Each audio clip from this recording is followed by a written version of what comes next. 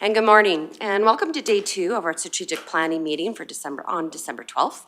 So all public meetings are live streamed and recorded. Any verbal or written information provided may be included in public documents as per the Freedom of Information Protection of Privacy Act, FOIP 40-1. All right, so I will now reconvene the meeting. And where we left off yesterday was we finished the draft operating budget for 2025. And this morning we are going to start from the capital budget. So with that, I will turn it over to Ms. Serhan and she can take it away with an introduction, please. Good morning, committee. So this morning we're going to start with an introduction to the capital budget, and then we're going to spend a little bit of time in the restricted surplus accounts and just seeing what the 10-year capital plan is doing to those restricted surplus accounts. And then we will get into the departmental presentations for their capital projects. So hello again to the committee members, staff, and all stakeholders. Before each department gets, let's see, like I wrote it out too. Before each department gets into the capital projects that they are each responsible for, administration would like to highlight some of the big picture thoughts that the committee should keep in mind as these projects are being presented. As always, if there are competing priorities, council should identify these and the committee can talk about them as a group and decide priorities and funding for these projects. We've identified an item on the agenda called parking lot. So we will be looking at those priorities that need a little more discussion as far as competing for funding. So Clearwater County is fortunate in that if council wished to approve the budget as recommended for 2025, there are enough funds to do that within the 2025 operating surplus, with additional funding coming from past year's operating surplus that council has allocated within the restricted surplus accounts. What council has the opportunity to do during this process is confirm and decide if tax rate increases are what should be considered to fund future capital funding deficits, prolong projects, risking them not being completed. Administration will walk through capital's options for project timelines and funding sources during capital budget deliberations. So the 4-year financial plan is the first spreadsheet in this document. And again, it shows that capital, we've gone through those top 3 operating revenues, operating expenses, excluding amortization, and identified restricted funds used for operations. Mostly those are work in progress projects that started in 2024 and are operating in nature, so they don't have a restricted surplus account of their own. And so the tax revenue is held in the work in progress restricted surplus until the project is completed. So the next section is the capital revenues, including contributed TCA, capital expenditures, and restricted funds used for TCA. And this is where I was talking yesterday morning about we're putting everything into restricted surplus that's coming out, even the current projects, even if it's coming out of current tax revenue, it's going into unrestricted funds designated for future capital, and then come out of restricted funds used for TCA. So you'll see that the excess operating funds are just shy of $18 million. And you will see that the net excess or deficiency of funds is that exact same number. So what happens is that those dollars go to pay the debt that's left owing on the one outstanding debenture that Clearwater County has, and the last payment is June of 2025, so good news on that, and it's $223,335. So that leaves the change to unrestricted surplus of $17,765,000. And then what council would do, or what administration has done in the past, is had those dollars going into the priorities that council has set. And council has indicated in the past they would like to see so many dollars for fire capital, so many dollars for West Country roads, so many dollars for future facilities. Different this year, we've just left that in change to unrestricted surplus so that you can see the choices that council has for funding future projects. And as we go through, I will show you what is required annually for those the TCA to support standard services versus those services that are, or TCA that is used not annually. It would be a 1 in 40 year or 1 in 50 year project. And the other grouping is the facilities and land development. So let's move to the next sheet, which is to the end of 2028. So it's not, excuse me, the full 10-year restricted surplus transactions, but I have done this just slightly differently for this deliberations in that I've made 2 columns for each year, so you can see where the additions to restricted surplus are going instead of just the net amount, and then the use of the restricted surplus in the second column, and then the projected balance at the end of that year. So as we look to 2024, there's a couple of, and I expanded 2024 out a little more just so that you could see what was happening to the end of 2024. The 2024 planned expenditures are budget numbers. They're not based on projection. So those numbers will change for sure before the end of 2024. The additions in 2025, you'll see is 17, it's a little more than what you have in there, I think. Just give me a second. That number should be the 17,765,002. Oh, it's slightly less than what you have available, so there would be an extra few $1,000s to add to a different restricted surplus.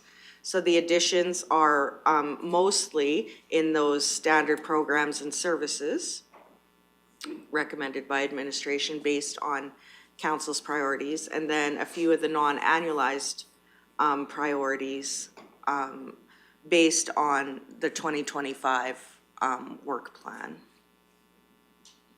And then you can see what is projected to be used in 2025 and where that balance is sitting for each of those restricted surplus accounts in 2025.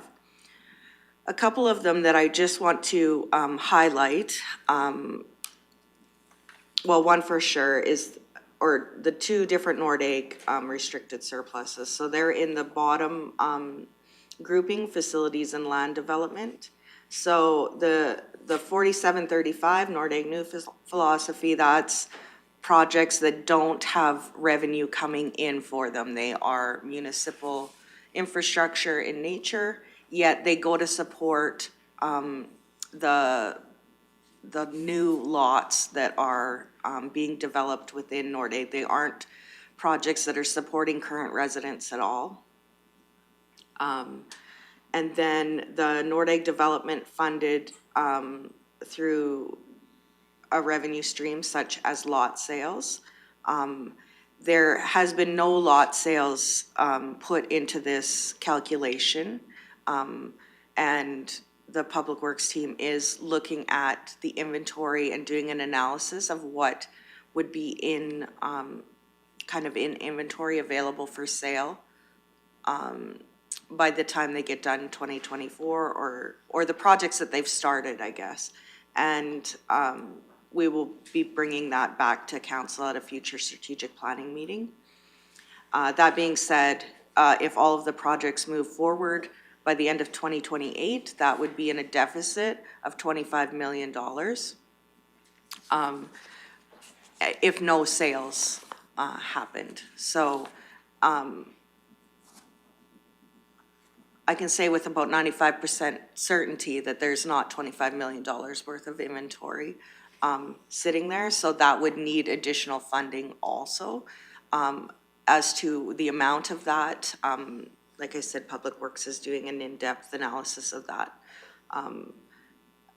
to be brought back to a strategic planning meeting in the new year.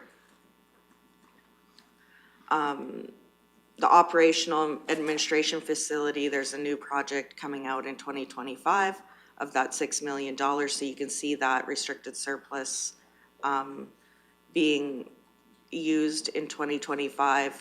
And the other, and oh, sorry, I'm jumping around a little bit here. Back up to the standard programs and services.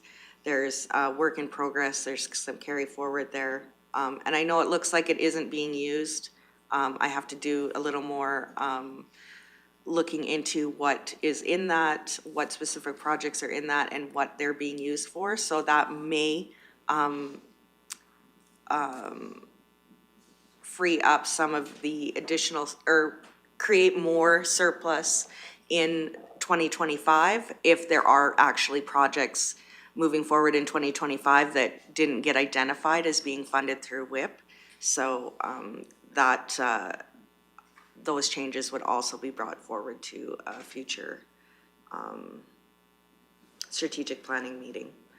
Other annually funded program, that second one there, is the gravel road rehab and IT capital, those annually funded programs that have typically been just funded through tax revenue. This is the new restricted surplus account to fund those. And then the other ones in there are those standard services that council has set as priorities.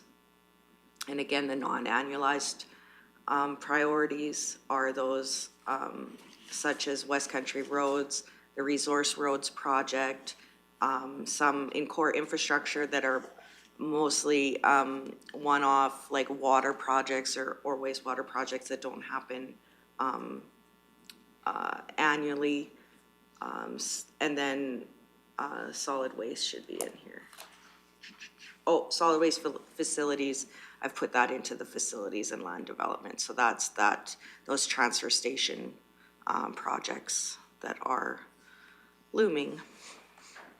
So that's a general overview of where we see the activity within those restricted surplus accounts. And you can see the main activity is in those standard programs and services because that's the priority for council. And then as we move through the different years, which year identifies the other projects. Any questions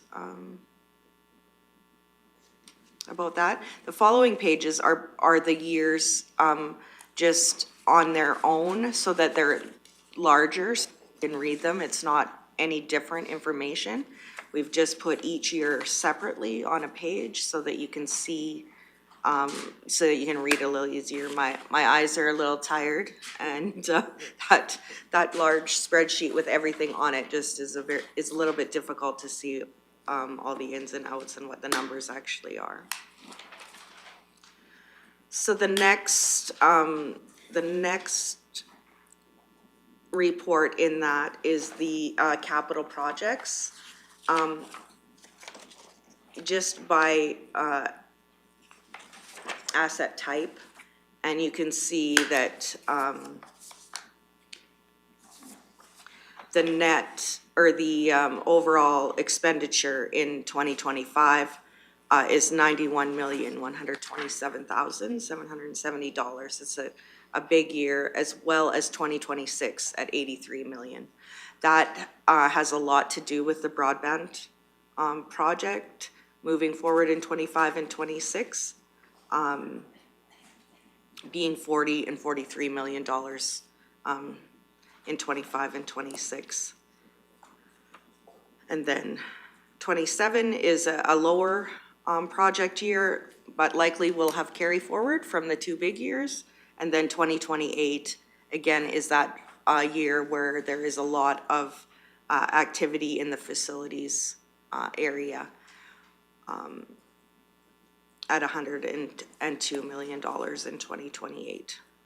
And then you can see after 2028, it does significantly lower back to just the standard, the TCA projects that support the standard service levels.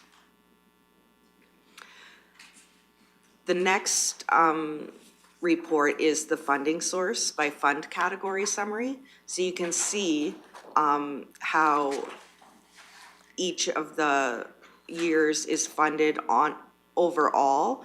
And you will see this broke down by project. Each project will have the funding source identified, whether it be a restricted surplus account or other revenue or grants, and so forth.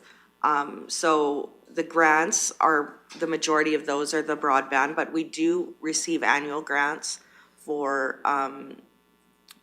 what was formerly known as MSI. I think it's LGFF, and the gas tax fund, which is CBF now, I think.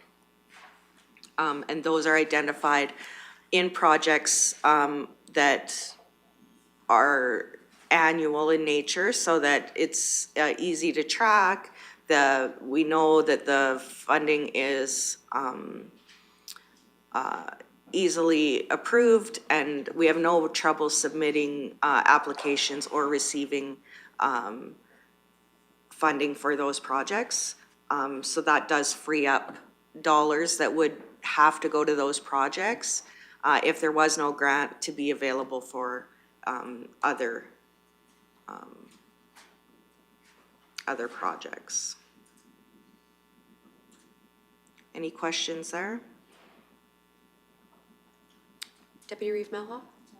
Thank you, Reeve. Just confirming the acronyms that are on this page. STND, Standard Services, Yep. and the SRPL, Which page are you on? Sorry.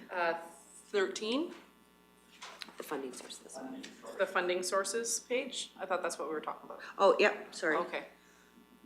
Standard services, yep. Is the STND? Yep. What's SRPL? Oh, restricted surplus. I was just trying to shorten restricted surplus, so we broke them out into those 4 categories that are on the restricted surplus spreadsheet. So there's the standard services, the land development and facilities, operations, and other or non-annual restricted surplus accounts. Perfect, thank you. You're welcome. And then the funding sources are broke out by project. You can see which projects are being funded through those, that grant funding. The Canada Community Building Fund, which was the federal gas tax fund. You can see asphalt overlay projects, similarly with the MSI or now LGFF. STIP funding, we do have a couple of bridges, or one bridge and one access road, and then the UBF provincial and federal grants.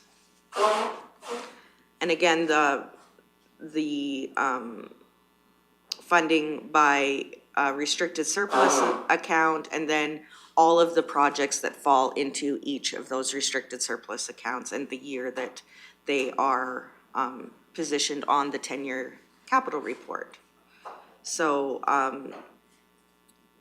that's just the detail of so that you can see it within the restricted surplus schedule. It does not show the additions to that schedule. That's just the expenditures.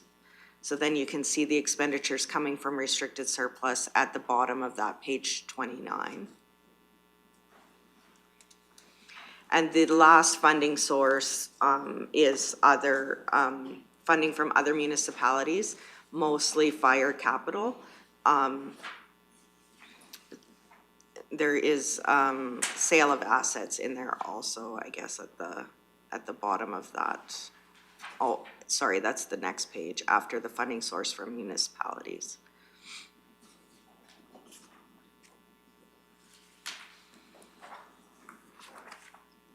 So that was a quick overview of the capital 10-year plan and the funding sources that have been identified. Again, this information will be project by project on the project sheets within each department as they go through their capital work plans. Is there anything council would like me to focus more on or give more information on?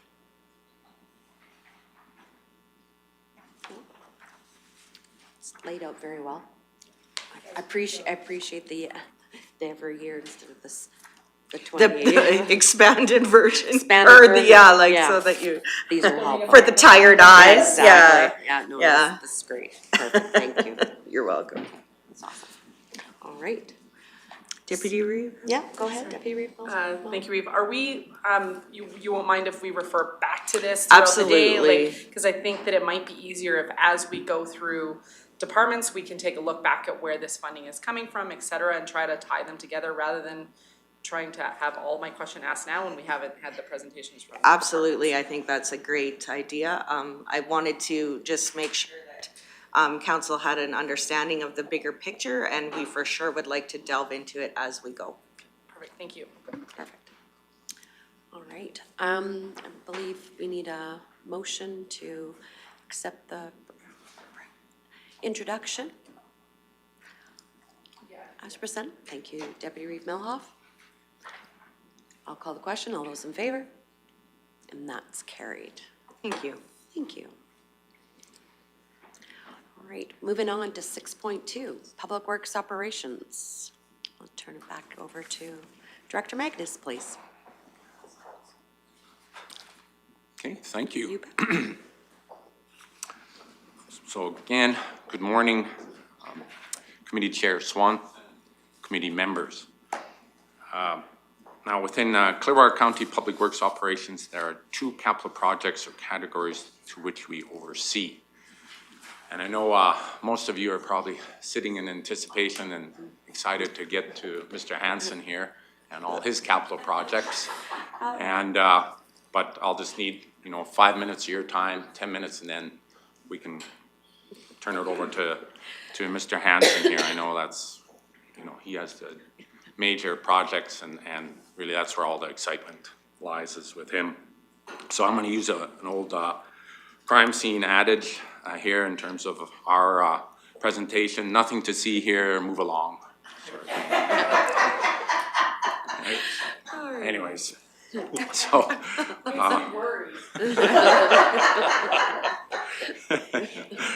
all right. So within Public Works Operations, like I said, we have a couple categories. One is machinery and equipment capital and airport capital. So what I'm going to do this morning is guide you through the machinery and equipment capital, and then I'll turn it over to Mr. Ho here, Sean, to take us through the airport capital. I do have behind us here a number of our supporting team, both on infrastructure side and operations. Should we require any further detail that is beyond my knowledge, then I'll bring them up and they can provide any further details should it be so required. The machinery and equipment is further broken into construction equipment, general equipment, and light duty, heavy duty vehicles. Just for our viewing audience, in terms of each of those subcategories, construction equipment, this includes loaders, packers, skid steers, landfill dozer, graders, tractors, excavators, and miscellaneous. General equipment, this includes trailers, spray patcher, lawnmowers, man lift, gravel stacker, message boards, side-by-sides, breaking disc, landfill scale, crack seal equipment, generators, gravel pup trailers, and miscellaneous. And finally, vehicles, light duty, heavy duty, this includes half tons, 3/4 tons, 1 ton, pickups vehicles along with the gravel plow trucks, the tractor trailer unit, CPO, SUVs, picker truck, sign truck, and miscellaneous. So looking first at machinery and equipment, Clearwater County is seeing an overall decrease of 17.6% from the approved 2024 machinery and equipment capital budget. So again, as compared to the 2024 to 2025, we're seeing a 17.6% decrease. If we look at page 361 of 496 in your agenda, if you refer to that, and Jan, I'll just have you pull up, so it's just one up from that, so the page, there we go, thank you very much. Much like our earlier operations budget, you'll see a table and a bar graph outlining the machinery capital costs from 2022 to 2025. Again, encompassing this council's term in office. As you can see, the budget to each of the three subcategories, construction, general, and light heavy duty, have fluctuated over the last 4 years, which in this case includes 2025. This is entirely associated with what piece of equipment needs to be replaced, i.e. typically the larger the value, the more equipment that is being replaced and or type of equipment.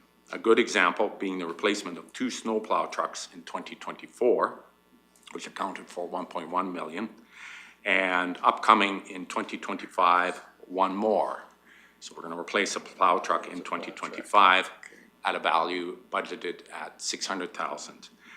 2025 also accounts for $613,000 carryover from 2024 for the rig up of the 2 plow trucks that we intend to purchase or have purchased in 2024. We just won't get them in time to have them rigged up, so we've had to carry that over into 2025. So in that total, it accounts for one replacement plow truck at 600,000 plus 613,000 as a carryover in rigging up the 2 plow trucks that were to be purchased in 2024. So in and of itself, when you look at the bar graph, for the most part, other than a significant drop in the 2025 budget for general equipment, the overall machinery and equipment capital expenditures has remained consistent. Secondly, if you refer to page 362, so the next page, she'll move us up there onto the next page. We've provided a table and a bar graph breaking out the cost to each subcategory between the purchase of a new additional piece of equipment versus replacement. Yes, at times we need to bring into Clearwater County's inventory a new additional piece of equipment. Now, before the committee and or our viewing audience gets into, for lack of a better expression, a panic, I need to emphasize the following.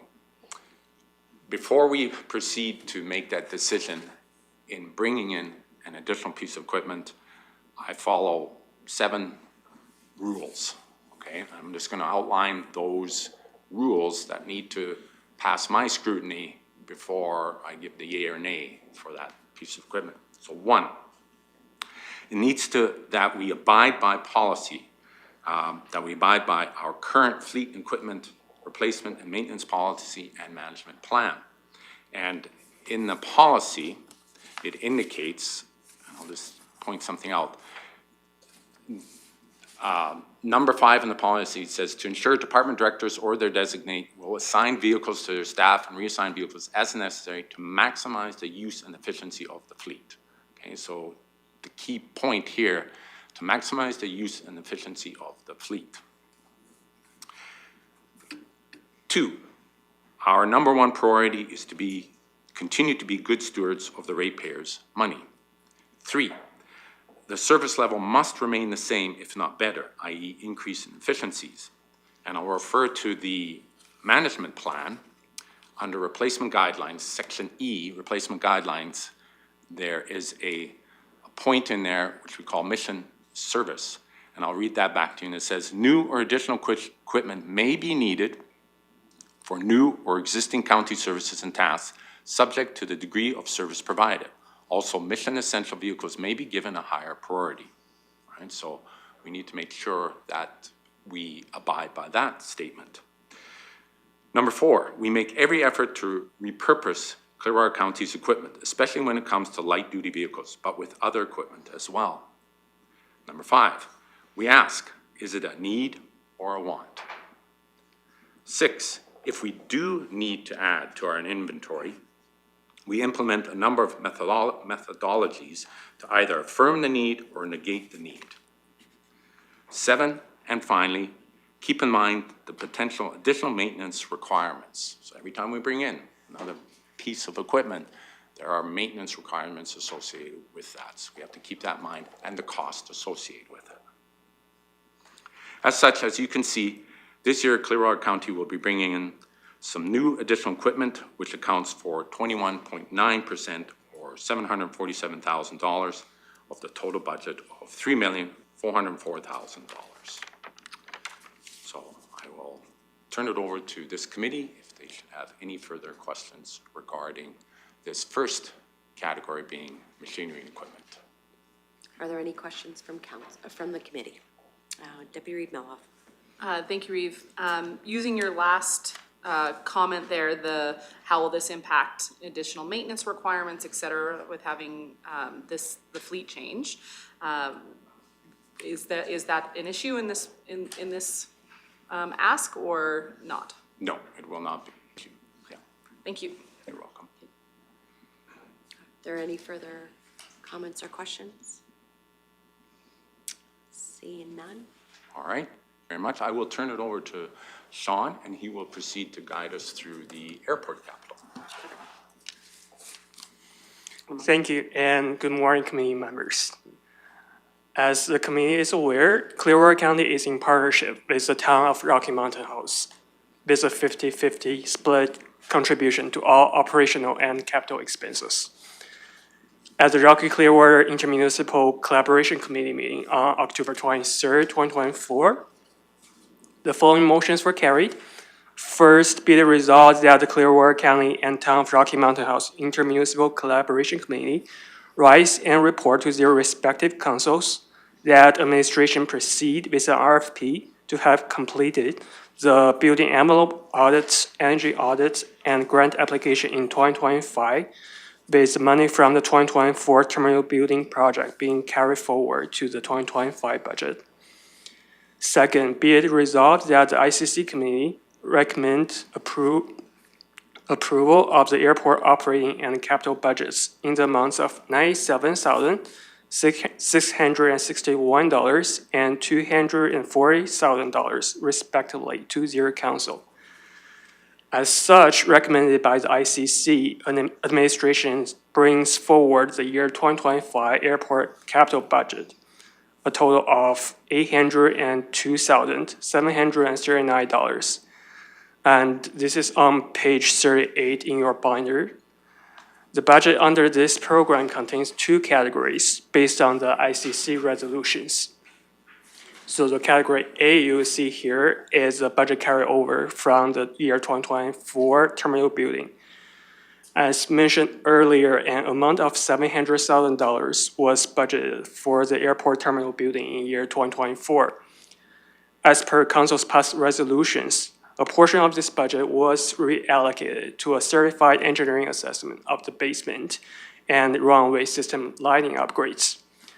Based on the latest update from the town, an amount of $17,261 from a total of $700,000 on county's share has been spent. As such, the remaining $682,739 will be carried over to the next year for the projects indicated in the ICC resolution. That is, RFP to have completed the building envelope audits, energy audit, and grant application in 2025. In addition, this carryover amount may also be potentially used for any other future projects recommended by the ICC regarding the airport terminal building.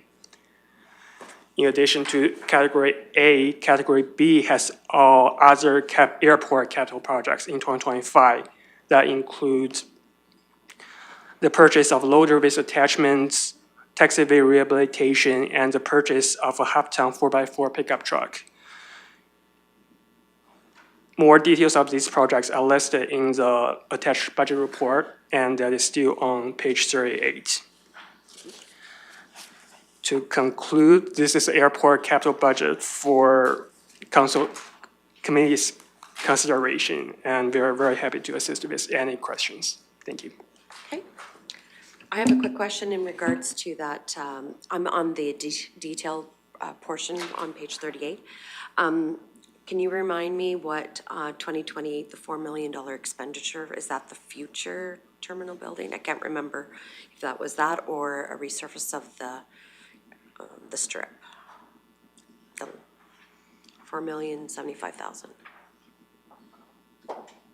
It's not in the details, that's why I'm asking, so, and that's good.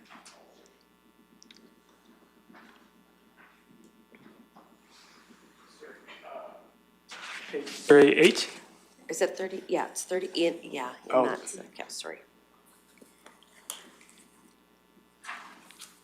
Oh, you mean in 2028? Yes, So I believe that's the capital projects for 2028, according to the ICC agenda. yeah, Do you want to know the details of that? yes, please. Okay, just give me a second.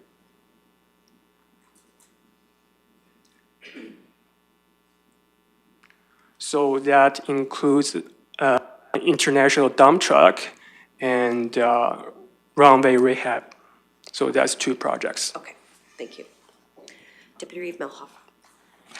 Thank you, Reeve.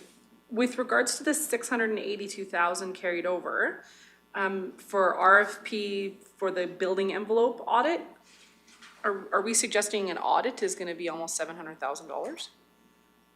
No, I believe it's just the amount will be used for a part of that budget. The rest Okay. of the budget will be used for potential other projects. Do we know what that is, or are we just saying, here's almost $700,000, do what you will? Director Hanson?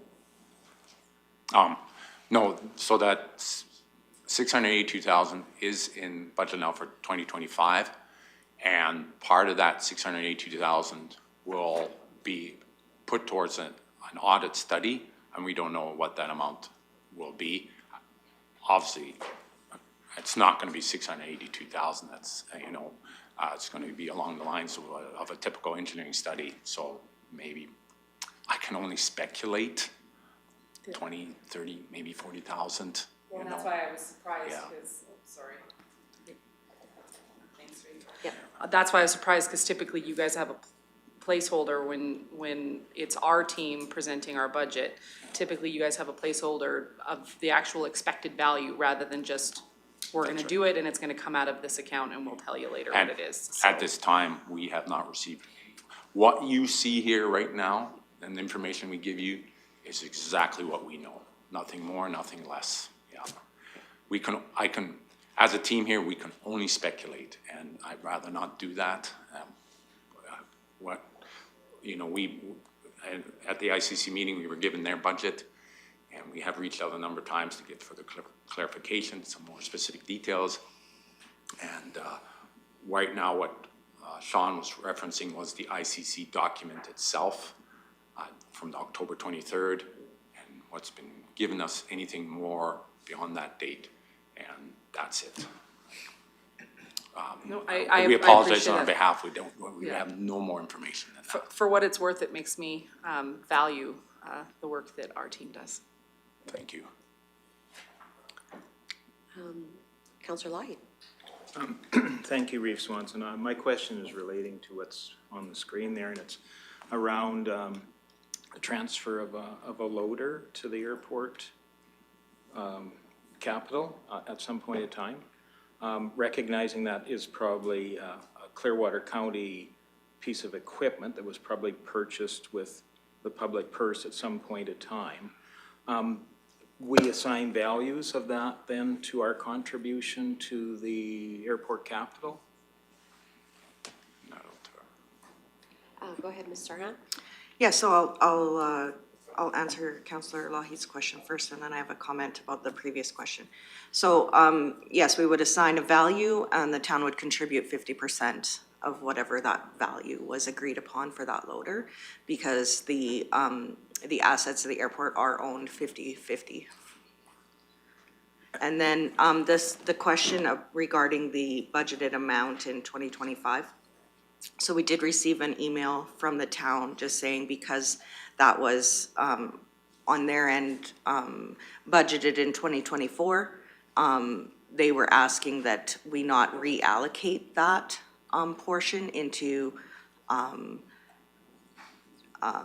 general surplus and put it, just have it sitting there to access once the ICC decided what they were going to do as far as the new terminal building or rehab the existing terminal building. So my understanding is they don't expect to spend that whole amount. They just, because that's why it was levied, they asked that we keep it available until the project was decided by the ICC. Thank you. Yeah, go ahead, And- Councillor Lai. Relating to that loader purchase, just confirming that Yep. Clearwater County purchased that loader in the first place solely with their budget item or whatever whatever it was purchased? I believe so. I believe that's a county loader, and then, so then we wouldn't contribute. We would just have the town pay 50% of the value. And the reason I'm bringing that up at this point in time is some parallels upcoming. I think in part of the discussion, we will be talking about a fire apparatus that was purchased through community granting, or at least partially through community granting, and then became the capital asset of the town only. And then we're looking at reintroducing that into an inventory, a joint inventory again. I want to make sure we have I that see. process noted as we go forward, that it isn't solely, there are some parallels here in how we're treating this Correct. transfer, and I hope we can bring those parallels Sure. into the next transfer as well. Yes, we would not have used funding for any of our equipment. It would have been solely Clearwater County purse dollars that would have purchased that. Thank you. Councillor Ratcliffe? Thank you, Reeve. I'm a bit confused from reading this as to who actually owns this 2014 loader that will be transferred to the airport. Because it says it will be to transfer this loader from common services in town to the airport.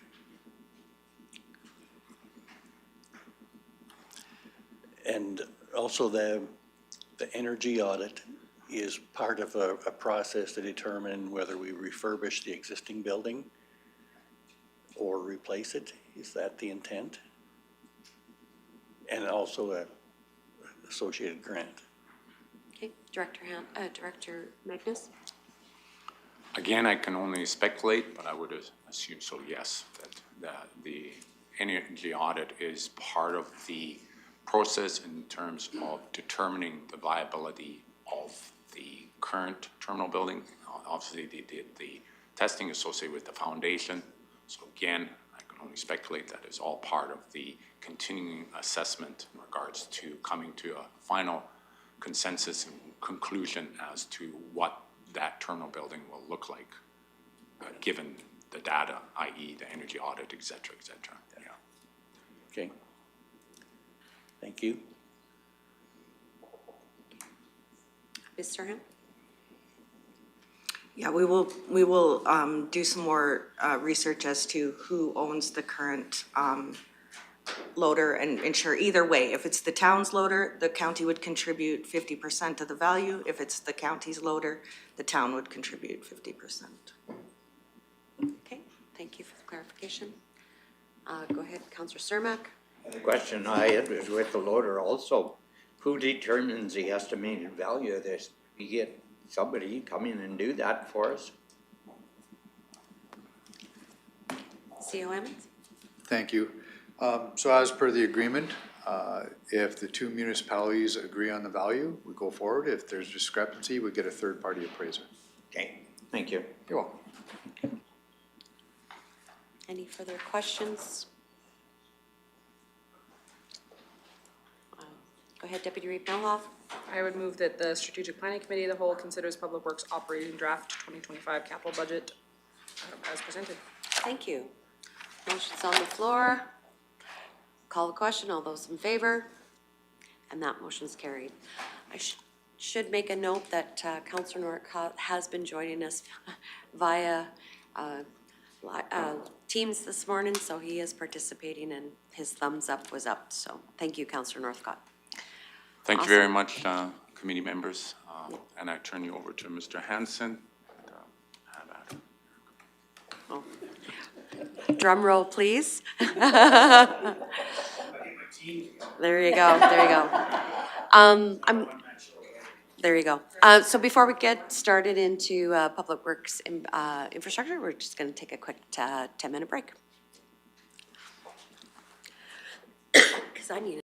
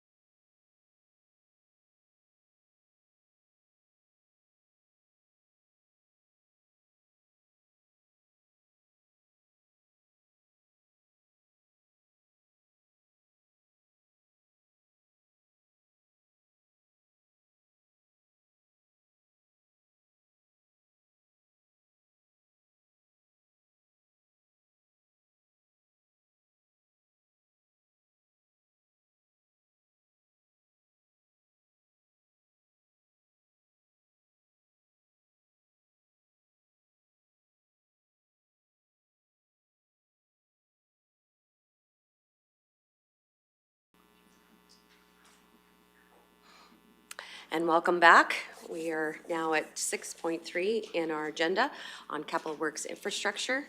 We just had a break to get ourselves prepared for Director Hansen's addition of his draft capital budget. Please, go ahead. Yes. Oh, sorry, Councillor Cermak. Oh, okay, yeah, you have a quick question on, Director Magnus is still here. Or on this, okay. What was the total amount of money that we had put allotted to the airport building capital project or whatever? It was 700,000 in 2024, and the expenditures against that 700,000 were 17 something. So then it worked out to be 682,000 left out of that budget in 2024, and the town wanted it just to be available until the ICC decided what was going to happen with that terminal building. Are they gonna refurbish the one that's there, or are they gonna build something new? They didn't want that leftover budget just going back into surplus. They wanted it available pending decision from the ICC. Okay, so when they asked for that, did we say, okay, but we wanna know what you're spending amount on Well, before you do it? it'll come as a decision from the ICC, Oh, okay. so, yes. So Yes, all, they won't just have everything. access to it until there's a decision from the ICC. okay. Thank you, that cleared it up. It was really muddy and fuzzy, and I wanted to, my pea-sized brain to get around it. Okay. So thank you. Yeah, thank you. All right, so moving on to Public Works Infrastructure. Take it away, Director Hansen. Well, good morning, committee members. It is my absolute pleasure to present the 2025 Public Works Infrastructure Capital Budget. I have to give a shout out to my team there. This is, the total is close to $38,800,000. It's certainly not something that can be done by an individual. It takes the expertise of a fantastic team, which we have here at Clearwater County, and a fleet of engineers, consultants there that we work closely together. So I'm going to start off similar to yesterday with the staff recommendation that the Strategic Planning Committee considers Public Works Infrastructure Draft 2025 Capital Budget and suggests amendments as required. Getting into the background, the Public Works Infrastructure Capital Budget includes estimated expenditures needed to pay for assets such as land, construction of buildings, roads, bridges, equipment, water, wastewater, solid waste and recycling, and other major permanent improvements. Some capital projects in the 10-year capital plan are identified as an annual expenditure to maintain the county's current infrastructure. Other projects are associated with future development along with additional assets. Depending on the complexity of the project, preliminary engineering and or detailed design are typically completed 1 to 2 years in advance before construction of the project. Unlike the county's operating budget, capital expenditures tend to vary from year to year depending on the current priority. Further to this, there are multiple funding strategies available for major capital projects. These include, but are not limited to, tax revenue, LGFF, which is the Local Government Fiscal Framework, the Canada Building Fund. It used to be so much simpler when it was gas tax and MSI. So it's CCBF. And of course, we also have restricted surplus and other grant opportunities. So following in your document there, we've summarized the 10-year draft capital plan as attached. I've further taken these 37 capital projects that we have scheduled for 2025 and broken them down into an easily 13 different categories. So I'd be happy to just give a brief overview of each category. Love to stop after each category there if there's any, open the floor to questions, concerns, anything that we can address before we get too far away. Do have our subject matter experts here to answer any questions that we might have. With that, we can get right into it. So starting with general road infrastructure is our first category. We have road construction admin. That's the salaries for 5 full-time permanent staff. That's the construction supervisor, 2 construction foremen, our land industry coordinator, and our capital project supervisor. We typically have this conversation every year, how do staff become capital? It's because the majority of their work are all associated with these capital projects, and it is able to be capitalized compared to other, when the majority of staff are all an operating expense. Gravel road rehab, I'd like to apologize, the details that were provided in the original document, the description of the roads weren't matching to the map, so I provided each one of the committee members a map as well as a revised description of which those roads are. Basically, it's a summary of 22.5 kilometers of road which our staff have compiled based on assessments, engagement with community. We've actually even had a small petition come back for a residential subdivision road to be looked at and be upgraded there. A lot of these roads that have been identified in 2025, we do annual road assessments. That's what our foremen do early in the spring and continuing on into the early part of the construction season to evaluate areas of concern, issues that ratepayers have brought up, as well as our maintenance staff. So that's how the priority list is created, developed into a map, and then submitted to the committee each year there for budget.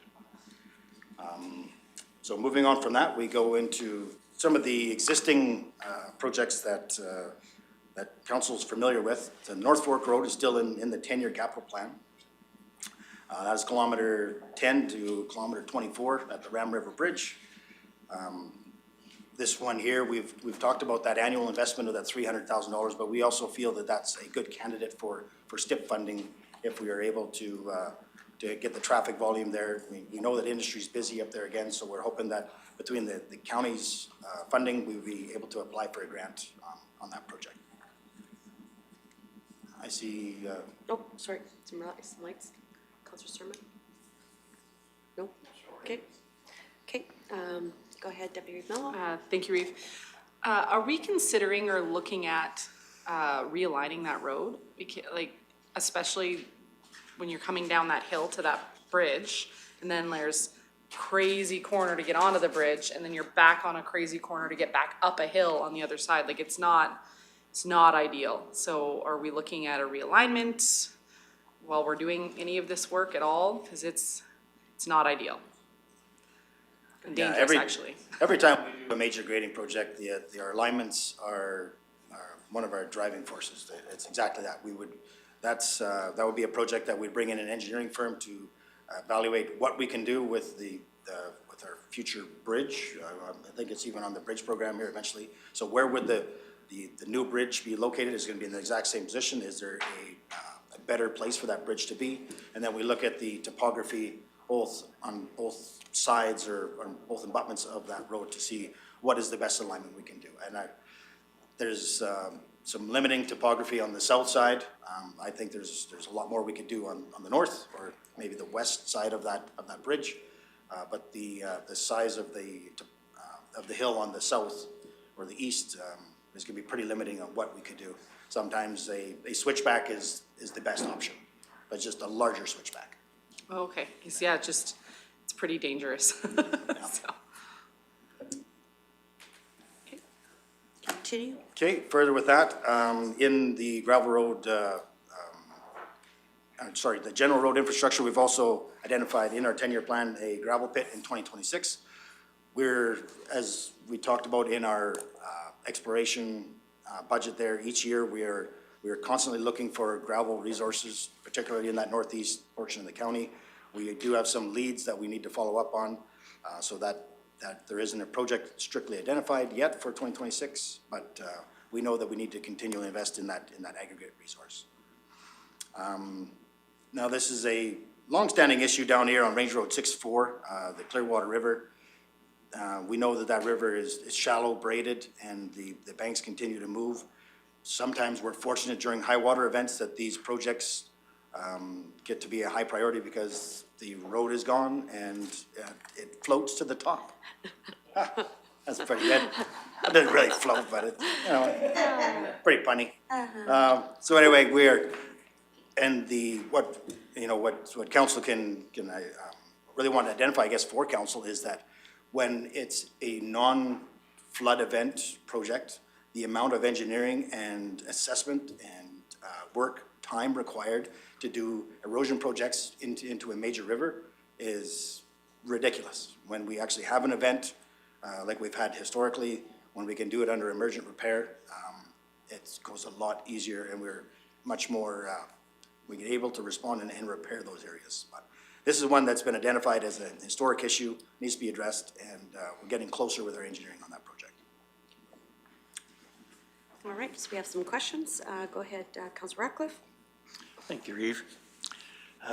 Just going back to gravel pits, the Nordegg pit, are we going to be able to add to our inventory the amount of gravel reserve that we expected there? Or are we going to have to move on? The Nordegg pit? Sorry, Horberg. Horberg is, we weren't able to get out there with the unfavorable testing that we had in there from during the stripping method. We were unable to go in there and finish our testing this year. We want to get in there in 2025, and that's when we'll do that additional testing. So I alluded to this with council before. It becomes a lower priority for us there when we have all our other projects we're trying to finish, where we just need to do additional testing there. We really need to prove out that resource to see what our potential is there. And I say we will be bringing that back to council once we have that testing done. We're just unable to pivot on that project there and take that on for additional testing this year. So we will be done next year. And so that'll come from the operating budget, will it? Yeah, that'll be included in our exploration budget there, or the pit budget there. Maybe it does come out of the operating, yes. Yeah, okay, thank you. Okay, Councillor Lawhead. Yes, my question was kind of relating to some of that engineering work around an emergent repair. I can understand that the repair becomes the focus when your road is washed out. Is it not subject to some level of engineering reevaluation at some point of time after those repairs, or is it just kind of do what you got to do and move on? Just kind of trying to understand and reassure the public that the road is still subject to being safe. Absolutely. You know, and it's a great point to bring up. So in an emergent repair, what we're required to do is ensure public safety. And then, you know, putting a road back into place is public safety. We need to be able to safely transverse. You know, we could have stranded assets on the other side of that road. So we still are very much obligated through our code of practice there to ensure that we're not putting deleterious materials into the stream. We use clean rock. What it does, it really gets rid of a lot of the red tape through the permitting process, the studies that need to be done. We're all well aware of, on a high water event, there's trees, there's tens of thousands of yards of new silty material heading downstream that, you know, when we're trying to salvage something, us using clean rock there is not making an impact, negative environmental impact. So now in a non-emergency event, that's when the fish studies are required. There's an onerous permitting process there, but we very much so deal with, we have, the notification goes out to DFO that this was what's required in an emergency, for example, and those are inspected and there is additional reporting required. Thank you very much. You bet. Councillor Cermak. My question's along the same line. Do we get compensated for any of this erosion? Because, I mean, we can't go into a stream and change a stream's direction or the bed of the stream because that's governed by the government. We can't do that to protect our road. So do they give us grants and stuff when we know that I mean, it would be really simple, just dig another ditch and get it away from the road, but they don't allow that, so don't. Yeah, we're much more successful in getting grants through disaster relief funding after the fact. If a road was to wash out and then we've spent the next year creating the reports required for that type of funding, which we have been successful. I know Kate put a significant amount of man-hours into doing the reporting, and the reporting is much more onerous than it ever has been. Some actually require additional engineering to come out. You know, that's why every time and we've been through, it's nothing new to us. We've been through these emergency repairs enough times to know how time needs to be tracked, equipment hours, using contracted resources instead of staff resources, because we actually get compensated for contracted services, but not for some staff time. So we're very cognizant of that, and we're much more successful in getting funding after a major emergency through disaster relief. When it comes to granting, the only streams that would be available is where you use MSI or something like that, but it's not a repair, an erosion repair that isn't endangering a road today is not really a fundable project. Like this one, for example, I don't believe there is funding available for this Range Road 6-4. But if it were to wash out during a high water event with, in numerous other places, it would likely be funded through disaster relief. Thank you. On that note, if I remember right, this has got to go back 4 years, 5 years. Any disaster relief province will only give 90%. The municipality still is responsible for 10% of those, correct? Yeah, that's probably. Yeah, so it's not like we get 100% reimbursed. Yeah, okay. Do you have another question? Okay. I'd like to go back to the gravel road rehab. I'm wondering if this committee could have this as a parking lot discussion later. I know that we do X amount all the time every year, and it's great. I'm trying to look ahead as far as, I know you said that you evaluate the roads every year and on thing, and maybe there's an opportunity to phase it in different things versus, and then that way there's an opportunity to swing some of that capital funds into, for example, Nordegg or an upcoming hamlet that we're going to inherit, or you know, little things like that. So I would like to maybe have that as a parking lot discussion later on to see if we can tweak that or have that conversation, more wholesome discussion on that. I know that day labor would be impacted by that, but I'm just thinking in regards to, it's an opportunity to get these industries, economic development, but we also need to ensure that our hamlets are succeeding as well. So I guess if the balance of the committee would allow me to put that on the parking lot for further discussion and dig into, so. Okay, all right. So if that's okay. Any other comments, questions? Oh, go ahead, Mr. Hunt, sorry. Sorry, just a comment on the previous discussion. So even if the ratio is 10-90, sometimes it's 25-75, but then sometimes it's of eligible, right? So then there's costs that are not included in that ratio, and those are bore solely by the municipality, so. The fine, How do you want me to identify? gravel road rehab phasing, please.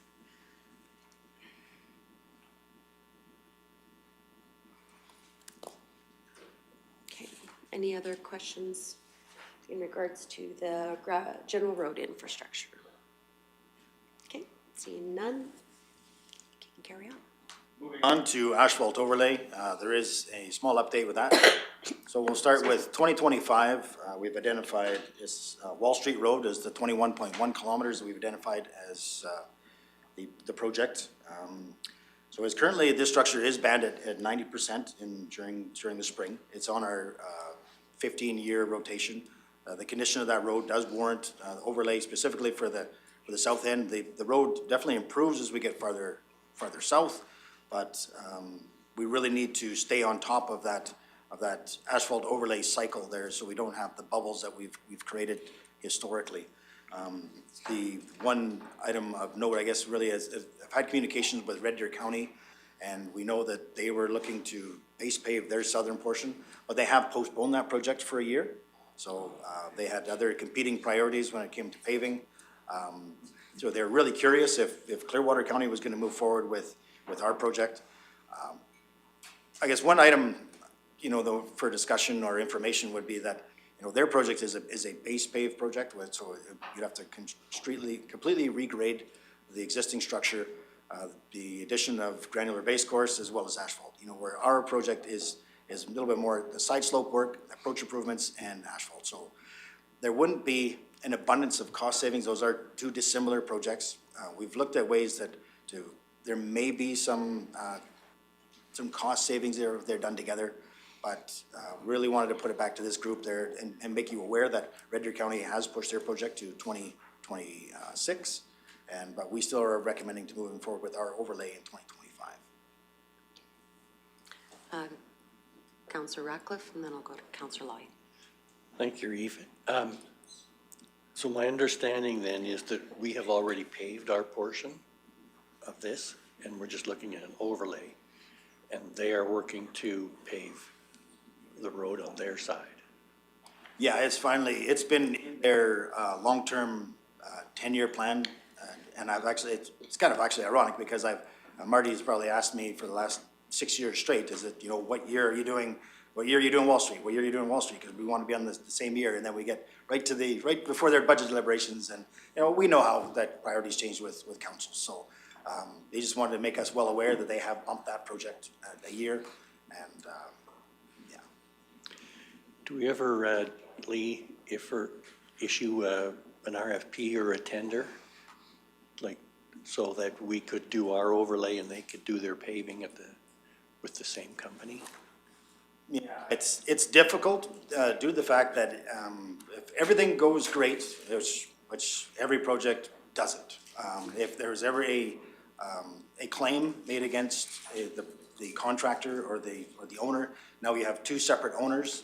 So if there was a legal dispute, then we could both potentially be wrapped up in that, and it'll likely be only on one project or the other.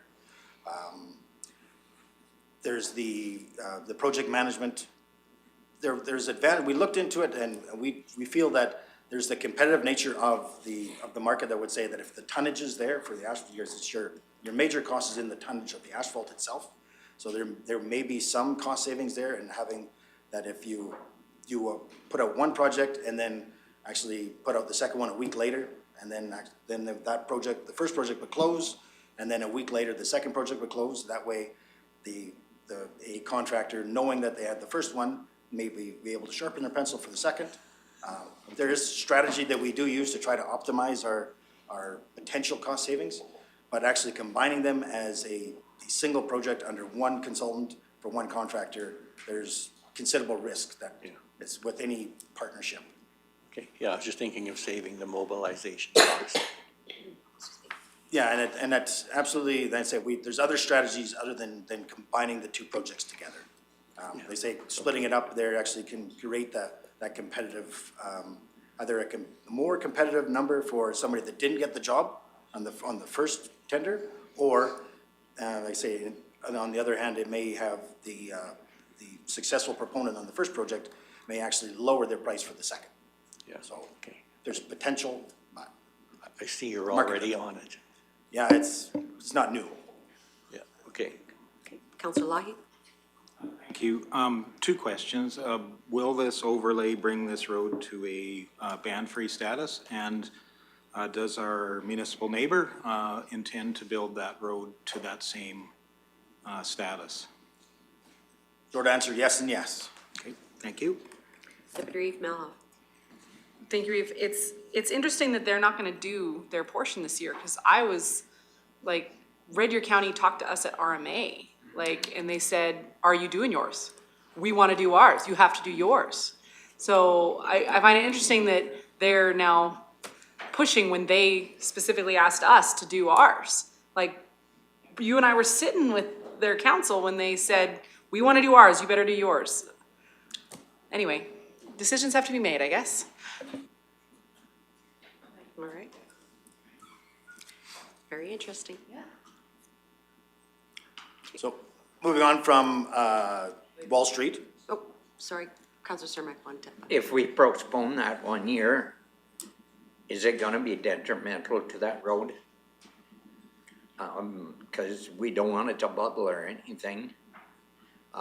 If it's better to do it this year, let's keep it this year and keep it going so we don't wreck that base of that road. Because boy, that gets real expensive if you have to start repairing base. Yeah, we're not, I don't have a crystal ball to see what our spring breakup is gonna look like. We've been fortunate in the last few years that we haven't seen any major failures, which we have seen in the past there, you know, even provincial highways there, flipping out asphalt chunks there the size of basketballs. If that was gonna happen, that would happen to the south end of this project, not the north end.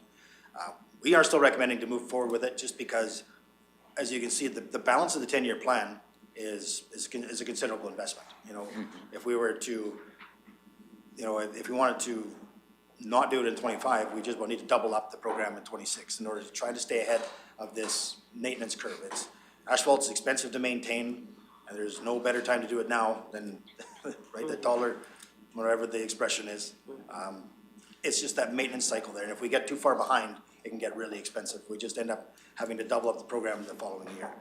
So, I don't believe that it's going to fall apart and flip out like that. Like, it doesn't see the traffic volume that a secondary highway would.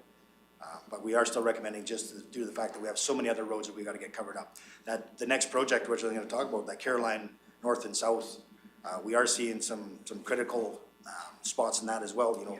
So there's, the next year's list is just as critical as this year's, so would we wanna do it all in 1 year and hope for a little bit of cost savings there being combined with Red Deer? Or do we just try to chew at it $5.5 million at a time compared to $11 million next year? I'm in favor of keeping it going this year. Thank you. Councillor Ratcliffe? Thank you. What's the criteria for creating this list? Is it simply time? Like, Time is a proven factor when it comes to evaluating asphalt. Asphalt has been throughout this province for years. It's, there's good science in behind, you know, that the average lifespan, and then the way that the degradation curve and how it accelerates when you get beyond that 15, 20-year mark. Our priority is actually to get our structures up to band-free so we can get our mobility and quit limiting our industry users and agricultural users there come spring breakup.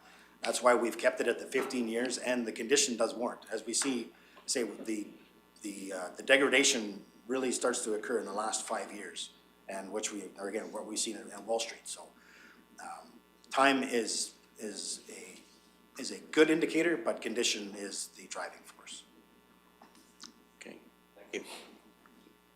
Carry on. So really nothing Oh, else. sorry, Darrell, I didn't see your light, sorry. Go ahead. Yep, go ahead, Councillor Light. Basically, just a comment that I'm for keeping with that pattern of protecting the road by that overlay. It also drives home the advantage of living in Clearwater County. Directly, if you look at the road after you leave Clearwater County or as you're entering Clearwater County, you can see the marked difference. And that really helps spur economic development and really the quality and advantage of living in Clearwater County. Thank you for that. So the small item in that category under asphalt overlay is Lesterville paving. There's $50,000 has been identified. That's a residual from the project we had this year. It was an experimental for the county when it comes to this microsurfacing. We have used small scale microsurfacing. This one in Lesterville, we milled out the worst of the cracks. We overlaid the portions that we felt that needed to be done. But to save a significant amount of money was when we did the microsurfacing and throughout the entire hamlet. Not as well received by the community as what we'd like. It's not asphalt, and that's what we have to remind ourselves and everyone else that it's not asphalt. It is a surface treatment, which is going to extend that life. But the alternative compared to milling the entire structure out, as well as doing sidewalk, curb and gutter repairs, we didn't feel that it was an appropriate time there. We could, you know, this was an appropriate rehabilitation method for that community at this time, where in the future, likely that it will be, need to be likely milled out and then the sidewalks replaced, et cetera. So, so with that, they say we've put in $50,000 to address any warranty concerns, et cetera, for that. Okay, moving on.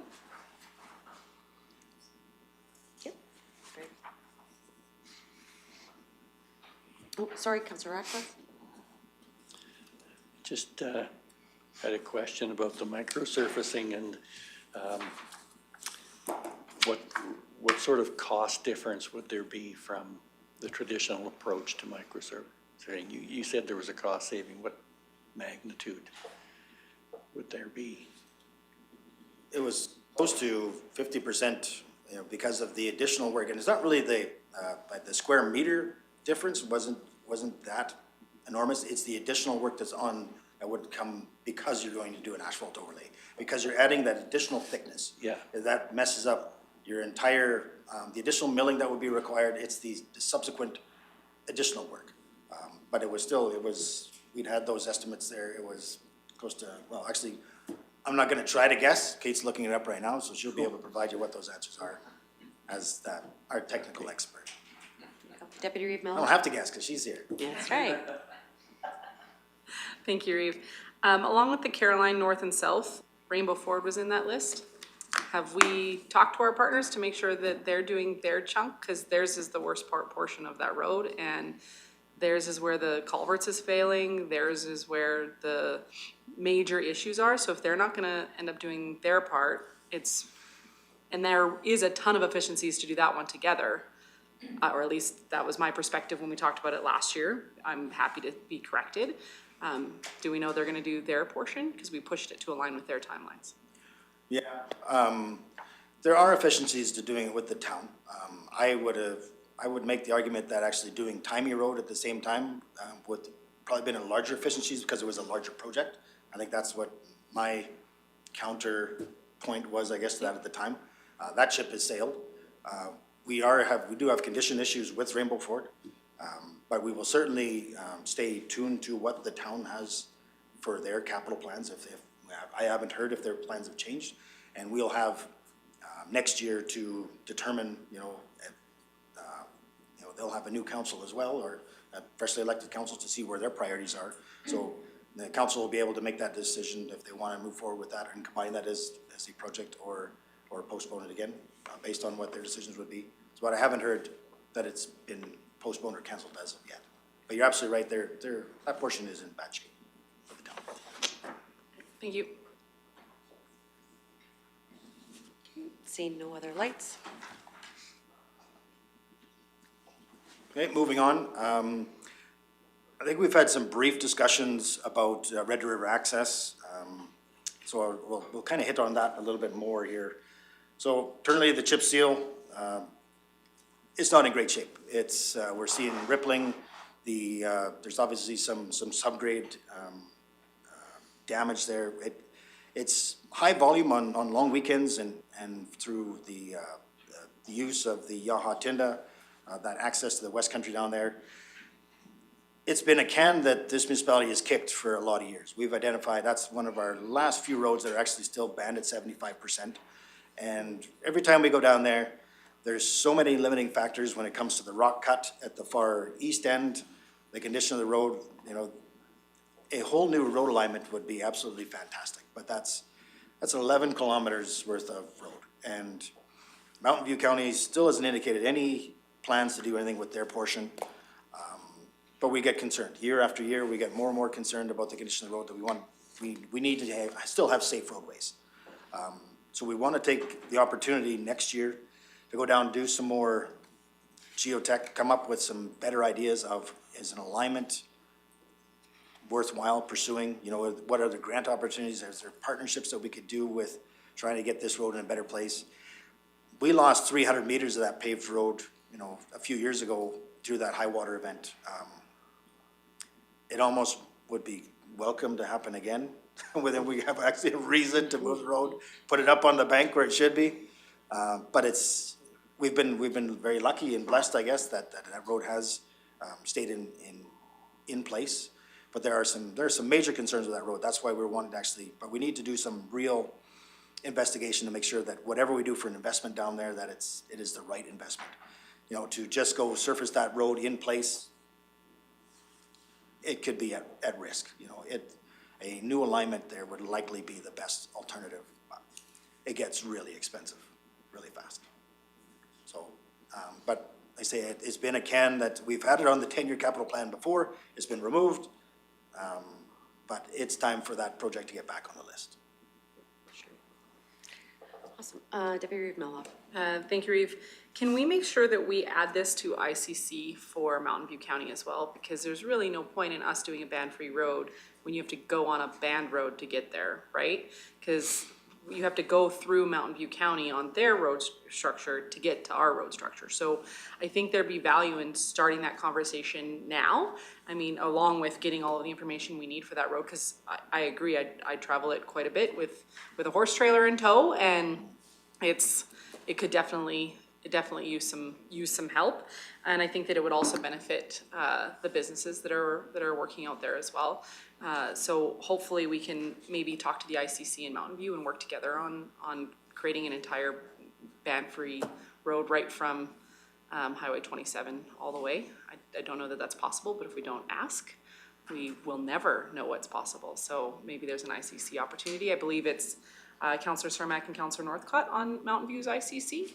I could be wrong, but I think, and maybe you guys can chat that up there. Do we need to do motions for that, or can it just be on the radar that this get moved into the ICC, Mr. Evans? You're good? Okay, just want to make sure. Thanks. Dr. Bridges? I think that's good. No more other lights. Okay. Move on. I'm just going to let Kate go over the bridge summary that we have for 2025 and beyond.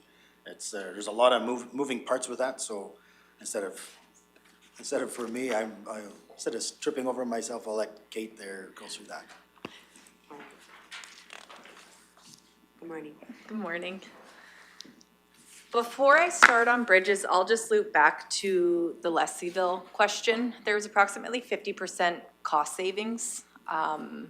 So the estimate was over $1 million, and the work performed was about 500,000. So. You did jump over. I apologize. I jumped over too many things. Do you want me to go back to landfill stuff? Stay in order? Yeah, I was thinking. Okay. I apologize. I seen it up there. That's why I got. Landfill, right? Yeah, go ahead. Landfill. So in 2025, the only capital purchase that's been identified is the. Just 1 second. Janet, could you put his mic? Thank you. Go ahead. So, yeah, sorry, in 2025, the only piece of equipment, capital that's been identified is the landfill leachate evaporator, approximately $200,000. It's been identified that there's, disposal of leachate is a high operational cost there for that facility. This evaporator, if works correctly but it's weather-based, it's seasonal, there is an operating cost there that's associated with it there. But it has the potential for saving a significant amount of money for over the length of its life. I know Reed Williams here there that can actually speak to the justification for it. I think it's been in the capital budget for the last few years, but it has come to light here in 2025. I see there's a question. Go ahead, Deputy Reeve Mello. Yeah, thank you, Reeve. Maybe this is a stupid question. What is a leachate evaporator? Sorry, I just don't even know what this piece of equipment is. It's basically a pump that mists, that it's already, you circulate out of the leachate holding, and then it actually sprays it back on there and in a mist, and it has the evaporation factor happens through your atmosphere and your temperature. I thought leachate was a bad thing. Why would you want to aerosol it? Perhaps we can have. It's only the bad things to get, or the good things to get aerosol, and then the bad goes back in. But That would be I'll the let hope. Reed speak to the process a little bit more clearly. Sorry, if council doesn't mind the indulgence, I just don't even know what this is. Good morning. Good morning, committee members. Yeah, just regarding the Eco-Mister, a great question. It's kind of been on the docket for a couple years. Just to give you an overview, so we'd be looking at the municipal side, the municipal leachate, which technically runs us about anywhere from $200,000 to $250,000 a year. What we looked at was the capital on this, about $140,000 for the specified mister. That, it's a mister, again, it puts particulate into the air with the water.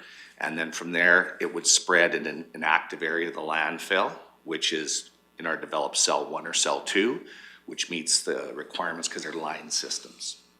So within our approval, we can recirculate leachate. Okay, it is a methodology of reducing your leachate costs. Our costs are associated with collection and then disposal. And that number is roughly anywhere from 8 to 10,000 cubic meters a year. Okay, so with this, we looked at, we had some numbers ran, we've done some desktops with the company that's out of Penticton, and they tie into a US company. A comparable would be the folks at Crow's Nest Pass Cowley. They have the same system. However, their difference is they discharge it over a pond. So we've asked the question, could we do it over in an active area? So basically what we'd be looking at is over cell 1 at certain times, obviously certain when there's not what we call customers around, and it's well within the approval to do so. What it does is to say the cost of our leachate, we hope, would be reduced to a volume that we're hauling less to secure downhole. And we figured the payback capital based on really modest numbers is like about a 6-year payback, you know, 6.5. And that's based on seasonality and making sure that the intake from where the sump and the collection and moving it through the system and then just evaporating it, it would go into the air at certain times of the year. And again, any particulate would fall on the inactive area of the landfill, which is in the contained cell. So we looked at it purely as a cost savings because our leachate bill typically overall is approximately $500,000 a year. And so what that does is puts pressure on your tipping fees all the time. Because every year if those go up, your tipping fee, what do you need a tipping fee? That is the one, there's a lot of efficiencies at the landfill. The one thing we're really trying to address is leachate management. What can we do to reduce those costs? And to do it methodically and so we don't have a long-term history of continuing to pay those dollars. To try to seek those efficiencies cost-wise is the big purpose of this eco-mister. Thank you, I appreciate that. What other things could leachate be used for? Because there's a big push to stop using fresh water in oil and gas in particular. Is this something that this could be used for? Like, they're looking at using more saline-based waters, like stuff from municipal sewer systems that's been cleaned, et cetera. Is this something that can be used for that? Good question. This type won't necessarily get rid of all your particulates. So when they move it for fracking purposes and different applications, there has to be a level of certainty that the liquid is clean. This doesn't necessarily clean the liquid, although in theory by aerating it, you get your heavier ends that stay on your landfill that are within your landfill system. Technically over time with rain events and that, the theory in a leachate collection system is over time, as your liquid perks through over years, technically it should get reduced. And Solution to pollution being dilution. Dilution. Okay. Exactly. So, but it stays within your system. And ideally, anything you can evaporate is less in theory that you'd have to haul. The challenge with this is when you have an open cell, you know, it only works until you get 3-inch rain or 5-inch rain. We typically find 3 events a year hurt us, you know, really. And that's the challenge. I mean, you know, spring's coming and you know the monsoon June. So it really, these are things that if we can discharge within a reasonable amount of time, and the reason is because you can't, you know, our approval basically states we have so long to take the hydraulic head off our liner, right? So we have a period of about 14 days. So what other means is the water that sits on your liner, so it doesn't create pressures that could cause leakage in future. It has to be discharged within a certain time. And so those are the things like how much can you do through at a peak time through evaporation, and then tie-in, you may have to still haul. We know what our hauling costs are. We know what our end point is. We've looked at running a pipe directly to deep well, and that's, if I threw that to Eric or Kurt, they would probably say, don't even talk about it for capital. I don't even want to hear it. So it's quite expensive. Not today, please. But again, we've looked at different things, in terms of, do we approve our own deep well? But, those are the things. And just because we have that industrial cell as well, a series of cells, which has a lot of waste in it, it's gonna be something that we'll probably have for a while. And so we're trying to look at all cost to leachate management, which takes you into the, when we look at our cells and maintenance and certain things, is the whole goal is to make sure, how can we eliminate pathways so we're not, so we can at least moderately reduce our leachate flow, in turn saving us dollars. Well, thank you very much for the indulgence. There's a lot more to this than meets the eye, for sure. I appreciate it. Good question. Councillor Lahi? And just to clarify, this is to serve just the one cell, or is it to serve all the leachate produced? This would be used predominantly to, for our municipal side cells. The reason is because our industrial cells are capped. We can't quite access, we can't spray anywhere, without getting into a lot of trouble. So we'd have to, the municipal side, we can evaporate over the lined cell. So they're currently 1 and 2 are to the standard of the day. So they have leachate collection extraction systems. So that's why we could discharge that based on our approval. If that makes sense. Deputy Reeve Melhoff? Thank you, Reeve. I have a question with regards to the industrial cells, if, we don't mind. It was my understanding that the industrial cells were a partnership, so in 2026, we're doing work with the industrial cells. Is that still a partnership with the town? Because so only half of this is actually going to be ours, or is this our half?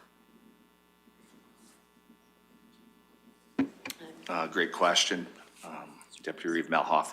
So that number basically is based on, we do have, for instance, Tetra Tech working with us on long-term solutions for that cell.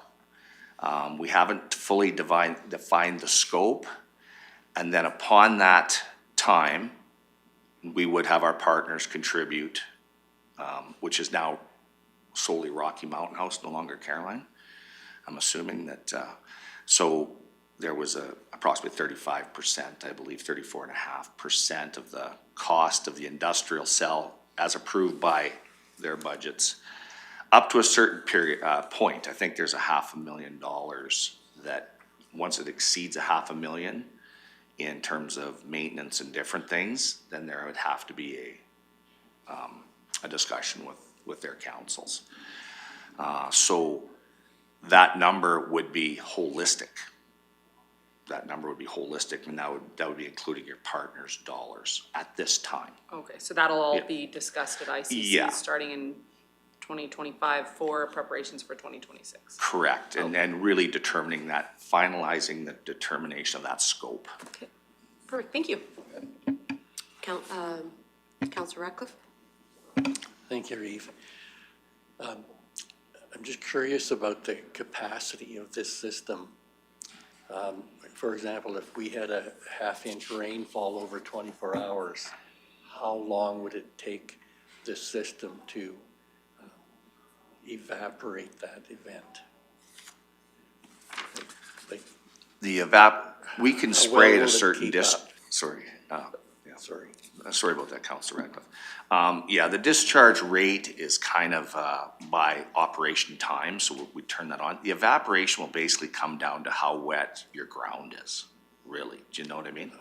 And so there may be a period, and again, as long as, there's no distinct difference if you're slightly pooling or different things, again, as long as it's inside the cell.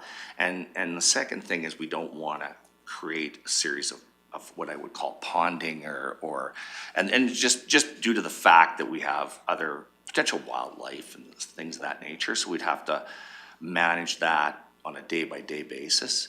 But as far as the discharge, we have something that they've, the type of machine said that the volume would be 9 to 12,000 cubic meters a year.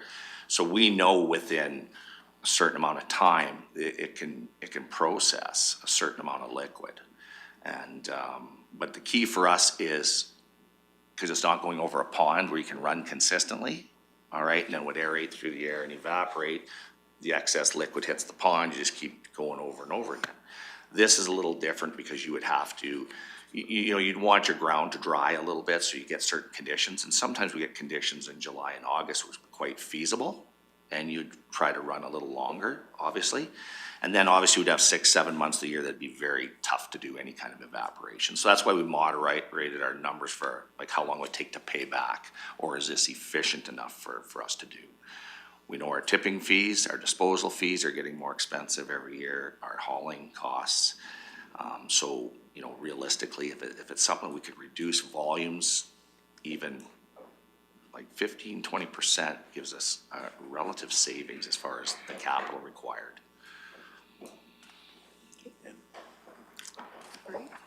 Deputy Reeve Mello? Thank you, Reeve. Should we be building a pond? Like you've mentioned a pond a couple of times. Would that be more efficient? Should we be building a pond or partnering with gravel companies that have wet pits in the area that we can work with them? Like you mentioned a pond a couple of times, so maybe we need a pond. Great question. Eventually, we may be required in our next series of approvals, which is coming in 27, to have what we call some stormwater ponds. A leachate treatment pond may not yet be on the docket. Again, when you do something to that extent, you're probably looking again CapEx. I'm assuming, you know, sorry, your capital required? Oh, yeah, sorry, my apologies. Yeah, and so you're probably looking at, you know, you start to get into line ponds, line systems. If we look at what our base liner for our landfill was, and you would require a certain amount of space, we're probably looking between that 1 to 2 million again for a pond, I would assume. So that would be a rough estimate, but I would say, so not that it's not feasible if a lot of leachate. The challenge you have also is 2 different types of cells. One's industrial, where you had your oil field, which has a little bit different leachate qualities than your municipal stream. Technically, your municipal streams are a little bit, I would say, they have less risk materials in them. Thank you. Perfect. Thank you for that explanation. So. No, that's great. It's great to be able to say our technical experts here are available to answer any questions they might have. So that would, so we have the 10-year capital plan there for the landfill in front of us. If there's any more questions there, Reed is available. If it's something we need to come back to, we can certainly do that as well. If not, we can move right on to dry hydrants.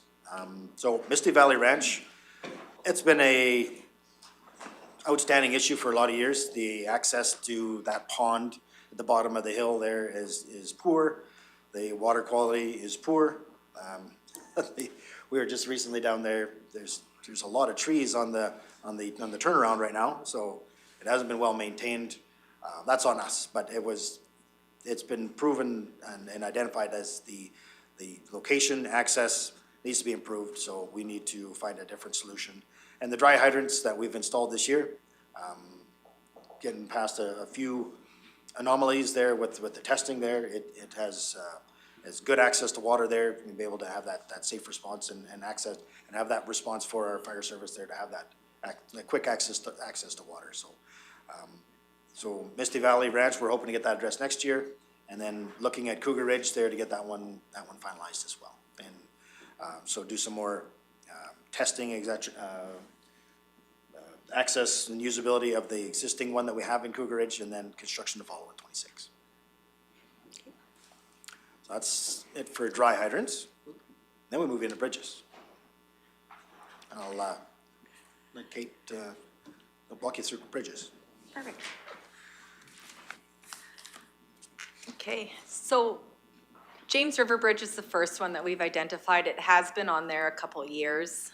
the procurement of the steel items, mainly the bearings, was the reason why we have now pushed it to the spring of 2025. And there's a completion date of July 2025, so they should start working on there. Starting in the spring is the latest update I received. There's a couple projects on there. So the next one, BRB 008, is crossing North Raven River. We were successful for the STIP funding grant for 75%, up to a maximum of approximately 1.3 million. That one is, for the most part, on schedule. We are having some issues obtaining land, which we did bring up when we revised this land acquisition policy. So we're hoping we will be a little more successful. However, we had a meeting Tuesday about this. So we're just waiting to hear back from the landowner, but we're really optimistic that we are getting closer. So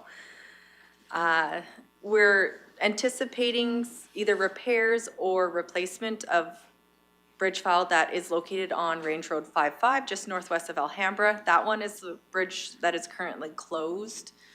I received the report late last night on the assessment of repairs versus replacement, so we will review that and see what is adequate for this time.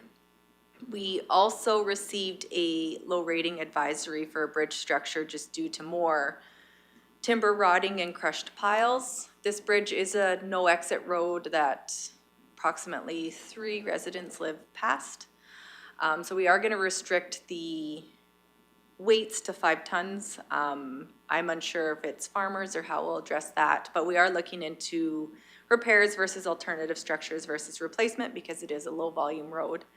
So we have completed some coring and we're working on that. So that is our main focus for 2025, as well as the Bighorn River Bridge. Again, we're performing an assessment for repairs versus the extent of repairs on that bridge. Immediate is decking concerns, and that would be encompassed in the 2025 bridge.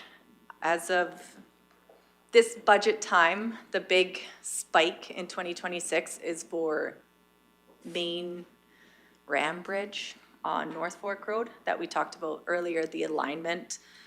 Unfortunately, I received a few more low rating advisories on 3 bridges yesterday or Monday. So we will be looking more into that in 2025, and that's what we will put the engineering money towards. Any questions on bridges? Deputy Reeve Millhoff.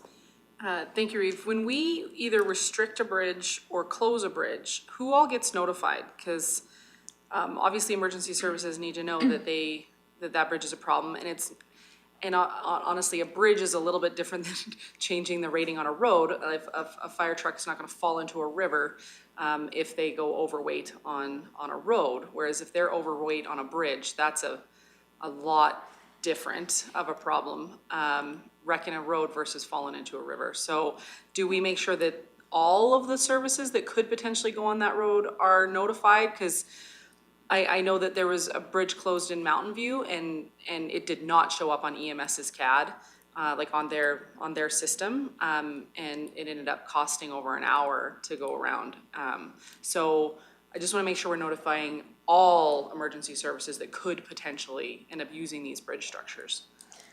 Yes, so the bridge that we're restricting, we just received it this week, but we do a highway order for all of our restricted bridges that admin pushes out, as well as our website.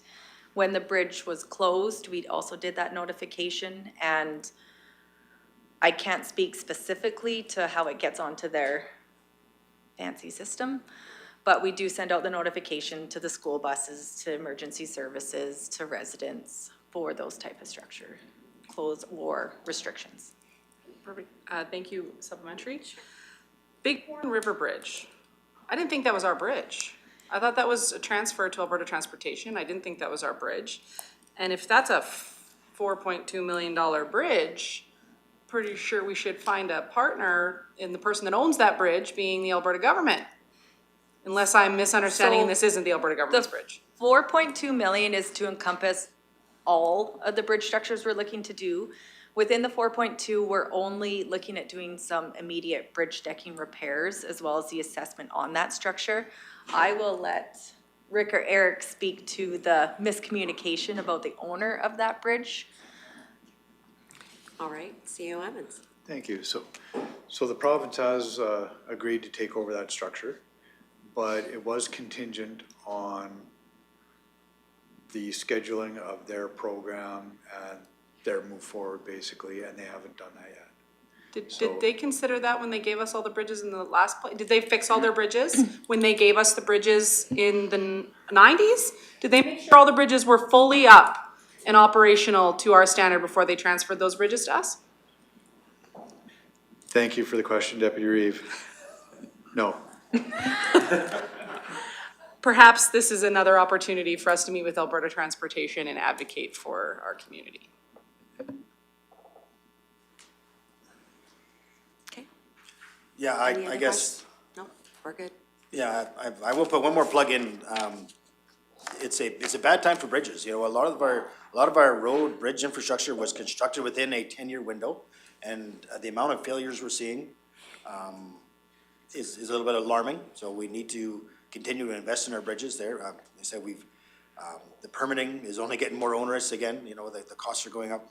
It sounds like a broken record when it comes to that, but that is the absolute reality of a municipality and the pressures that we face. Another note is about grant funding. We look for every opportunity, whether it be through STIP or any other grant, LGFF or a surprise grant that just shows up out of the blue. If there's any ability for us to qualify or we can get funding for that, we do our best to try to identify and get on that list. We are getting additional pressure from some industry there for roads like the Blackstone Bridge. They're up on the Chungo Road. There again, it's very little, no residential traffic, only between tourism and oil and gas, and actually mostly just forestry. And we get knock on the door every couple of years, you know, this year particularly there, but when are we gonna do something with the Blackstone Bridge? And the answer is continuously, we'd love to see a partner come to the table there to fix some of these expensive isolated bridges there.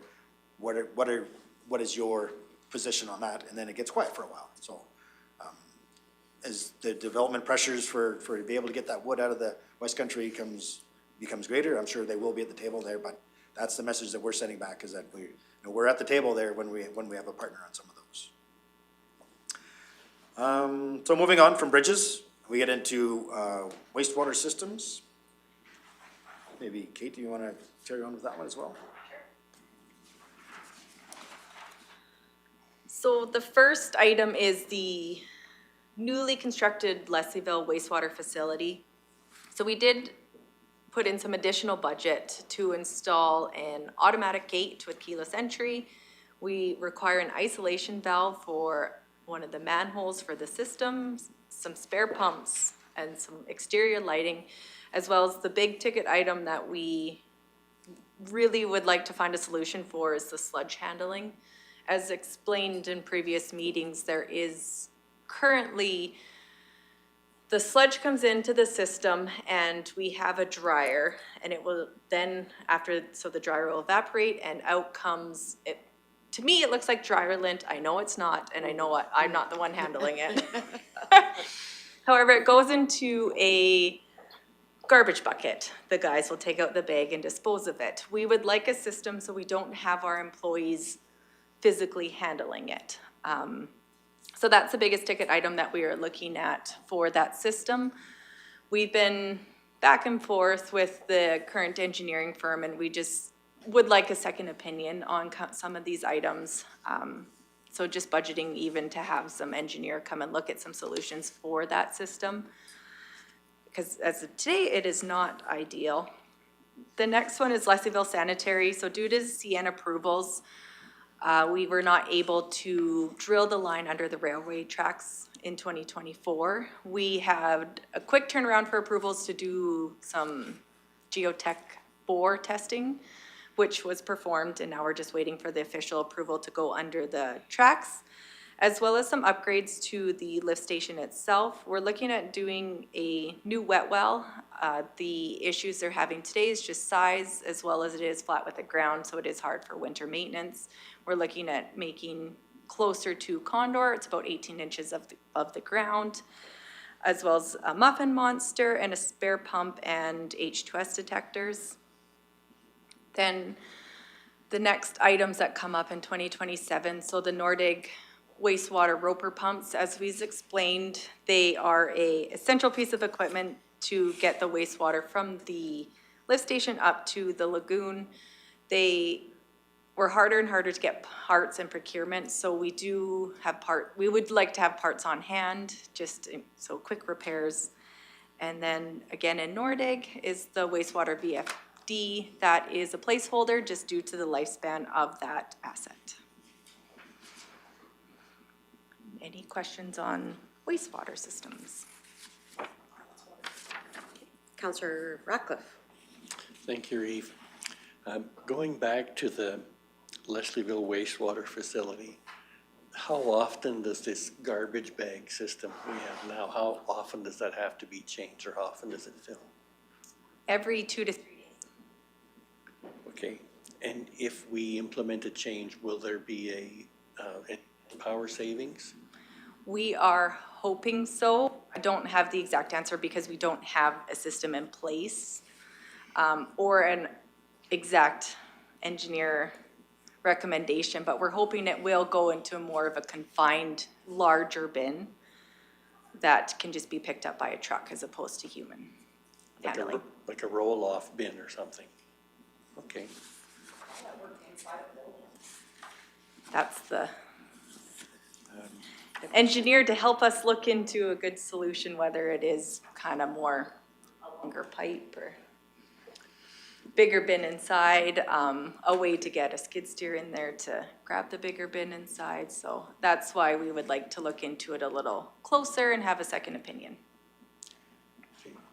Follow up? Go ahead. Yes, please. Regarding the crossing the rail line, does it look like we'll get approvals from CN this year? Or is it in 25? I'm optimistic because it has been, we've made changes based on their original review of it. So I am optimistic. I don't have an exact timeline from the engineer of our expectation to hear back from them. However, we're really hoping we can get this done in spring because there will also be a connection for the new West Stitch property because they're looking at starting to build in spring. Okay.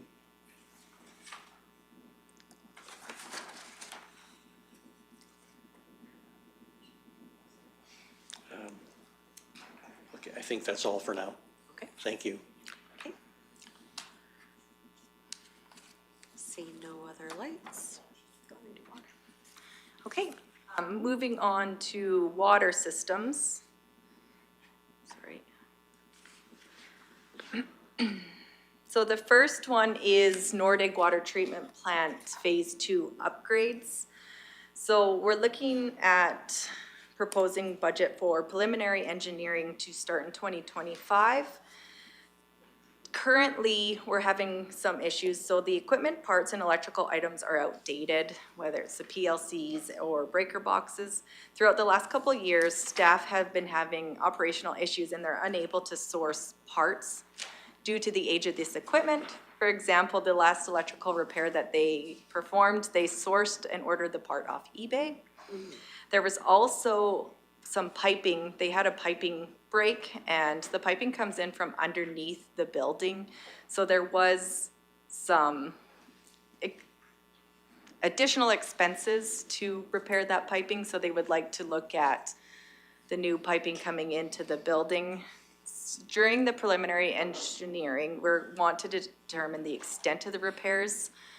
When we had Nordig looked at this year and do a master study on it, it does show that we won't, at this time, have the population for the third reservoir, which would be part 2 of that construction.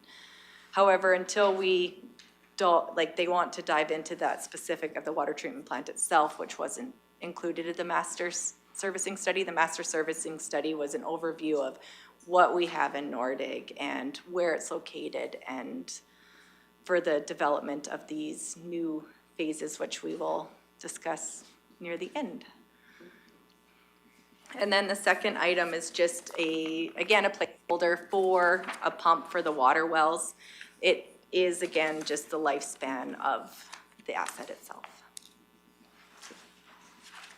Any questions on? Yeah. Okay, See no lights, thank you. welcome. Okay. Okay, moving on into recreation.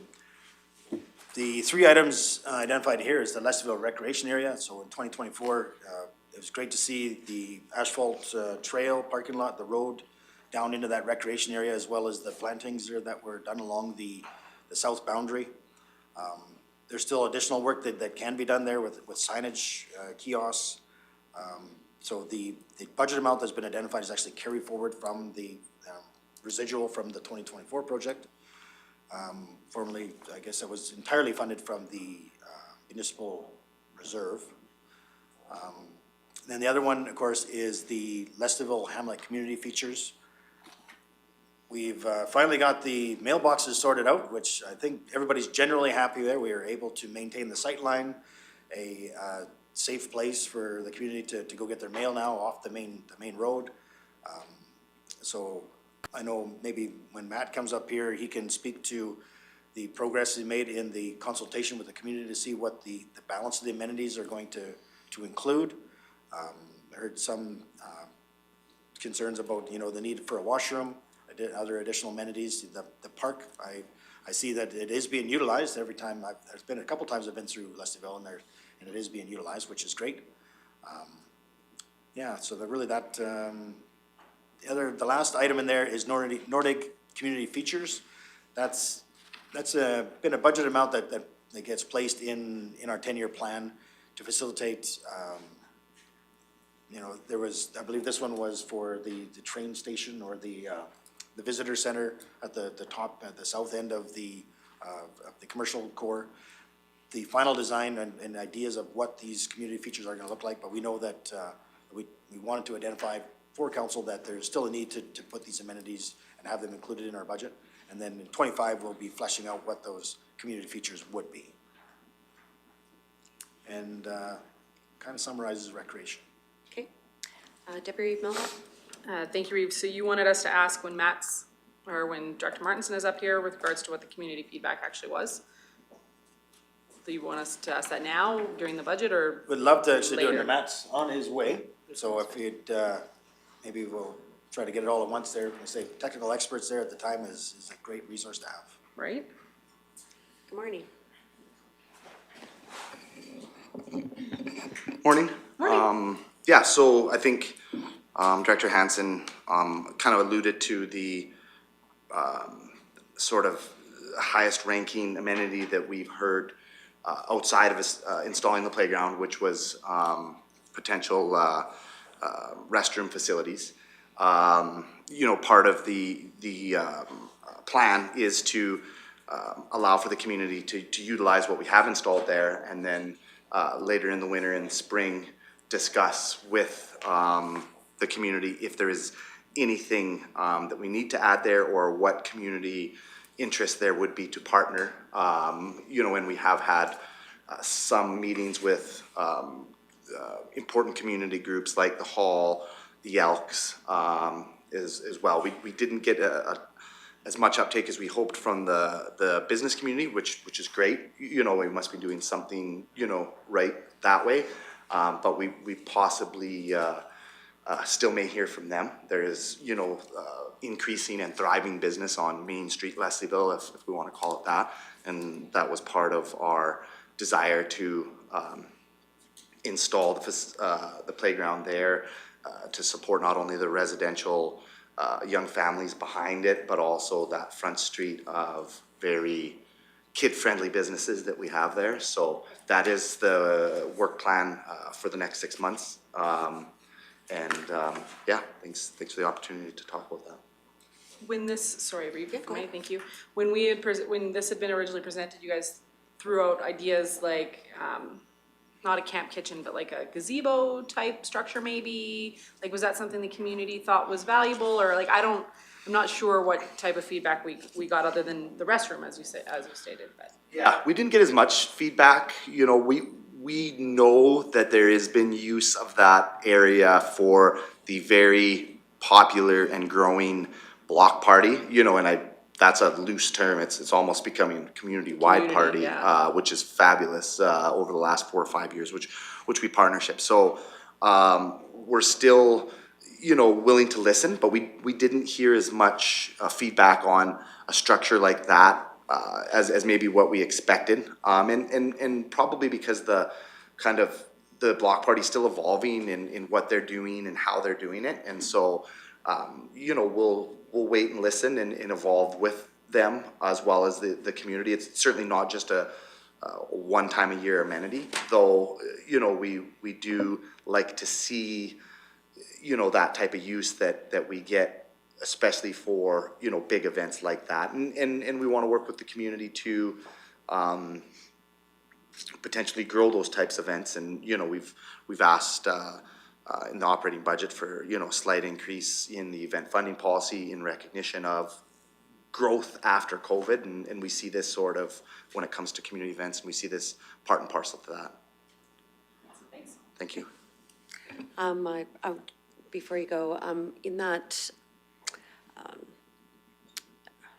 for that area, how much maintenance are we expected? And that's operations. I should have asked you yesterday. I apologize. But is it a dedicated seasonal worker there, or? No, you know, so we are including the maintenance with the new park built behind the school. And so we are, you know, we've got 2 accredited playground inspectors within our team now. So we do not have to contract that to engineers. And so we are maintaining that in that capacity. You know, the bathroom would include some maintenance, though it would be built into the efficiencies with the bathroom that we already have at the Leslieville playground, or Leslieville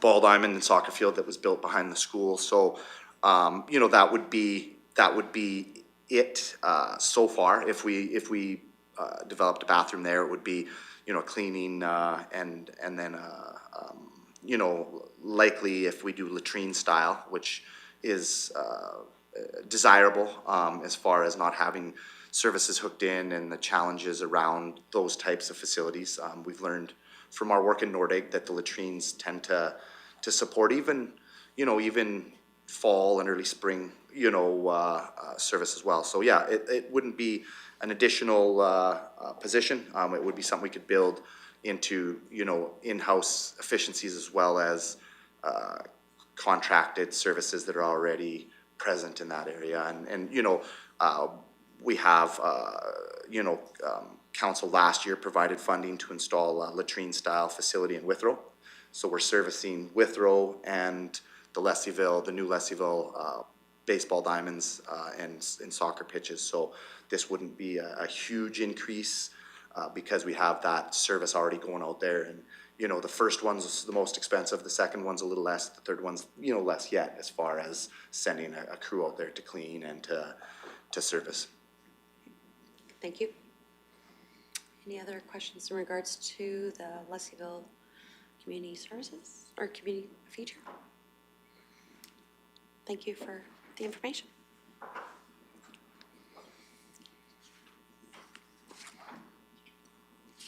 Okay. Thank you, Matt. I'll be there to help you as well. And later on in the day. Back up. You know, it's great. It is an absolute team effort there, and that's what's required to make sure that this organization is successful. So our next category goes into facilities. I'll bring council back to, or the committee back to October 29th, strategic planning for the first one for the Leslieville Fire Training Center. Christine and her team did a great job presenting their ideas for the future of the fire training area. So in 2025 includes the engineering for the future field operations classroom, as well as the subsequent construction. As well as there in 27, there was a pump house that was identified that was going to hook in to the dry hydrant point into the pond, in the stormwater pond, as well as fire pond. As well in 28, 29 is when it was indicated that a flashover simulation unit would be engineered and installed on that site to basically increase the usability and increase that facility, I guess. Deputy Melhoff? Thank you, Reeve. I would actually love to see these flipped around a little bit. I think that getting the training props and flashover simulators, et cetera, is more prudent than building another classroom. The public services building already has a classroom. They have bays to do courses in, et cetera. While not ideal, I think that getting props and expanding the actual training programming availability themselves is more required sooner than building another building when there's already classroom capability. I'm happy to be corrected or talk to the rest of the team about it, but that's. Yeah, I'd only ask that we, bring in John and Christine as the subject matter experts in their field, as what service there to have their take on it. Well, and maybe the rest of council disagrees with me and then it maybe doesn't matter, but just having the actual training props, I always thought would be more important than a classroom to teach the theory in. Great, good morning. Morning. Good morning, Chair Swanson and the Strategic Planning Committee. And that is a suggestion I think staff would be willing to consider for sure. If the training props are priority for council over the building construction, they could be swapped.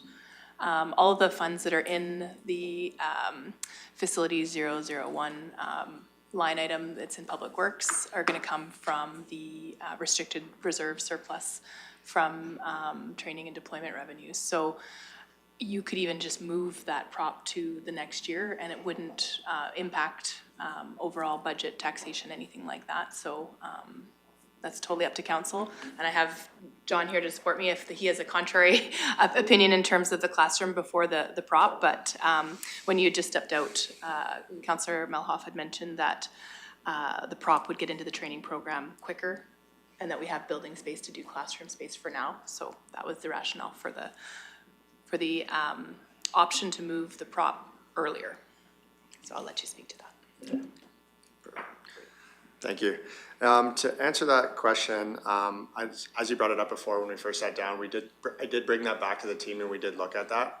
As Director Haggard said, with the funds being in that capital reserve already, we could switch up the order. When we initially wanted to look at the plan, we wanted to kind of space it out and look at it in phases. We didn't really think that it was an option to kind of jump it all in with 2 or 3 all at the same time. But if it makes most sense and council supports it, obviously every one of those props that we've done the research on has a tremendous value to our service and the safety in the community. So if we had the opportunity to move forward with any of those in any direction guided by council, we would be 100% in support of that.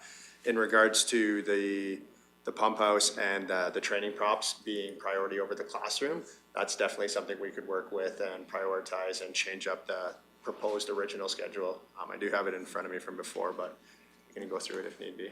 Well, we have it as well. I always thought the actual equipment to do the training might be more important than a building when there is a building that exists currently. So that was my rationale for that anyway. Okay. Councillor Lai? Thank you. I was just, one question, is the funding for those projects already in place with the reserve that's there? I agree. I think, actually, if it's a good thing, why wait? Why not get it done and start serving our community if that money is just sitting there and could be utilized to improve the quality of the service and the safety of our people by improving their training level? Why wait? Get her done.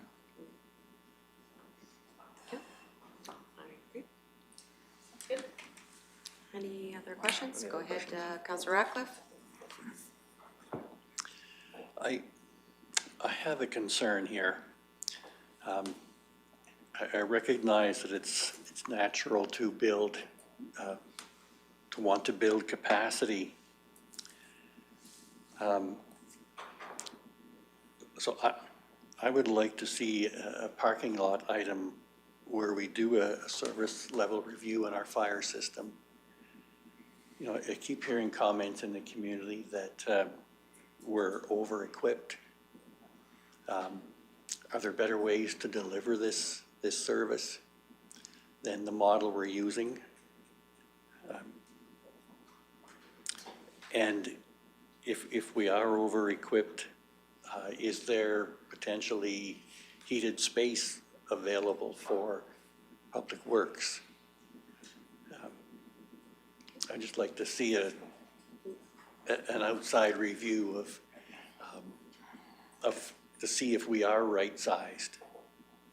Okay, Because we spend a lot of money on fire. go ahead, Chief. Just, thank you. I just had a question in regards to when you had mentioned that you've heard from things that were over-equipped. May I inquire as to what specifically direction that may be? Or, because we're talking about the training in the training tower, are we talking about the training in the current service level that our service is providing? Or are we talking about equipment or apparatus? I just wanted to see if we could elaborate. My apologies. I don't have the background. Yep. Even to really weigh my concerns that much. But it's, the dollar amounts are fairly significant. Are we meeting the needs of the community well? Or are we overdoing it? Or is there a better model for delivering the service? Okay. Go ahead, Director Hector, or you're okay? Okay. Do you have any? Sure. I don't disagree that taking a look at the fire services levels is always important to make sure that we are meeting the original intent of the fire service, i.e. Station 10 and 20 were strategically placed to be complementary services. Are they still complementary, or are we working them independently? I think that those are important questions to ask for sure, and I have those as noted questions when we're talking about apparatus later in the meeting for sure. But as far as the training center, I think that that's a different conversation than looking at whether we are overbuilding apparatus with halls that are too close together, that are close together. I think those are two different conversations, and the training dollars were raised on our crew members leaving this community and deploying, and their request with those deployment dollars, rather than getting paid more to leave the community, was that those dollars be put into a training fund. So I think that it's appropriate that those particular dollars be used for what that crew had requested, but perhaps that I might be the only one who thinks that, so we can have that conversation for sure. And I also had another question that really goes back to the operating of yesterday, that there were revenues assigned to the training center. Is that from third-party use? Where those revenues come from? Apologies, I didn't bring my binder up. There isn't a training center program under operation, so there shouldn't be revenues. There'd be revenues into the training overall category, which is all the types of training, the weekly training, the blue card, or other types of training that take place. Oh, thank you, Kurt. But there isn't a program specific to the training tower. So I'm not sure what revenues you're speaking to. I'm assuming, again, an assumption that you're looking at the training program. So the revenues in each of those fire services categories that are regional is essentially taking those 10 programs that are regional and the 23% that town funds and dividing it by the proportionate amount of each of those programs. So it's kind of a complex math formula just to put the revenues in each of the categories spread over the 10 programs. Okay. So that's not revenue coming in from training tower usage, that's revenue coming in from our regional partner to fund training for the fire service. Okay, because that was one of the justifications for the training center, was that it could be rented to other fire groups. Yeah, you bet. So that's not really happening yet then? I can go ahead. I Oh, can sorry. speak to that one, yeah. Sure, you go ahead on Councillor the rentals was- and I'll speak to the fire service master plan. Yes, Councillor Ratcliffe, to answer your question, I was actually working on that agenda item as Councillor Malhoff brought up previously to inquire furthermore for our 2025 and future planning for the Training Tower Center to explore regional partners and community partners, as well as a fee schedule for the training tower when it comes to rentals. This has kind of been the first full year that we've more or less got our feet under us. We've made sure all of our certifications are in place. We've done all our homework and research, reached out to those neighbors, partners, and friends to see what the future looks like. All that time and education that we put into see what makes the most sense for our community. Always with the training focus of putting our fire service and community first.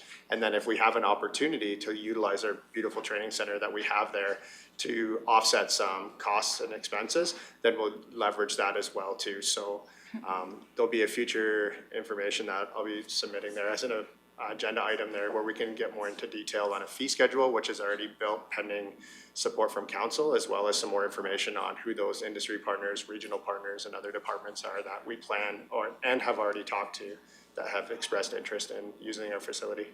Good, that's great, thank you.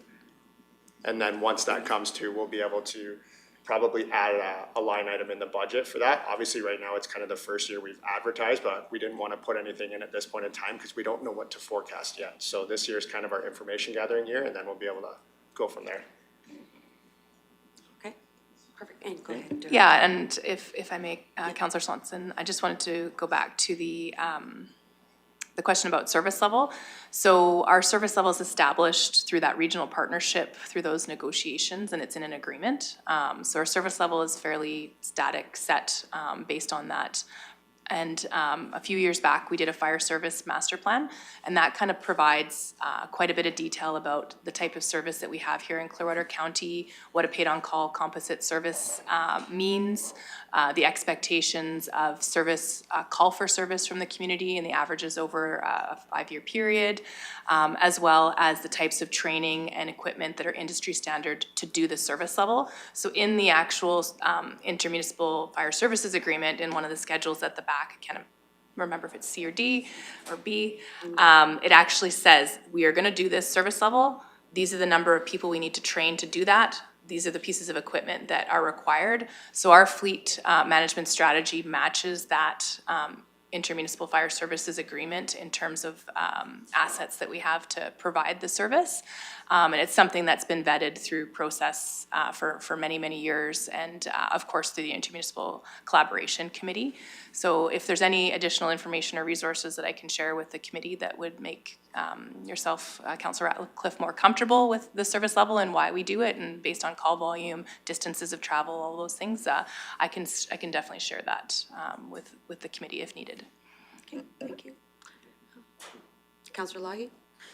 Thank you, and I wasn't going to comment, but I think I will just because I think it's always important to recognize how the community views the service level that's out there, and I know you've been sensitive to some of those comments back in my 4 decades. I've been 4 decades of involvement with the fire service. I've been somewhat sensitive to that feedback as well. However, interestingly enough, I have never once had a comment that the fire service arrived too quickly, was too professional, and was too well trained. Those people that are in need of the service are not where the criticism comes. It's those that don't believe it really affects them until that day it does. And I think we have an excellent fire service here. We've vetted out a great service level, and I think we put those supports in place to continue that service level and improve it, and also improve the quality of life for our volunteers or our paid-on-call members as they provide that service to our community. So always sensitive to those comments from the community, but you have to also recognize that sometimes they are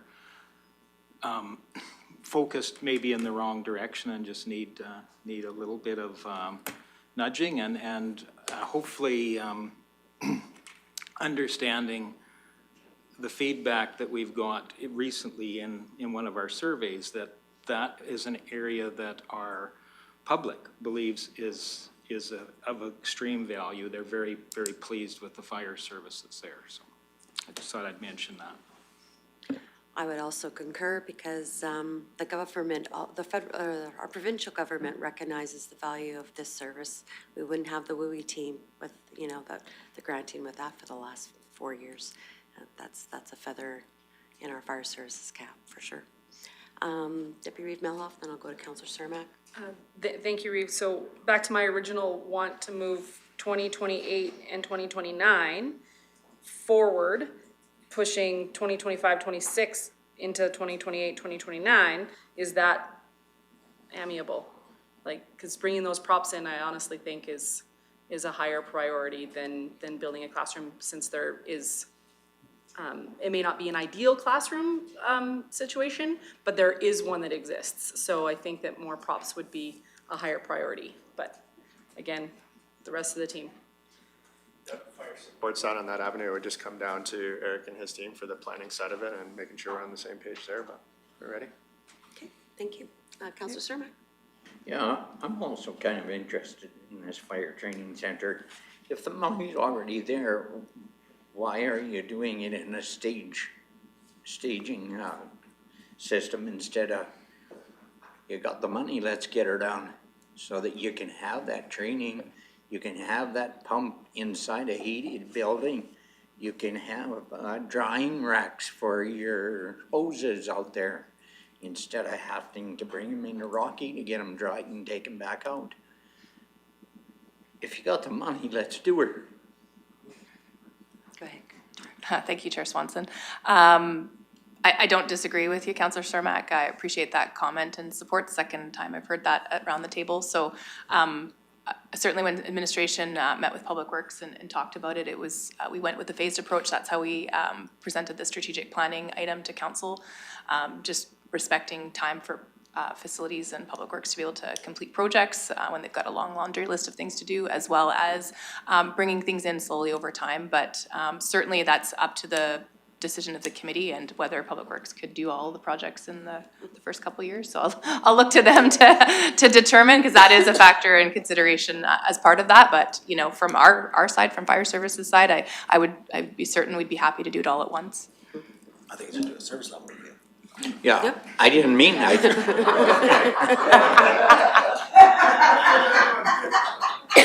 I didn't want to. I did not want to put undue pressure on Public Works, but I know that they can do it. Yeah, yeah. I appreciate what they do in our county, and I've never heard any complaints that the standard has ever been substandard. It's always been top notch with all of the comments that I get back. So I think they can probably do it for you. There you go. So, yeah, so with that, I'm looking across, Ms. Serhan, would that be something that would be rejigged for when it comes back to us in the rearrangement? For the December 20th approval, Please? yes.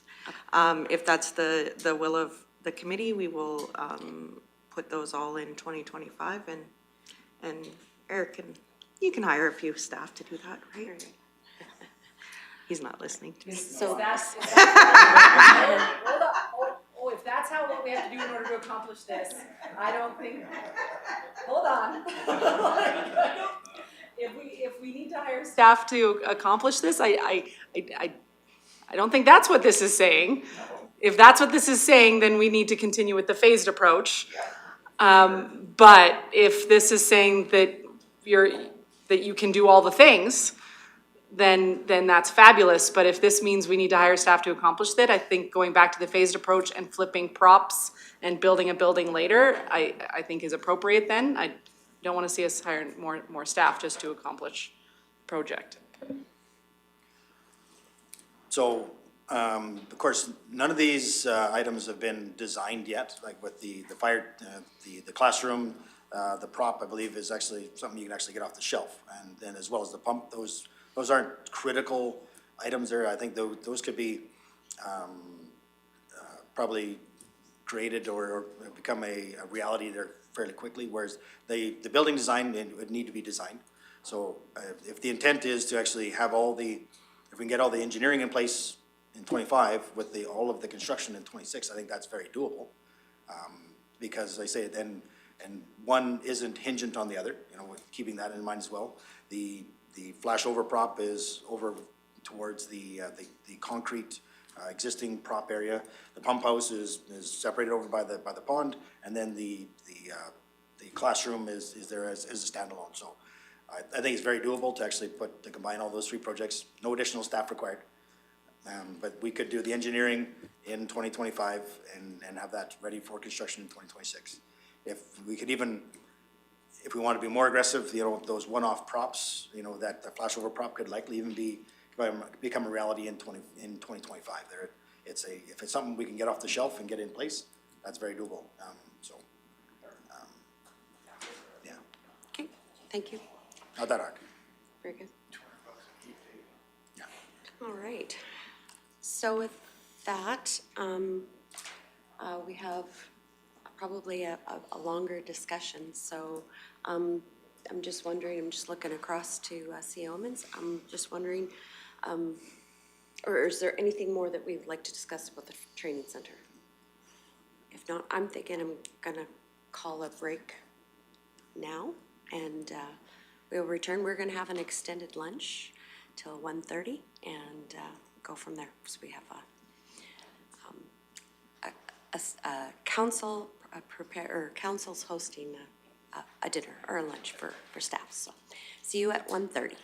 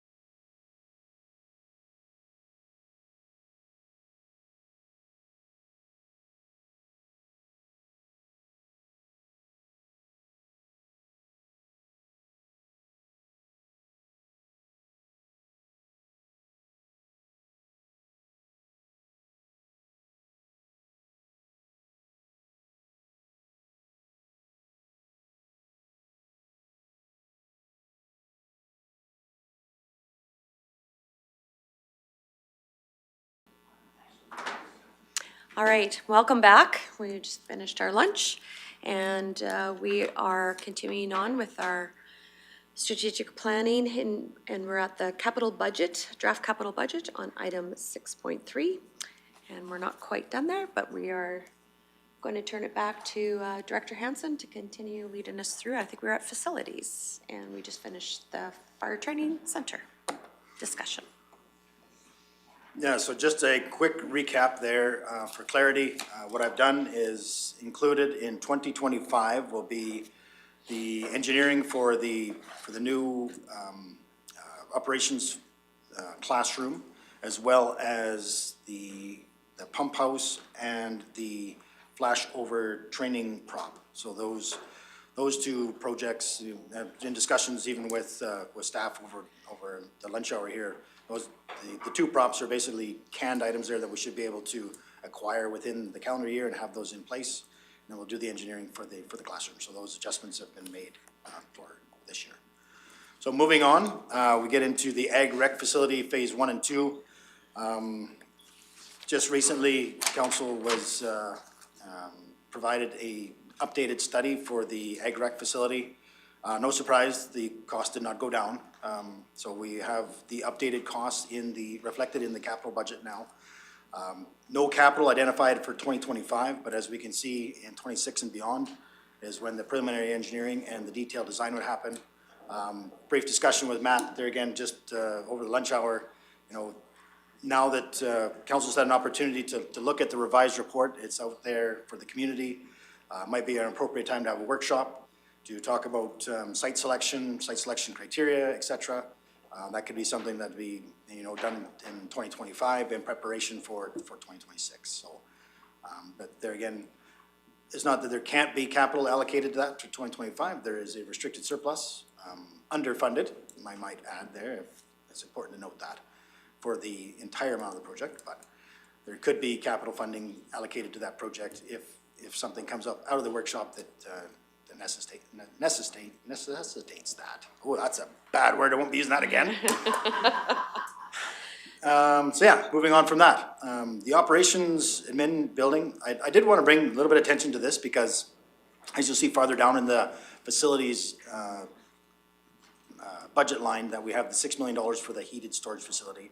That operations admin building included the heated storage as well. We don't know exactly what the impacts would be, but that should be reduced. As we get farther out in the timeline, we haven't updated those numbers with any type of accuracy for a while. So it's still sitting at the $40 million in 2028. But the reality was that included the heated storage facility that we'll be talking about in a minute here. So next year, what we will do, pending the outcome of budget, we know what our capital plan is moving forward. That number will be adjusted to reflect a more accurate project. The other two items of note in there is the Rocky and the Caroline salt storage facility. One thing we've found out quickly, those tarp storages, covered cold storages, highly susceptible to the salt and deteriorating fairly quickly. They still been, there again, a blessing there to have those piles on an asphalt surface there, so we're controlling any type of contamination, having it covered there so that it's good access. But unfortunately, those structures are highly susceptible to corrosion because of that salt. So we have that, and we'll be continuing to evaluate those structures every year to see if that needs to be actually bumped up in the timeline, or we can, this is the best case scenario, is actually to leave them out where they are. So that does bring us to the heated storage facility. I'm gonna bring council back to November 26th in council's motion was to direct administration to bring back a funding strategy for a heated storage facility in 2025 in the budget at the North County Quarter. Discussion included constructing the building to facilitate future growth and explore future phases to include the potential of running municipal services to the property. So that's in a nutshell what we've brought here today. The funding source, of course, would be through the facility's restricted surplus. It was a high-level estimate at $6 million. Ultimately, the structure would be approximately $4 million, undetermined about the servicing, the private municipal servicing. And of course, that was strictly the structure would be about the $4 million. We know that we need to have aggregate provided, external concrete, a very small amount of equipment inside the building. It's a heated storage building, we know that, but we do still need a water well. We still need the amenities to make a heated storage building successful on a property that has no other services. So we still have to bring electricity in, natural gas, telecommunications, where we want to make sure that it's future-proofed in order to be ready, as this is phase one of a future phase project. So the details are provided about the heated storage in the document, but yeah, with that wraps up facilities, and I'm happy to answer any questions. I have a question in regards to those salt storage facilities.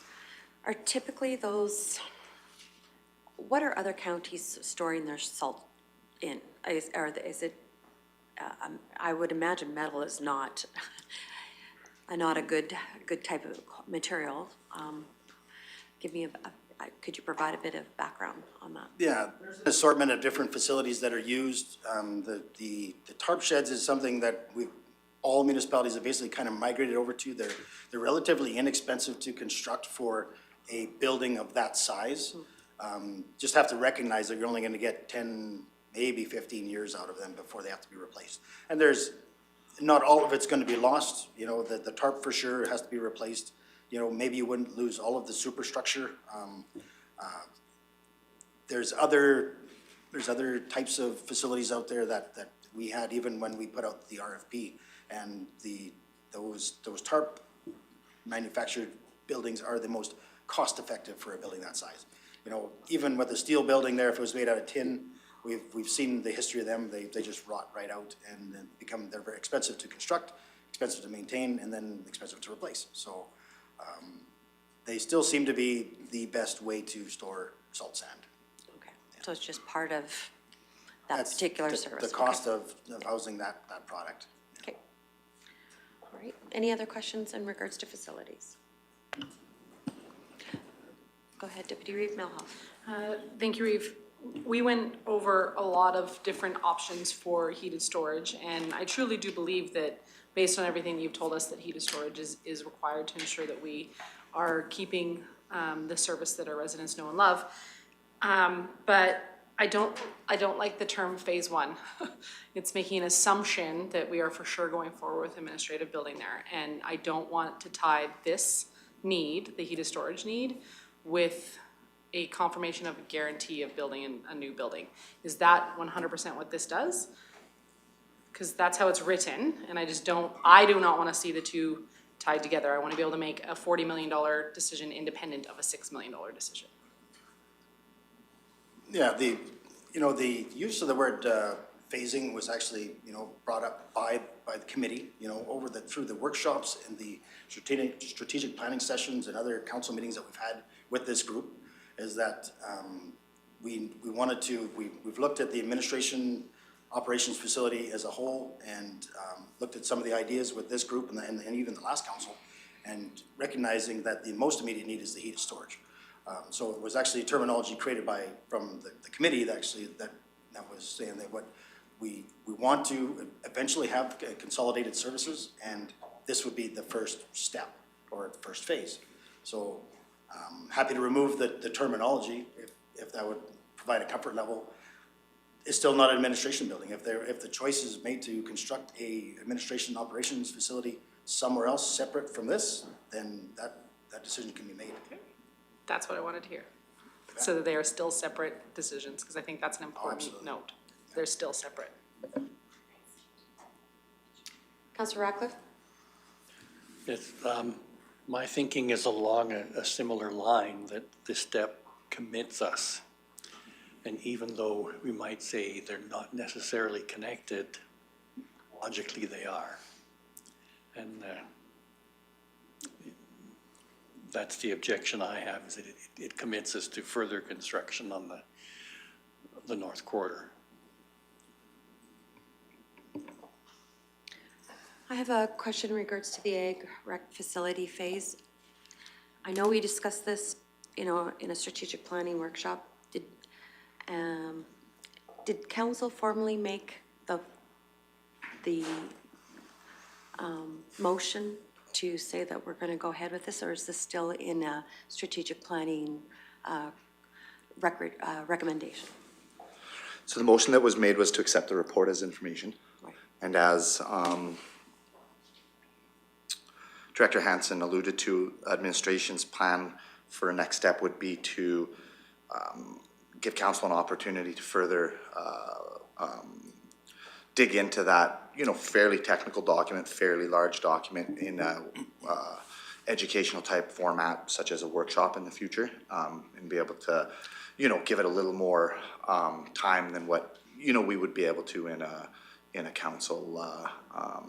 Now, you know, certainly if there's anything, you know, in addition to that or before that or anything like that, we're certainly all ears as far as how we can support council on that project. But the motion was to accept the report as information. Okay, thank you for that. I guess for myself, it's having a standalone building is, I have a little more issues to that. I'd like to see a multi-use building if we're going to do something of that magnitude. I know it had included a banquet room and other amenities within that building, and that was fine. I struggle with this project as a whole. When we went through a priority-based budgeting, I know part of our strategic plan was to make sure that we hit the majority of our residents. I don't think this facility hits the majority of our residents, but that's my own personal opinion. I know I've been researching other recreation facilities, and as mentioned, I've mentioned to a few of you already, I've been to the Red Deer Dome, and I've seen a soccer pitch in it, and yes, it's one of those tarp buildings, but at the end of the day, it was, you know, it's used, it's very family friendly, it's a universal game. They had the Seagulls batting cage in there. I could see a facility like that going down by the Saskatchewan River Park and being used and having our partners, our town partners, partner in a project like that. So I know it's this stage of the game, it's another project per se, but I'm not at this stage. I'll wait for the workshop, but I'm not necessarily in favor of an ag rec facility at this time. It hasn't proven to me that it's going to hit the majority of our ratepayers. So I'd like to see something that's a little bit more forward thinking. But anyway, I look forward to for the discussion in the new year. So, Councillor Ratcliffe. Yes, I guess I'm going to echo those comments that I'm pleased to hear that you're going to be organizing a workshop on that, because I think the project needs to be reimagined to some extent. So looking forward to that. Deputy Reeve Melhoff. Well, I'm gonna make sure I take an opportunity to defend the project. I wouldn't miss that opportunity. And maybe it's just because I'm heavy in the 4-H world right now. I know that I've gotten a lot of very positive feedback from that world. And also positive feedback when I mentioned that wouldn't it be amazing to have an indoor walking track, right? So I'm looking forward to a workshop as well, because I think things like that are amazing amenities that will benefit the entire community that can be added to this project relatively easily. So doing a workshop so we can add some other multi-use. I've mentioned climbing wall before. Again, a building like this, I truly think we can add some of those types of things to it. And I honestly think if we're going to tout about how amazing our agricultural community is, we need to ensure that there's a space that we can have public events to show off that ag community. So I definitely would like to see this project continue. So I look forward to trying to defend it some more during a workshop. Perfect. Thank you for that. Is there any other comments or questions in regards to these items? See no lights, you can continue. Thank you.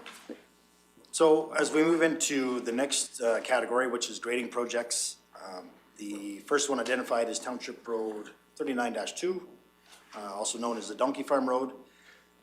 Quick little background there, a very unique opportunity presented itself here in 2024 for us to be able to acquire land to facilitate a new bridge location there. As council is well aware, there's 2 restricted bridges on that two-mile portion of road. And the topography is very challenging, and it has been for that community for many, many years. Previous councils back in 2018-19 provided direction to administration to come up with a solution there, which included additional land. We were able to get a portion of that land secured in 2024. So we've identified an additional $75,000 to continue on that. More land is required. So the two things that we've accomplished this year is revisiting our land acquisition policy to have updated a reality check, I guess, with what the county is paying for land acquisition. So that provides a great tools for our staff and our consultants there to hit the ground running with there for a project of this size.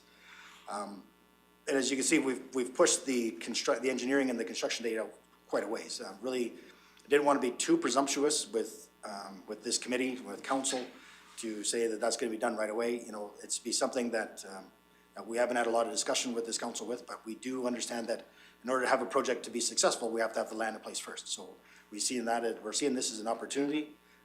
You know, we want to kind of strike while the iron's hot there. We have some community interest in actually selling a portion of that land right now. With that updated policy, we think we are going to be successful in 2025. And then we can revisit the dates for construction for the future. But there again, it's an expensive project, 2 bridges, 2 miles of road. But yeah, it's something that needs maybe a little bit further consideration in the future for when that project actually going to take place. The last item on the grading projects was Beaver Flats Road. I'm going to call that the success story. It was 3 years in coming there for that 8.6 kilometers, but that project is now complete. There's still maybe some residual damages to be paid to landowners for temporary land use, et cetera, for the amount of seeding, a little bit, anything that might fall outside of the warranty period, or some land agreements actually fall with our purview, so those would be county costs. But we're hoping to have that project completely wrapped up, those little tiny details there in 25 as well. That's the end of grading projects. You bet.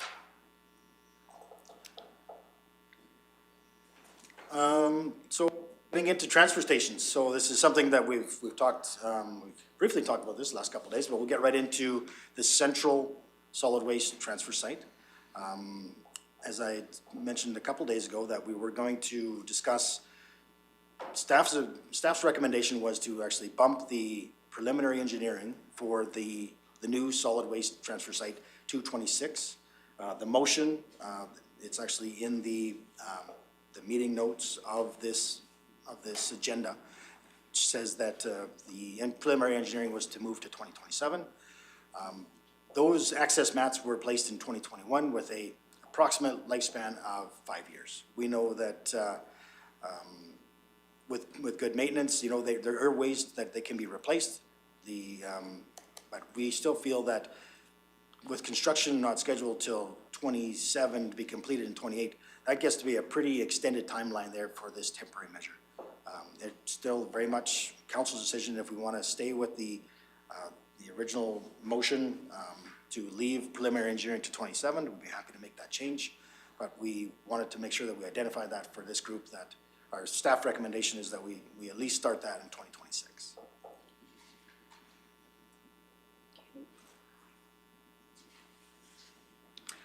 Go ahead, Councillor Cermak.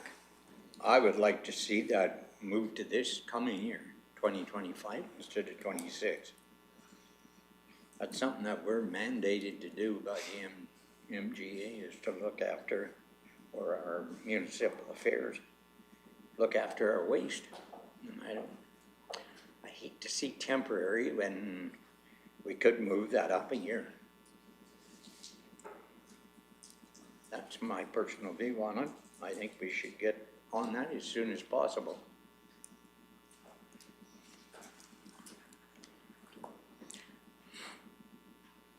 I think Councillor Cermak, you and I have been to a couple of those conferences in regards to, they talk about the EPR, and we've visited some of the solid waste stations and what they're doing in those communities, and perhaps it's an opportunity for maybe for a better understanding at this table, that we have maybe a bit of a workshop on EPR and have more details. I know when I was at when we were both at Alberta Munis at the end of September, there was an information center there, or information session about that for about an hour, hour and a half, and that was very good as well. It's a never-changing logistics and on that, and maybe having the balance of council have that better understanding about what's ahead of us and what's that, I don't know, I'm looking to the rest of the committee if they're even remotely interested in this, or if this is not a subject that they would are interested in the next year. Maybe it's something for the next council. Go ahead, Councillor Ratcliffe. Thank you, Eve. I guess my approach is a little bit of the opposite. I have continued to talk in the community with different taxpayers on this, and I cannot find any appetite for an $11 million investment in a solid waste site. Most people are reasonably happy with the way it is now. Obviously, some work needs to be done for some improvements, but this is not the service level that the public seems to want.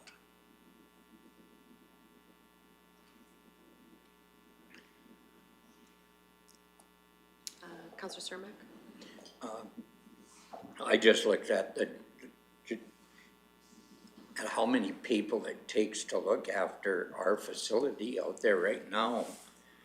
And that it keeps getting broke into, and we've got tripping hazards out there. If you have a push bin set up like we were looking at, 1 or 2 people can look after that. And it's closed up at night and it's secure. The system we've got out there right now is not. And I think we can cut down on the maintenance, and every year we prolong it, the maintenance just gets costlier and costlier. It's the same thing as with our 4 buildings here that we occupy in the town of Rocky. Maintenance costs just keep going up and up and up, and we need to get into a central area somewhere to get those costs down. Same thing with this solid waste. We need to push it ahead so that we're on top of this before we're in a legal ramification with somebody being hurt out there. That's my point of view, and that's why I'd like to see it moved up to this year to do the preliminaries on it. Okay, Councillor Ratcliffe? Thank you, Eve. My understanding from the information presented is that the current solid waste, the temporary site for that many years now, is actually lower cost operation than what's projected with the push pit. So, you know, I'm not sure we're going to see any efficiencies there to offset $11 million. All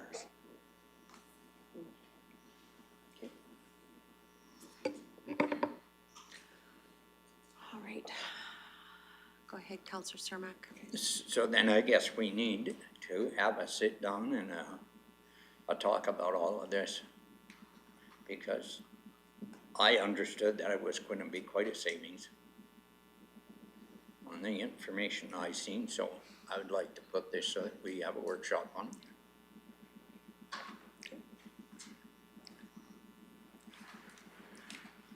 Or maybe somebody in the waste can give me some better ideas.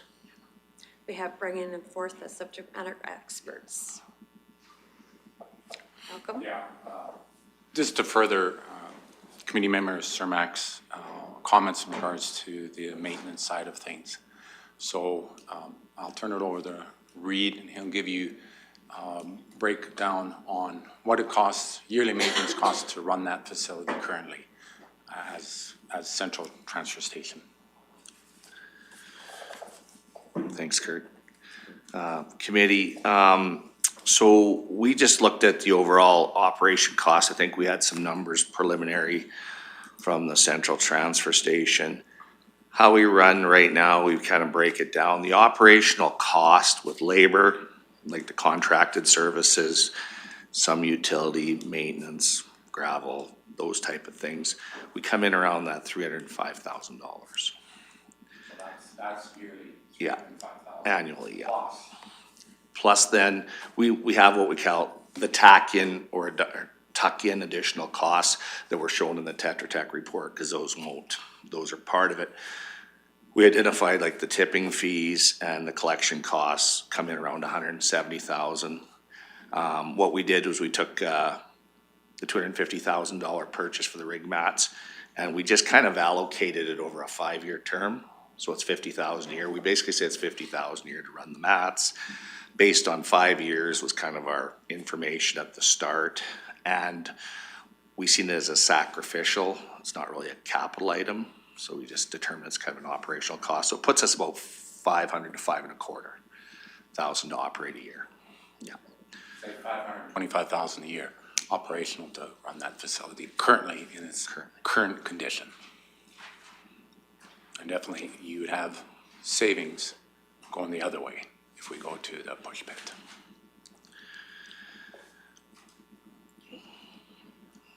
Yeah, because after the 5 years, our mats out there are gonna be useless. We're gonna have to spend another $250,000 on them again, because that's about the lifespan of a rig mat, because I've used rig mats, and if you can get 5 years out of them, you're doing great. Yeah, And we're, plus you have to keep re-leveling them all the time. yeah, and we're Lots more 5 labor. years. Yeah, you are correct. Yeah. So we based on that, and I think I'm gonna just, Councillor Radcliffe's question, I think relating to the Tetra Tech report, we were looking at an operational cost of 800 and some, right? Is that what you remember? And that's, so some of those other things identified, I think that there was some additional, like there was just some costs, some labor costs and some other additional costs with that as that construction type of facility moves forward. And some of that's associated with larger equipment. Right now we run a skid steer and those type of things. So it just depends, and again, future collection, things of that nature.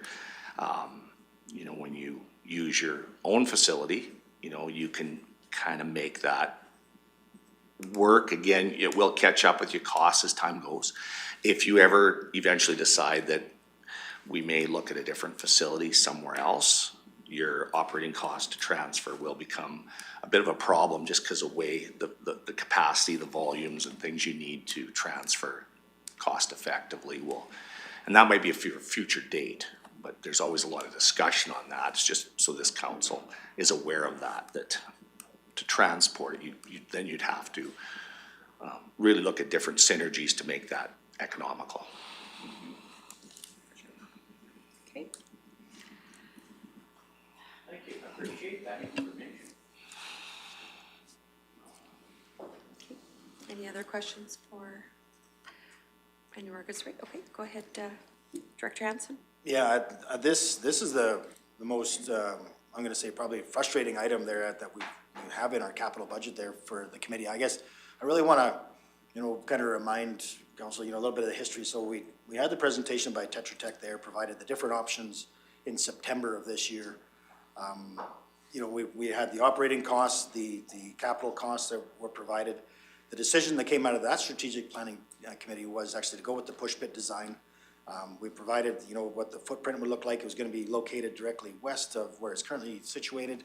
There was a motion by council that actually approved its future location. Then a month later in October, that's when we went back to strategic planning again. It was to do with priority setting and it's the reality of the funding in order to make these projects successful. And that's when it was bumped, the same project was bumped to 2 years ahead.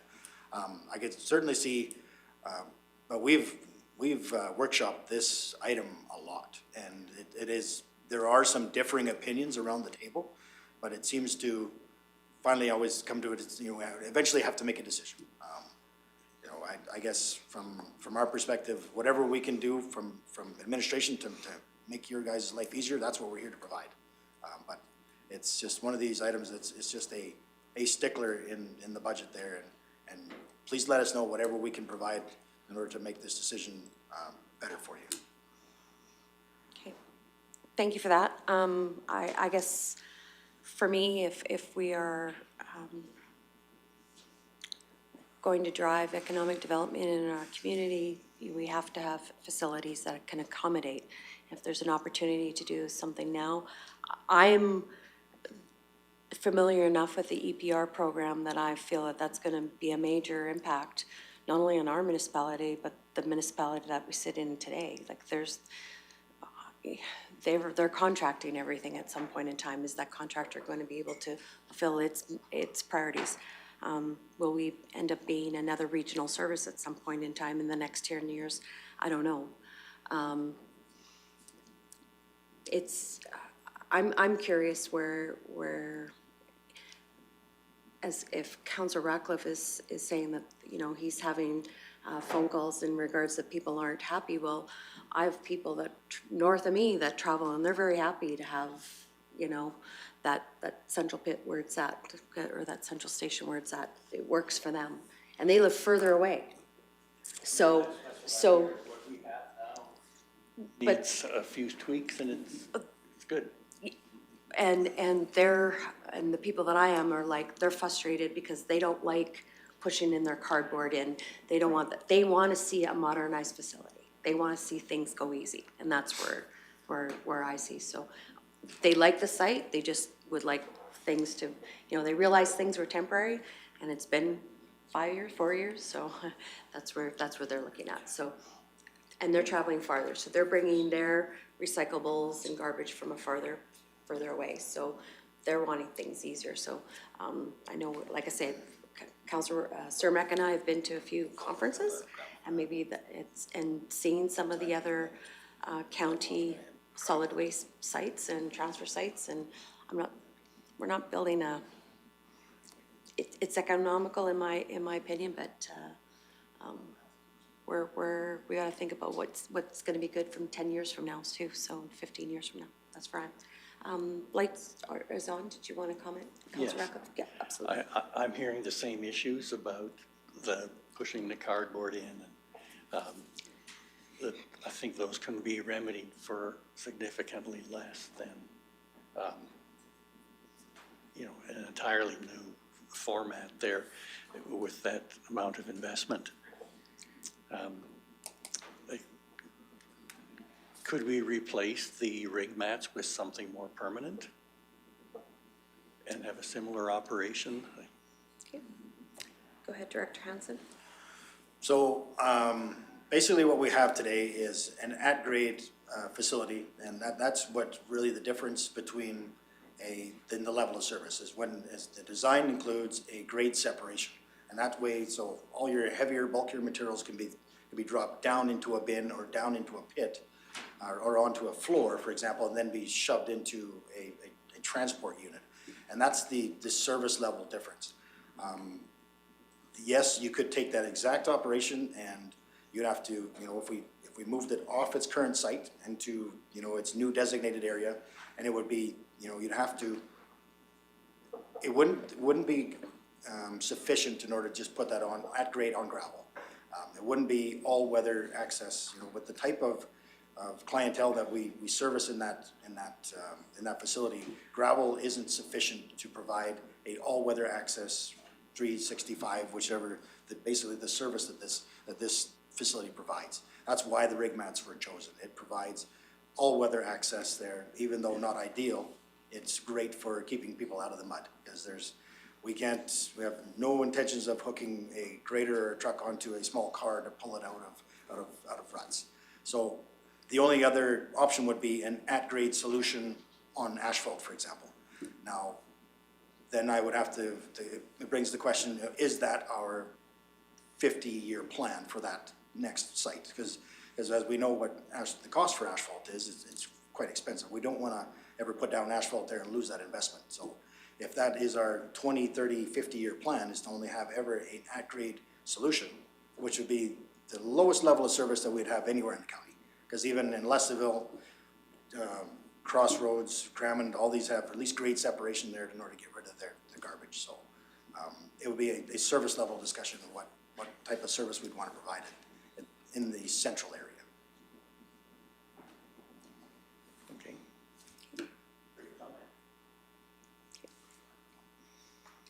So it's been suggested, Councillor Cermak has suggested bumping it up to 2025. I know it's been motioned to 2027, but administration is suggesting to go to 2026, so opening up for a discussion. Where does this committee land? 2025, 2026, I hear 2027. Where's my? There you go, there you go, low baller, no, just kidding. So, anyway. Go ahead, Deputy Reeve. Thank you, Reeve. I've been pretty consistent on this the whole way through. So I think everybody knows where I land on this. I think we need to hear from Councillor Northcott and Councillor Lougheed to see where they land, because I've been pretty consistent as a no on this project. Go ahead, Councillor Lougheed. Thank you. I think I've been relatively consistent on this as well. I mean, this is one of those moments that you pray for wisdom, but we also look to the past, and those decisions that have served us the best in the past was to commit to a long-term solution to the problems before us as opposed to temporary solutions. That's why I tend to agree with Councillor Cermak in that this is a push-pit arrangement is a long-term solution to the problem before us. But also, I think we have the experience with similar facilities on a lesser scale, of course, but that have served the community very well. They're approaching 40 years on some of them, and we don't know when the best before date has been reached. It's not yet. So I think we can get good service out of this, and although it is the most painful solution at the present, and when I'm talking about that, it affects the budget, it affects expenditures. I think it's the best long-term solution that we will realize cost savings over the lifetime of the facility. So that's why I would support the more permanent solution as opposed to adjusting a temporary solution to extend its useful life. So Is that clear? No, I'm asking 2025, 2026. 2026. Okay.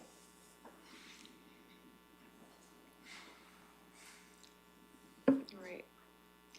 I see Councillor Northcott's fingers are going. Can't speak. So, anyways, well, anticipation of where he sits. I am here. Oh. Hello. Hey. You Beth. Yeah. Hello, everybody. Yeah, I am in support of. I'd be in support of, supporting a modernized waste transfer site. But as I've said in the past, I'm just not sure of the location that's being proposed. But it is an MGA, to support a new modernized waste transfer site there. Yes, just not sure of that location though. So, quick question: would you be in support of starting 2025, 2026? Which year?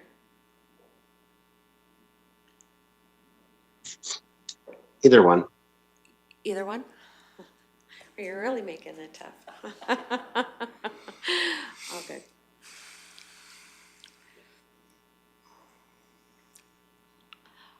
Clear as mud? Clear as mud. So I guess I'm, Parking lot? Give it a break, parking lot? where I'm landing, I'm good either way too. I'm fine with 2026, how it's laid out right now, but I would like some more information going forward, especially to help on the EPR side as you guys get going, because I do believe April 1st, we are solid on that. I know there was an extension that was offered by the government, but perhaps Director Magnus, you can give us a little bit more information on that if you've got it.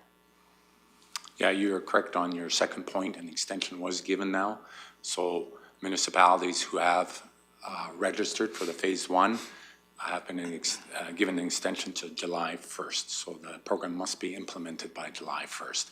And for that reason, of course, they were inundated with numerous municipalities, which is understandable, and they're still working through all the master services agreements with our pro. That is the go-between between the municipalities and the producers. So, the province granted an extension. So our goal, of course, is to make that deadline July 1st, if not sooner. And part of what Reid and I will be doing and bringing forward to council is once that master services agreement has been drafted in the first draft, we will bring that to council for your consideration in terms of what that agreement entails and have that in-depth discussion. And with that, of course, the EPR program, give some background on that as well, just to bring the council up to speed. And we'll tie it into the master service agreement on how and where we stand in regards to bringing our recyclables to the various facilities, wherever they may be, as part of the EPR program. So you'll probably see that in January, February. That will bring that forward to a regular council meeting. And that will give us then some time to have, bring back the master service agreement if anything needs to be amended there to the point where we're all happy, and then sign off on it. And like I said, make the deadline for July 1st, if not sooner. Okay, thank you. Deputy Reeve Melhoff, and then I'll go to Councillor Radcliffe. Thank you, Reeve. So the mats were put in 2021. You're saying they have a lifespan of approximately 5 years. So does that mean that in 2026 you're bringing in mats to the tune of 500,000, even with a build happening in 2028, or potentially happening, depending on, I guess, what happens here? Like, because I bring it up because even though I'm against the site, if I lose that vote, which I have previously at strategic planning, so I anticipate losing it again, that's fine. But if you're gonna build it, then it makes sense to do the efficiencies to build it and not have to do the rig mats and a build, and to save that 500,000. Just trying to save that amount, because if you're gonna spend it anyway, then wouldn't it make sense to engineer it now? Just. So we're happy to move forward with this project with that year delay or as early as 25. Like, our preference, we geared up first to actually start the design in 2025. The discussion was to extend it 2 years. That wasn't motivated by a less need. It was motivated more to where we're gonna find the funding to do our projects. And we can certainly can appreciate that. When it comes to the lifespan of the mats, we know that the ones that are going to fail the quickest are the ones that are being under the heavy traffic. If we need to replace some of those mats, then that's what we'll have to do. This is gonna be a year-to-year evaluation. There isn't a strict timeline that says in 5 years, all those mats have to be replaced. That's not gonna be the case. We know that some are on the periphery are likely, are going to hold up fairly well. We've done some improvements there to eliminate the tripping hazard. We've actually added a granular sand material to get rid of that hazard that has been ever since we've created that in 2021, which has been great for the usability and the user experience from not tripping and falling into those little tiny cracks. But that could also actually speed up the decay because we're actually holding moisture in an untreated wooden timber. So we're going to have to evaluate it year to year. We may have to only replace some of the portion, but it's not going to be investing in replacing them all and then moving to the new site in 2 years. We would never do that. Follow up to that? Yes, please. Yeah, go ahead. My other question then is there efficiencies to be found in doing this in conjunction with doing all the groundwork on a heated storage facility? Because that would also make sense in doing those together. If you're doing groundwork for a storage facility, it would make sense to also be doing the groundwork on this. So then again, you would have to be looking at engineering in 2025 to be ready for that, unless I'm mistaken. I'm not an expert in that at all. So the best thing about the heated storage facility in the current plan is that the site is graded. It is basically ready for construction. That is one of the few projects that we can actually, from the approval of the budget early in January, we should have a building up by the end of the year. I'm very hopeful because we don't need to do geotechnical investigation. We don't need to regrade the site. The site has been prepped to actually support that building. The site grading was done in 2017 to support that exact structure there. So The only thing that needs to be added to that would be the aggregate, or to basically reconsolidate the base underneath it, add the aggregate, and start putting in foundation. Councillor Ratcliffe? Okay, just to restate my position. My first preference is some minimal upgrades to improve the current site and the flow of that. My second would be to start in 26, if I lose that one.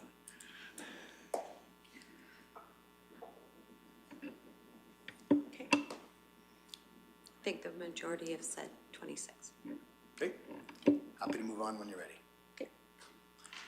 So the balance of the transfer stations there are farther down the timeline.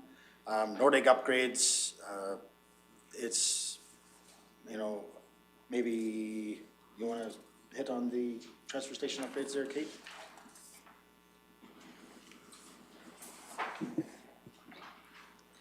So the next one on the list is upgrades to Nordig. When Tetra Tech did the original study of all the transfer sites, it was recommended to put in a third trans store out at the Nordig site. We've decided to delay this program by 1 year from the 2024 budget and move it to 2027. So it will save an extra, or approximately 12 trips a year.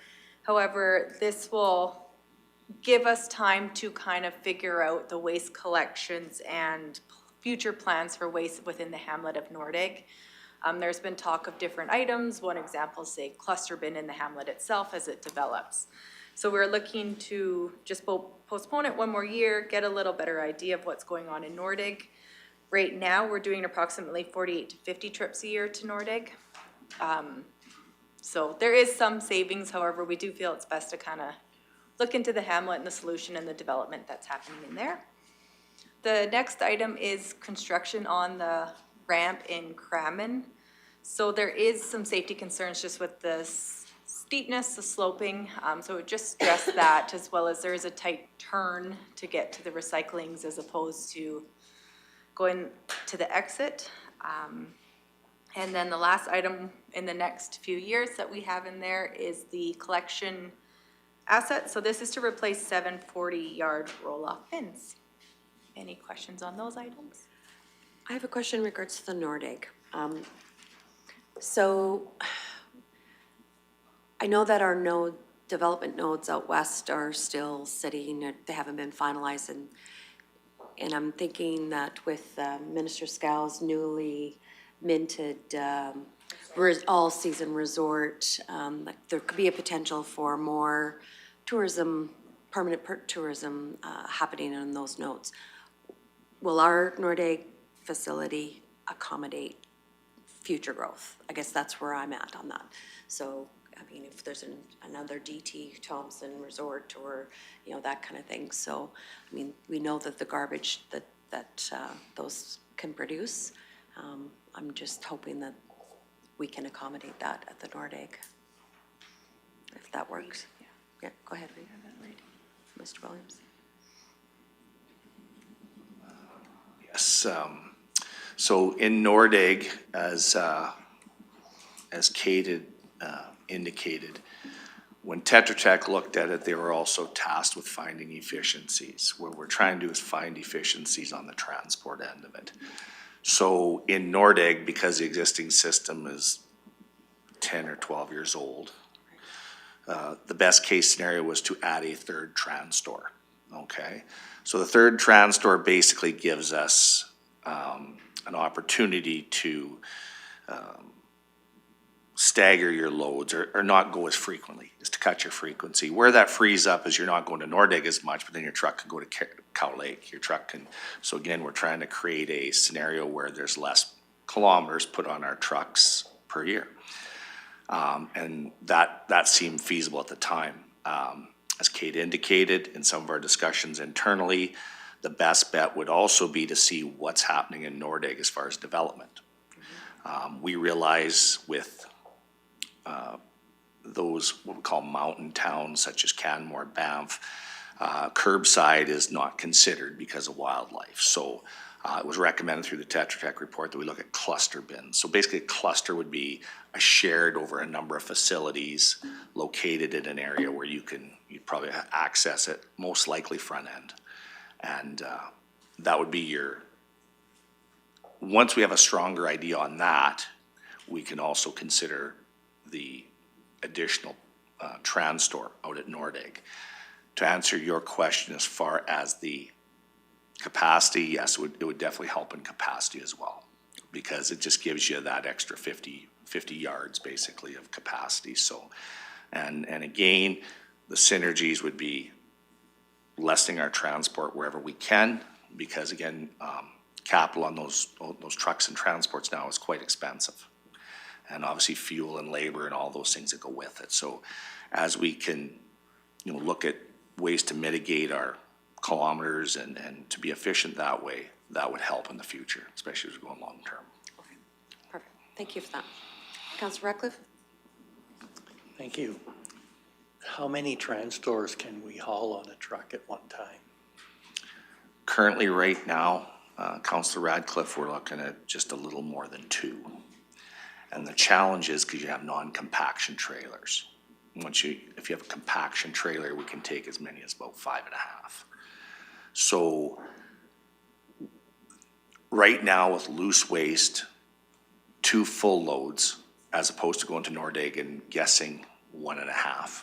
So sometimes 3 makes 2.5 as opposed to 2 making 1.5, if that makes any sense. A lot of times it's preemptive going, well, geez, if we wait till Sunday, you don't want to call somebody out on Sunday, right? So that would give us that. Now with that type of unit, we also get those 2 loads in and through the summer months go to Klein, right? So we do top up at Klein. Now that's every second week through the season, through the open season, roughly every 2 weeks. And so we top up that way as well. So we might load first, top up at Klein because we can use our skid steer and different things to accommodate that load as well. So do we haul the TransStores back to the landfill, or we just empty them into the truck itself? Yeah, we take them currently back to landfill. So when that goes out to that location, out to Nordegg, out to Klein, then comes back, drops off the landfill because it's en route. And typically we're running about, 4.5 ton.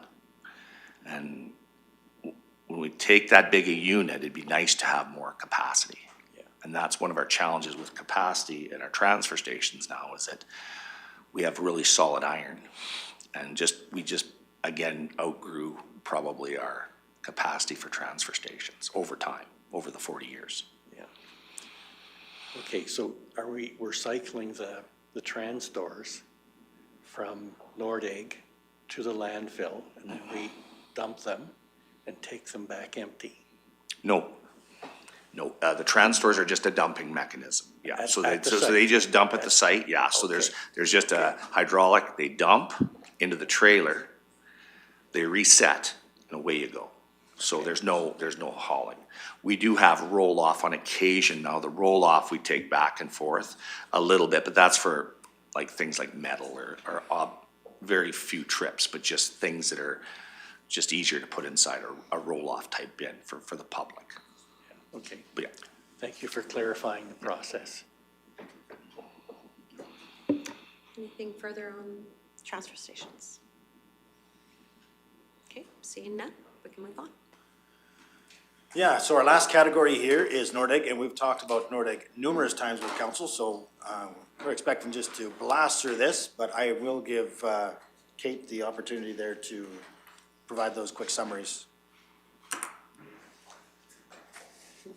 Okay, as Eric mentioned, I'll do kind of high-level summaries, and then if there's any further questions or information to dive in. So I'll start at the top. So historic commercial core, that is for carryover of streetlights. As we mentioned, we're having some issues with third-party approvals. So the streetlights did not get installed in 2024. I am told we are very close. So again, I'm very optimistic that these carryovers will be completed early in 2025. The next item is the cemetery, so the development of the new cemetery within the hamlet. 2025 budget would be for earthworks and surface works, with the features, landscaping, cremation, garden, and pathways scheduled for 2026. Last update I received from Ag and Community Services is that there is currently only 12 remaining plots in the existing cemetery. Industrial Phase 2, this is just carry forward for shallow utilities, so Fortis and gas conduit, as well as they will try and coordinate with fiber. Residential Phase 2 is carryover for sidewalk deficiencies, shallow utilities, which is including streetlights. South Access Road, this will be the continuation of provincial and federal approvals. Depending on the approvals, if everything goes well and we get the go-ahead, we will begin construction of the bridge structure and low areas within the fall, winter months of 2025, with the continuation for the roadworks to follow after that. This, again, was a project that qualified for STIP funding out of the Resource Road Program, and the total cost share is 50% for a maximum total of $2.75 million. So NDP 008 for Stewart Street and 010 for Historic Commercial Core 2. As per the motion from the Strategic Committee in October, we postponed this for 2 years just to push some other projects up in the timeline for just constructability. The resort commercial remained the same from the 2024 approved budget. We did not change the timeline. As a refresher, this is on the east side of Stewart Street, kind of when you're heading up towards the historic commercial core. We used to have old staff housing there, so there will be infrastructure upgrades that will need to happen.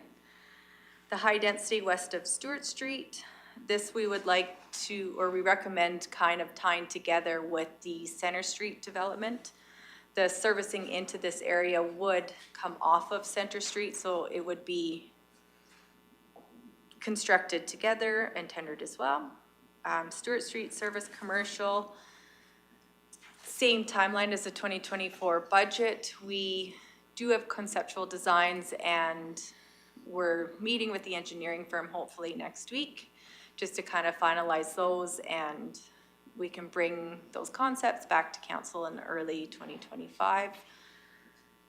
And then high density east of Stewart Street. So this is, we're recommending to include some infrastructure and surface works upgrades along Memorial Crescent. That would be in front of the duplexes. This, again, we just did the preliminary and there's a couple different concepts we can go. Just due to the lay of the land, it's recommending to kind of do in 2 phases. And again, we can, once we get more the go-ahead on the project, we can bring some conceptual designs back of just how we would like to approach those. And the last one on my list I have is Center Street. So there was some concerns about the alignment and how it tied into the golf course, kind of where the library is potentially as today. I don't know, it might be gone. However, we did meet, Matt and I, with a community association representative, and they did explain their concerns with the new alignment and losing that tee box. And so they would just like to work with the county if we proceed with this project, how we can kind of eliminate any impact on the summer season of that golf course. We could have somebody look into the redesigning, make sure they're not losing too much. So that was their biggest request, is just to look into that tee box and have minimal impact throughout their summer season, because it is a short season. Sorry, that was quick. Any questions? I can back up. Questions for Mr. Lee? Councilor Ratcliffe? Thank you. I think it's going to take several people to answer this question, but, you know, we already have a reasonable inventory of residential lots there. Is there a recommendation to change any of the current timing? You know, we had quite a rush of sales there in a short period where it looked like it was the beginning of a wave, but now it appears to have been just a ripple. If there's, yeah, is there anything we need to rethink as far as schedule? I'll be what was I gonna say? I'll be happy to answer that on behalf of administration. It certainly hasn't been lot sales that have been driving administration's recommendation to continue development in Nordic. This has been a council initiative to prepare themselves for the future, and whatever the future may hold for that. So, it's not, driving the lot sales, again, to just recap, it's not lot sales that have been driving this, this project. So it's very much council's will, council's desire on the vision they see for Nordic. So we've just been moving forward at the pace that council set out for us. Yes, I think we just don't want to have a lot of money tied up in lots that may not sell for years. Yeah, it's a little bit different strategy with the next phase because we know that we have to get that connection completed as we've kind of developed Nordic in a sense that we have that isolated infrastructure, or that stranded asset is another term we might use for the historic commercial core, that's not tied into the main part of the community. And that's why we're really pushing to have that Center Street connected. But as we're constructing Center Street, it only makes sense to finish the high density to the west as well as the surface commercial because we're allowing right through there anyway. So we might as well have those ready as at least serviced, ready for a large portion for the developer ready to be able to be sold as a larger parcel. There again, that can be fleshed out even further there next year if council has a different vision of how they'd like to sell those lots. But our goal and our plan right now is to get that connection to that stranded asset, get that in place, so then we can move forward with finishing the Stewart Street. So that's why Center Street's on deck first, and then but we're saying that drastically affects the service commercial and that high density area. So the majority of the cost is actually going to be to finish doing that connector road, and then the benefit is having those two other development areas ready. Okay, I was thinking primarily of some of the additional residential lots, but I'm sure that if the situation changes, you will let us know. Absolutely. Yeah, okay, thank you. Deputy Reeve Millhoff? Thank you, Reeve. Is there an opportunity, and I don't really know how it works, but there's bylaws that can be built for incentivizing developers. There's policies and procedures that can be built for that. I know many communities have economic development bylaws to try to bring in developers. I don't know, can we do a symposium where we invite developers and we talk to them and we show them the maps and we show them how amazing Nordig is and we can get being the developer off our plate? Like, it'd be great if we could maybe take a driver's seat to bringing people in and showing them, hey, what are things that we can do? Whether we do them or not is another story, but what are things we can do to be welcoming to you taking on the development? Can we have a developer symposium and have Ag make sure they book lunch and and do something? Like, I just trying to come up with an option here. Before you guys start, I just want to reiterate that CAPE is putting on those site selection in September of 2025, and that is an opportunity for us to showcase our community for that, because they're bringing in developers at that time. Oh, okay, I didn't know that was something that was happening, That's sorry. okay, yeah, no, and so anyways, I went to the greatest pitch in Olds back in October, and that was the start of that. But 100% in what you're talking about is what CAPE is doing, and we're part of the membership, so that's even more so. Well, can we do one like in Nordig? And be like, We could come do on it. out and we'll do a tour? That's what we're working on. Like- But anyways, but you, who's pulling straws here? Okay, CEO Emmons, and then I'll go to Mr. Han. I was just gonna offer up that although we haven't, and of course, the answer is yes, whatever council directs administration, we can hold booths, we can do many things. Just takes rechanneling resources and putting the focus and priority there. I just wanted to put a plug in for our planning team. Over the years, they've been very open and entertained all proposals, not just the lots. The success of the Shell station is a testament to that. That was partnering with a developer on an undeveloped lot that now there's a mini mall in Nordegg. So they're very open to engaging with Public Works and seeing what we can do to accommodate any proposal at any time. Actually, to your point, Deputy Reeve, is one of the main reasons why back in the day, the shift went away from staff doing it to a real estate agent, more exposure, get it out on MLS. And there was a lot of advertising that came with that strategy over word of mouth because it's not what we do. So it absolutely. Well, I'm just saying that, like, I'm sure that I speak for the whole team when I say we're willing to be out there doing the same thing if you show us where we need to be. Like, I can talk all day about how amazing Nordegg is. You just gotta show me where to holler. Ms. Saran? Yeah, so, again, it's very aggressive, this plan for Nordegg over the next 3 years. There's no extra dollars coming in from lot sales, so there needs to be a funding source identified. For 2025, those funding sources have been identified. But there's so much happening in the subsequent years and that are tied to the dollars that are being spent in 2025. And also, if Nordegg is the priority, then the transfer station can't be the priority and the facilities can't be the priority. So there needs to be, clear direction on what is the priority and where the funding sources are coming from. Also, if developers, like Clearwater County isn't able to sell those lots for the amount it takes to develop them, so there's likely not too many developers willing to do that. For sure.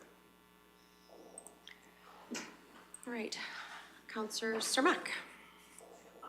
I just want to go see this south town site access road. What's the driving force behind that? How many kilometers is that? Director Hansen. Yeah, so I believe it's 800 meters with a bridge. The driving force, it was twofold. One was to have a egress, a second access out of the hamlet of Nordegg. That was a major priority. The other priority was to divert our quarry traffic away from the populated areas. That was in the business plan that we submitted to as the application into the province, and we're successful in getting the STIP funding. Also, though I guess those were the two major items. So the STIP plays for about half of it, right? That's correct. It's a 50-50 split. Yeah, the estimate there was, I believe, 5.5 million, so that worked out to be about 50%, that's correct. Okay. With the timeline. Was it not a timeline? In the agreement, so when I completed the application and in the past, they like to identify years just for their book records. And I did identify construction to be over a couple years. So there wasn't a specific, if you don't start by this date, you don't get the funding. It's just a correspondence with the province just to let them know if there is any delays. And in the past too, they have provided funding in the year that they have allocated. And then at the end of the project, if it varies, so if our project comes in at 3 million, then we would just have to refund the extra million that they provided to us. Thank you. Oh, so there is no set date when we have to get started and when we have to finish. I wouldn't say as much as that. I think if we don't show any construction, I think on my application I said 25 and 6 for construction. So if we don't show any activity beyond 26, then I can't guarantee it will be there. I can look at the agreement, but Rick might have a better idea if it was specifically in there. Director Hansen? Yeah, so the more pressing issue when it comes to that is the permitting that's required through DFO and Alberta Environment, Public Lands, et cetera. Like we've just re-engaged, we actually paused that project due to its cost. We applied for the STIP funding, were successful, came back earlier this year and said, we now have an opportunity at 50% dollars. So we re-engaged our engineer and we still haven't got our Department of Fisheries and Oceans approval. The approval process is very onerous, time-consuming, and expensive. For the bridge. So, yes, and it's all to do with the bridge, and that's what can really be limiting if we stop go that project. That we could lose that permitting ability, and then in a couple of years, if we decide it's a good idea again, then we'd have to start right back again, and guaranteed the conditions are only gonna be more onerous in the future. Yeah, I definitely wouldn't want to see it stop. I was just wondering if we could delay it, maybe, you know, get preliminaries done, but is it gonna be the same as that other one where we tried to go across that creek and they said, absolutely no way you're gonna go across that creek? The joining in on the north side there. Yeah, no, I absolutely would recommend that, you know, we're getting closer with these approvals. That you know, we do our best to try to get that, certainly that bridge in place, which in turn, at 800 meters, it's a bridge job. It's not even really a road job, right? It's tying in two ends of the bridge there, and then you just built yourself a road. Yeah. So it all hinges on whether we get approval from them to do the bridge across that creek. And ultimately, I'm gonna say we're probably guaranteed the approval. It's the conditions, have they conditioned us to death again? Because there's still, it's a moving target. It's not as cut and dry with departments of fisheries and oceans about, you know, have you done this, this, and this? It is, you submit your plan and we'll provide you the comments. And we're closer and closer every time that they make another information request. We provide that back to them. Then they're not timely with their responses, which just takes away the months, and the level of frustration just continues to grow. But when you do finally get it, you want to be able to go. Yeah, okay. Thank you. We'll leave it where it is then. All right. Any other comments in regards to the Nordic development? See no other comments. Are we doing gravel rehab, or was that gonna be at the very, very end? Are you wanting to do the rehab discussion at the very end of the capital, or do you want to do it? Sorry, I missed the Sorry, beginning. the parking lot item that Oh. there's only one parking lot item there that got put in for us, was gravel road rehab. Is that something you want to do at the very end, or do you want to pick that up before we leave? I'm fine to talk about it now, if we want to talk about it now. Or do we want to take a quick break? Does somebody would like to have a quick break before? Okay, we'll have a quick 10-minute break, and then we'll come back and have that discussion. Sounds good.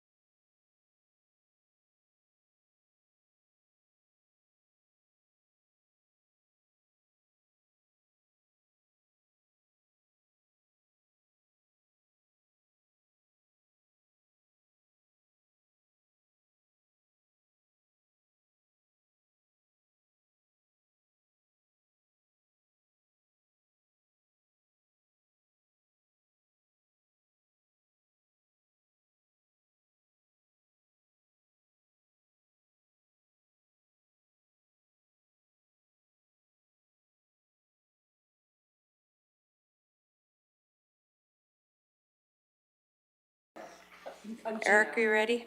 Okay, we're all back from our break. We are just about to wrap up Public Works infrastructure, and we're going to have a quick discussion in regards to a parking lot item on gravel road, or sorry, the gravel rehabilitation program.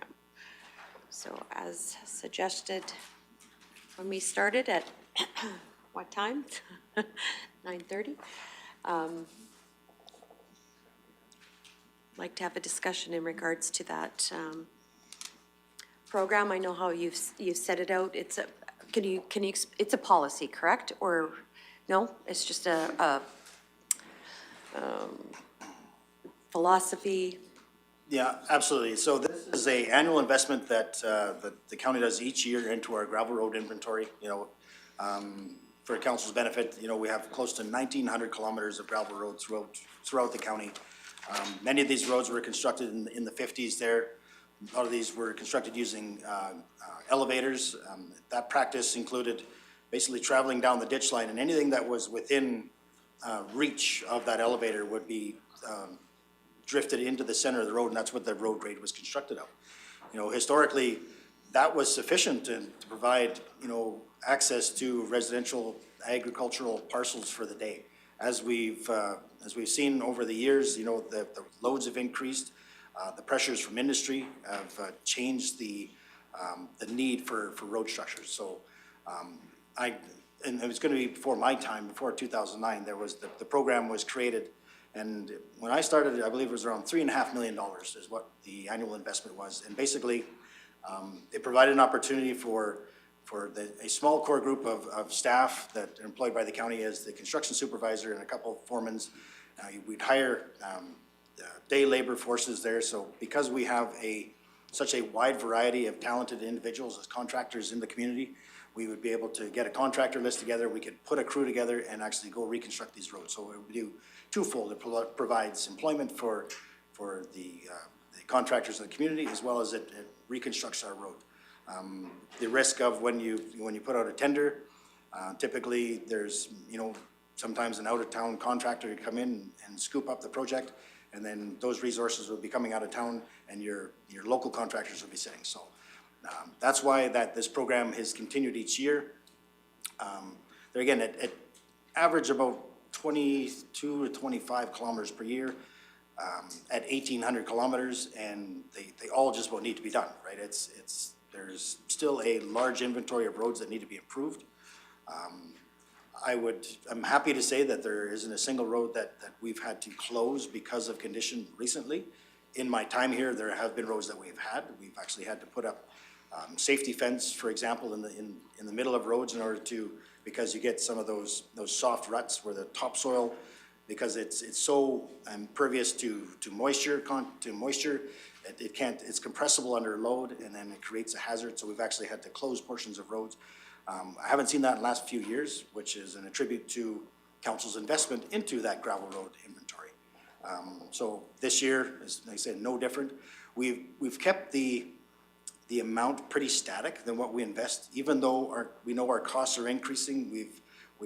Council's reviewed the equipment rates annually, and I haven't seen a single year where they've gone down. They've always increased as the matching step by step with the Road Builders Association rate book, and we've put a modest increase of about 0.5% per year in order to try to, we're probably losing on the inflation, but we understand that there are financial pressures with this organization, and we figure if we could have that investment annually into our inventory, that we're not going to be put in a position where we can't respond to gravel road concerns. So I guess that's my pitch for gravel road rehab. For sure, thank you. I guess for myself, the reason why I would like to have more discussion in this regards is, like Rhonda mentioned at the beginning, we have a very heavy capital project list, and includes the hamlet, possibly two, going forward. And it's not that I fully believe in the program and what it's been doing till date, but maybe it's an opportunity to re-examine to try and take those dollars and fit them into a capital project and phase it in maybe not doing 22 kilometers, maybe we only do 10. Or like you've mentioned before, you had an opportunity to look at the roads every year and it's like, oh no, we have to do this 5 kilometers. It has to be done next year. And because you're looking at it, maybe it's an opportunity in 2025 that we say, okay, let's maybe say for 2026, 2027 going forward, because you've already got your plans laid out for 2025. I don't want to change that, but maybe it's like we can have that discussion over this next year to be able to say, okay, in 2026, we'll do, these are some of the options that we can have, or, and I'm thinking of a phasing thing for a very short period of time till we get caught up on some of these capital projects, and then we're right back into the program again. So you know best because you've used those pencils to scratch those numbers, and maybe there's an opportunity going forward that it's, like I say, find, that couple $1 million. It doesn't have to be the whole amount that's there, but just something that we can all work with and help to get those capital projects, because in my understanding, it's, and those capital projects could change next with a new council sitting across the table, but it's giving another option. I guess that's where I'm looking at. Deputy Reeve Melhoff, then I'll go to Councillor Lai. Thank you, Reeve. For me, I was actually always surprised to see gravel road rehab in capital.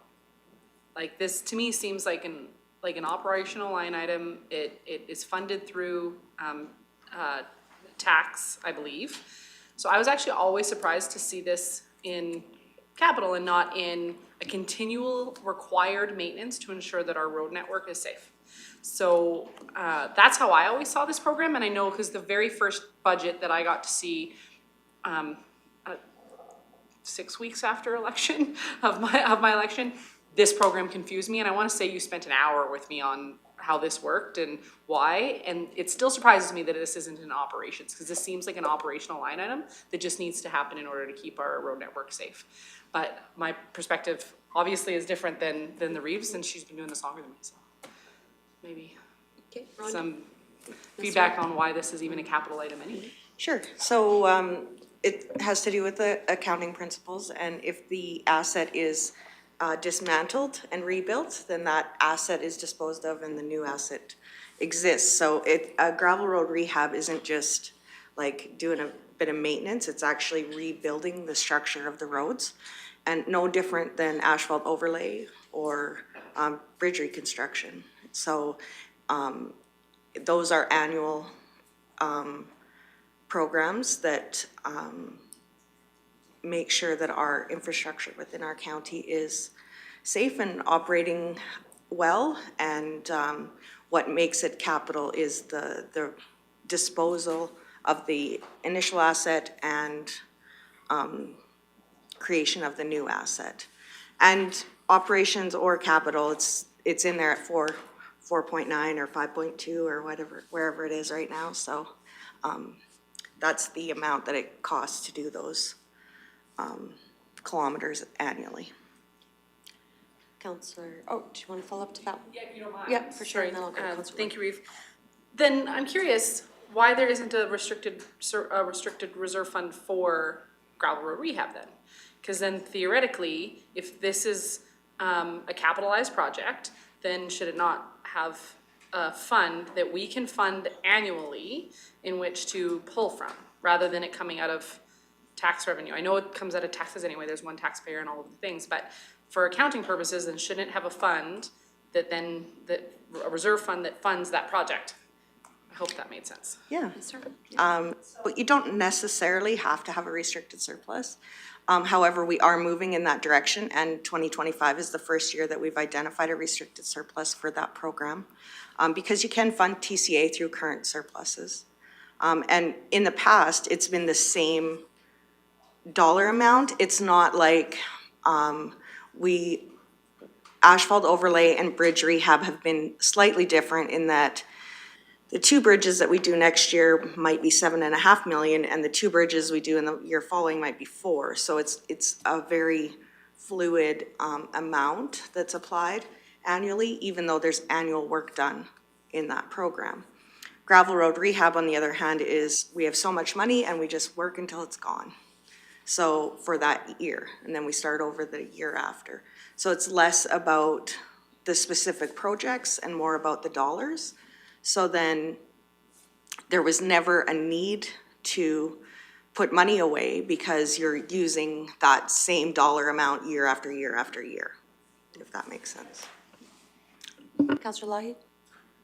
Thank you, and I think over time I have begun to appreciate the challenge with our gravel roads. The grid system was built at a time that construction techniques were such that I don't think they ever anticipated the vehicles of today, the huge industry-based equipment that moves through at a very high rate of speed. Also the demand of the public, I think their expectations has become higher. So I can appreciate that we have a program that tries to bring us up to a more, a better standard as we move forward. And I think it might be worth somewhere in a discussion at some point in time, also looking at that overall concept of our grid road system and find those gaps in our grid roads where we haven't completed that grid, and it may alleviate some of the challenges around you know, those zigzaggy routes that take you to, you know, a harder or more or better, higher speed place, and you know, all the complaints we get from vehicle traffic and noise and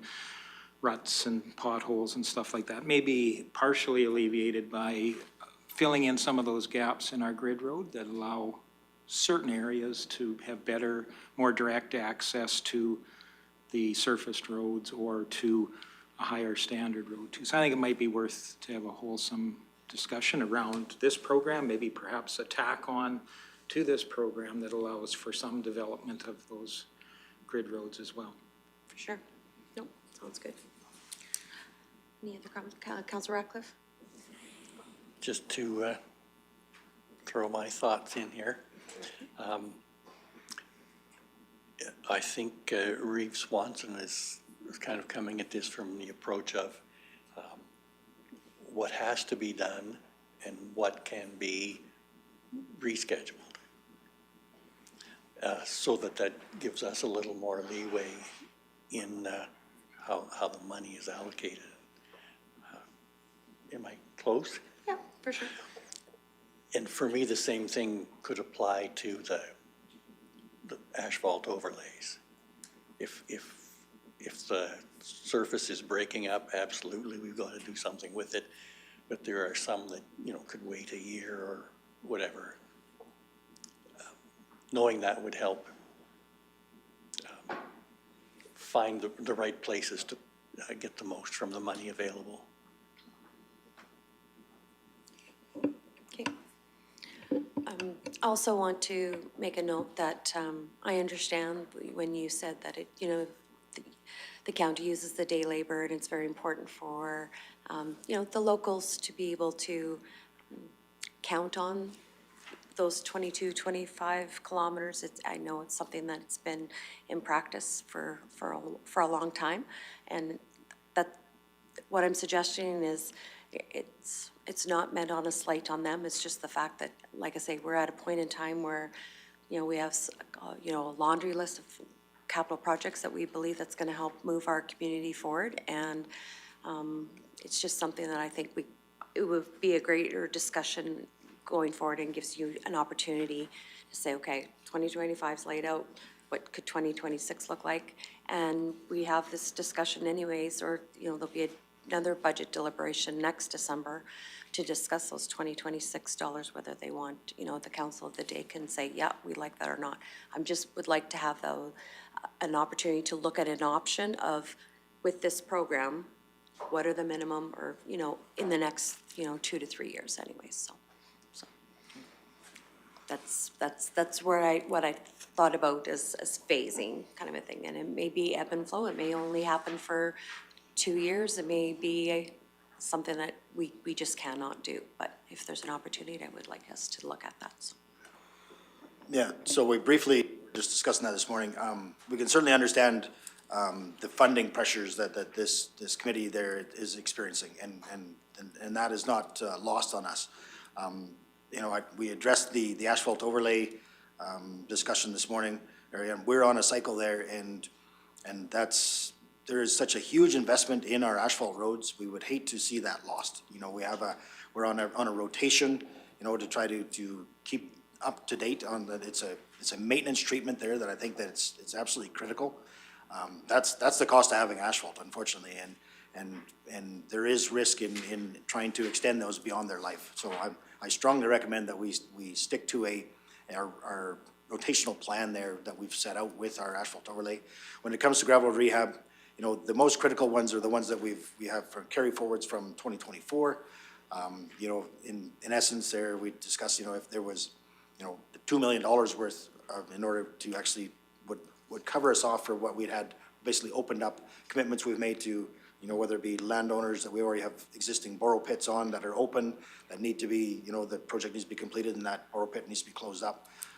So if there was you know, well, once all the asks are done here over the next 2-3 days, you know, when you get to, Rhonda's gonna bring up the big spreadsheet there and see how we are for funding, so, yeah, if there's a need, I would say that's likely a good place to look first. Okay, thank you.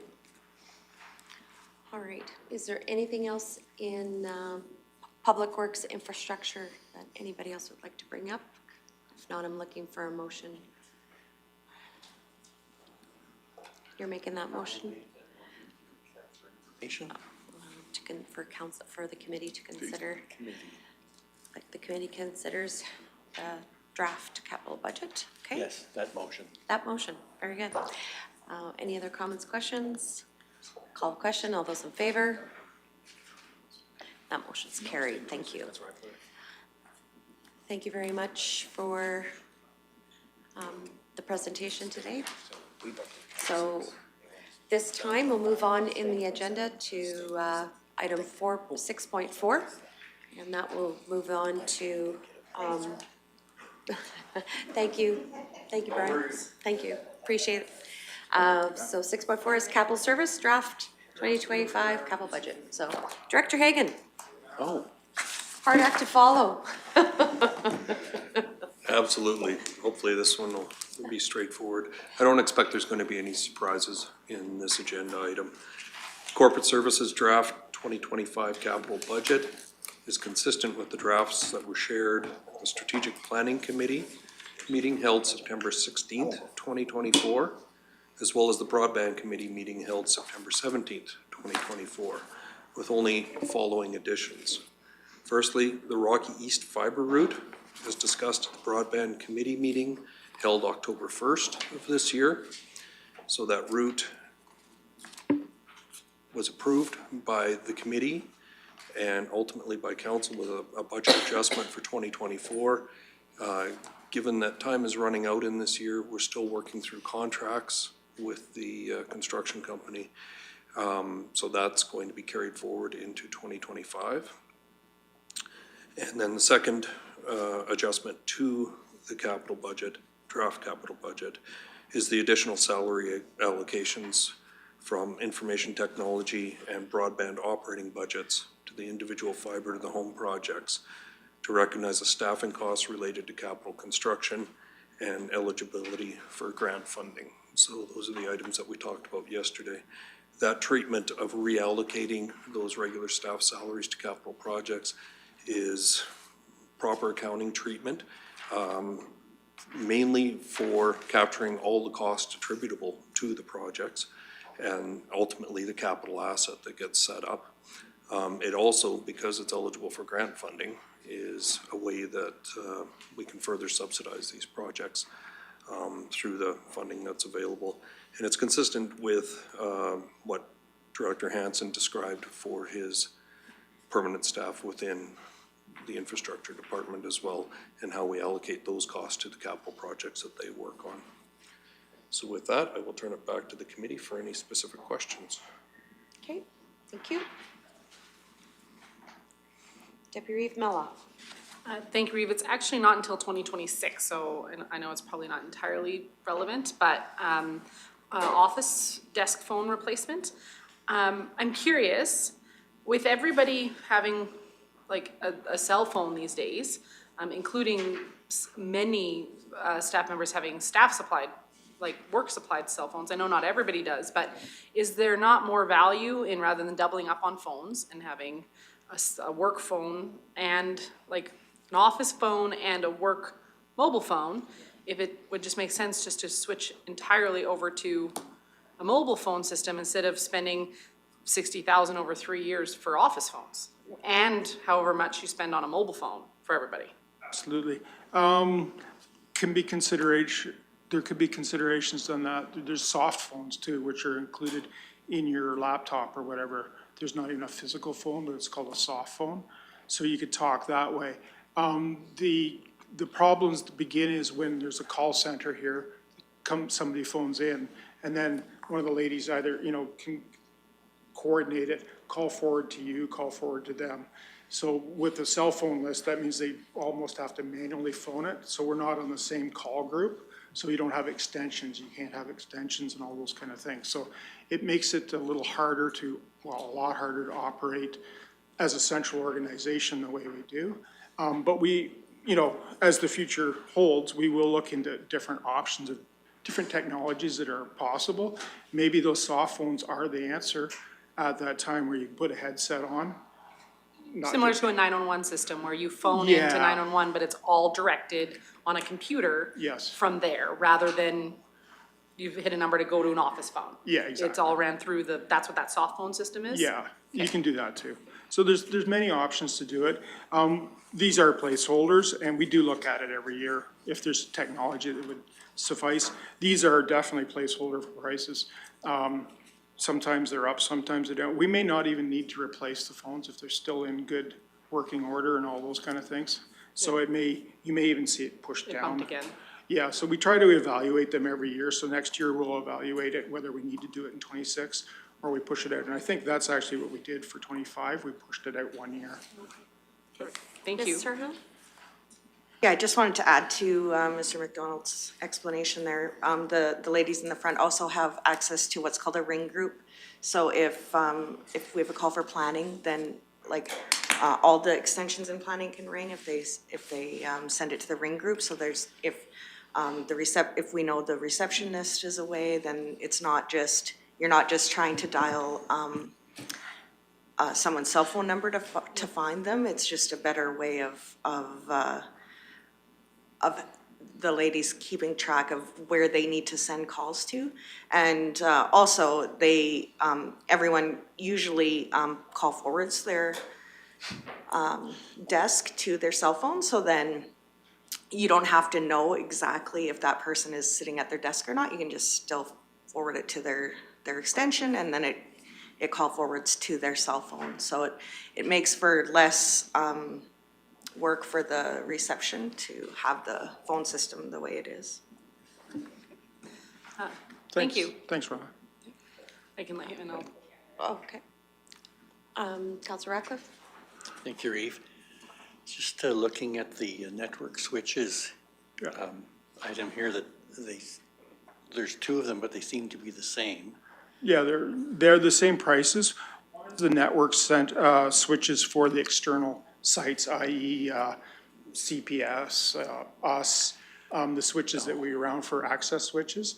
The other switches are our core switches, our central switches, which are the big redundant switches where the internet comes in, and we centralize all the servers off those. So it's a distributed set. So you'll have a central switch, our main switches, and then those switches connect via fiber or Cat6 to an access switch where all the employees would connect to. So those are the switches that have to be replaced, both sets. They're actually into the 10-year-old sessions now. So, and they run 24/7, 365 days a year. So we've gotten really good money out of them. And I think you noticed that the next time we ask for it is 2034. So we're hoping that they last that long too. Okay. If they're made in Canada. No, I'm just hoping. You mentioned that part of the criteria for replacing them is warranty as well. Yeah, absolutely, warranty and the availability of software patches and stuff like that. A lot of them do end of life, and you can still use the equipment, but they don't patch it up for security or any new modifications that you want to use. So They're getting near end of life is what it's called. Thank you. In these two items, how many switches are involved? For the switches that are for the central, there's 2 switches. They're for redundancy, so obviously if one dies, we can go down. And the other switches, I believe there's 7 switches, if I remember correctly. Okay, I'm just wondering what Yeah. we get for $200,000. Oh, yeah, they're not cheap. Nothing's cheap anymore. And then you've got to look at the bandwidth that you want to put across it. There's bandwidth anywhere from 1 gig that goes to the desktop if you want to move to 10 gigabytes. Or if you want high speed to your servers, you know, for data distribution, it could be 100 gig or more. So that's where we would be buying those central ones, are very high performance ones, whereas the other ones are not high. They'd have a 10 gig backbone and a 1 gig to the desktop. Yeah, just so As a distributor. fanned out. Yeah, okay, thank you. You're welcome. Deputy Melhoff? Thank you, Reeve. My next question with regards to drones. Yep. So I'm very much team drone for numerous reasons. Oh, awesome. We've used them for search and rescue for years and fire services. And I see here you have listed almost every department to have them as value. There's Public Works and Ag. Oh, and yeah. how do they sign these out to make sure that the different departments can actually utilize this critical piece of? Oh, absolutely. We have it on our, in our internal SharePoint site. We actually have training for staff, and we actually have a sign-out system, and IT takes care of that. So we'll have, for training drones, we have 3 DJI ones. They're very cheap ones, so if they wreck them, it's not so bad. And then we have the higher-end ones, the Matrices and whatnot, that fire uses for your search and rescue, for example. So, and then we do have a sign-out process. They go through all the end users that want them. For example, we've just had a few people pass for drones. They still need some flight hours. I think it's, oh boy, 10 hours minimum for flight hours. Don't ask me. But, so they've gone through all the training. The county's provided that training, the books, and then they write a test, and then they can go to the next level. So yeah, we do have a whole system in place for that. Okay, perfect, thank you, because just at the Ag Board, was that a couple weeks now? 3 weeks maybe, we were discussing like a wild boar incident that we had, and I don't know if this was available to them to utilize that, but to be able to like, it ended up not being a wild boar, so like nobody panic. Like it was not a wild boar. I don't know if I can say that louder. That's why but we have that's not what bears. it was. But if they can use that then to investigate Through the heat, through yeah. heat sensing technology and all of that, it can make the groundwork significantly easier. So knowing that they have the ability to just sign it out under that process Yeah, it's perfect. is great, because that's a very valuable tool Yeah, for all and departments. we're trying to get as many people trained up on as we can. We have people in planning trained. Oh boy, I'm gonna get tested on this. Public Works trained, assessments trained. Well, not all of them, people that want it get trained. I can't remember if Ag's been trained or not. That's, Matt may know. But there's a few. Matt was here, I don't know Yeah, if he's here but a still. few people have been trained. And it's open to anybody that's employed at the county for use. So I think it's gonna be a boon to us for sure. Perfect, thanks. Great. Oops. Sign you up. There we go, there we go. There. Awesome. All right, there's no other questions. We can move to a motion to, the committee considers the corporate services draft 2025 capital budget. Okay, Councillor Cermak makes that motion. All those in favor? That motion's carried. Thank you. Thank you. Thanks. Awesome. Now moving on to Ag and Community Services, 6.5.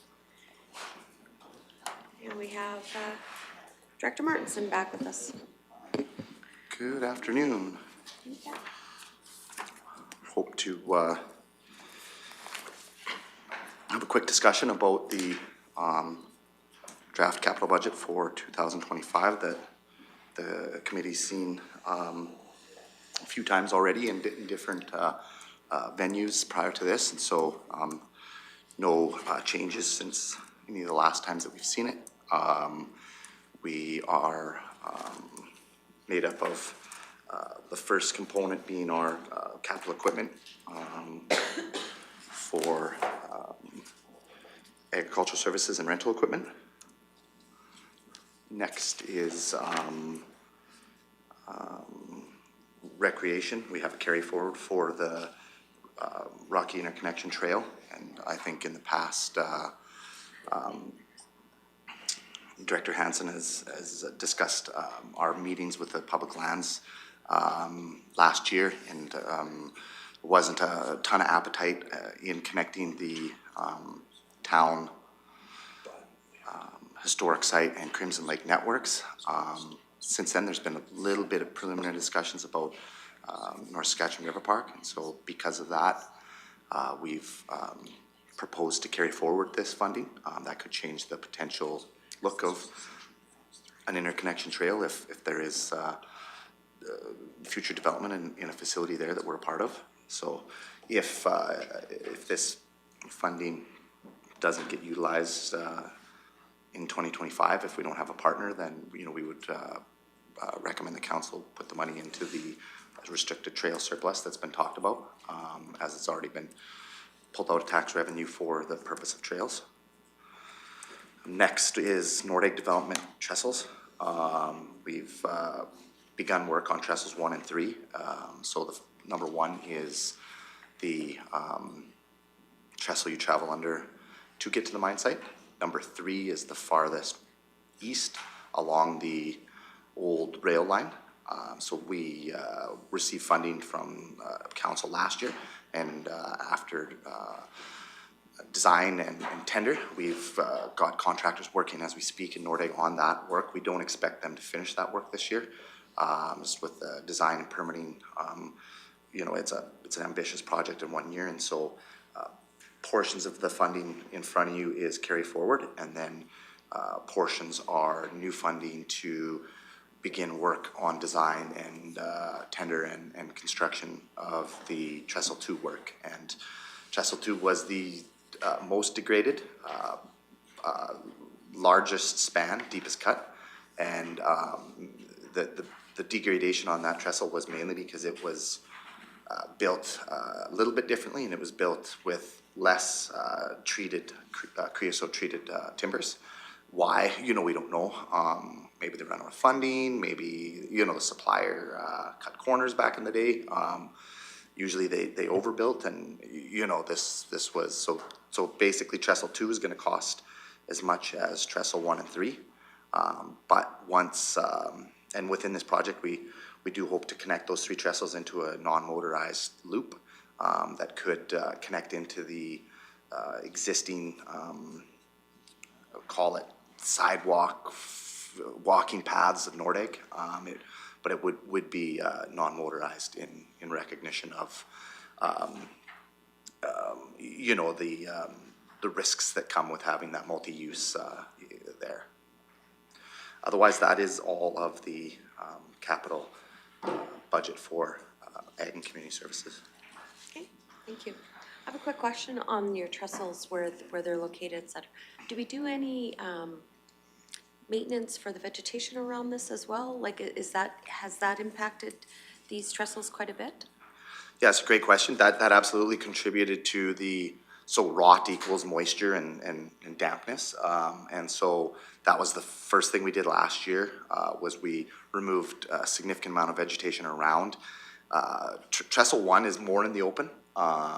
Trestles 2 and 3 are in deeper forested areas, and so we will never completely remove all of the shade, but we did significantly increase the amount of sunlight and wind that does get to these trestles, so that will reduce, some of the issues, most of the issues moving forward. Also, the design is in consideration of the fact that, it is kind of damp, subalpine type conditions, and so we hope that new design will be more resistant to the dampness and the rot that comes along. Thank you. Councillor Ratcliffe? Thank you, Reeve. I can see how, if you were short of materials, how long it would take to get on the train and go back to where you could get them and be back to the job. I wanted to ask you about the Rocky Interconnection Trail. What's turned out to be the barrier there? The biggest issue that it hasn't moved forward? You know, the historic site and provincial folks from Crimson Lake were supportive of a project, the projects in between as an interconnection trail. The barrier was public lands and finding any kind of partnership as far as offering us the ability to run an easement or some sort of right-of-way through public lands. The majority of the land connecting the historic site and the Crimson Lake trail networks is through Crown land. And so at the time we got, you know, a bit of the feedback was, you know, we're focusing on the rail trail as far as the area. And so, you know, sort of check with us maybe once we've got, you know, the brunt of that done. And, you know, also the public lands folks are going through quite a process with Trail Act planning, and that's, you know, taking quite a bit of their resources. And so we heard that. I mean, we only have so much capacity to do things as well. But because of that, the nature of it being mainly public land, we were, you know, it would have been nice if we would have had, say, right away or something, you know, that spanned that whole way. But it would be, we would need the public land as a partner at the very least. And we don't have it today, but things can change fast. Like I said, if something, you know, pops up around the North Saskatchewan River Park, that this could be, may not be, you know, connecting historic park to Crimson Lake, but it could be maybe a different interconnection. So that's why we've carried it forward, to make sure we could capitalize on an opportunity if it pops up in this next year. Well, okay, good. That's on those Crown lands, there's probably space for some cross-country trails or snowshoe trails, sort of thing as well. But thank you for the update. Yeah, and maybe I'd be specifically, it isn't vacant Crown land, it is grazing lease, you know, which would require effort from public lands and certainly some sort of, you know, agreements with the grazing lease holders and the occupants identified there. So yeah, there definitely is some small potential loops or something like that on a bit of vacant ground. But yeah, it's you never know what'll happen in the future. Yeah. Okay. Councillor Lahi? Thank you. Just one quick question about the trestle project. This is more or less a stabilization project, not a restoration project. There's no intent to have it for anything other than non-motorized traffic? Yeah. Yeah, it is, right, you know, right now the trestles would be in a condition that we wouldn't be confident, you know, they're closed technically now. I mean, people hop over the barriers and do what they do, but, you know, this would be redecking. It would be replacing any stringers or any substructures that were degraded, and it would be bringing them up to a standard that would allow non-motorized access.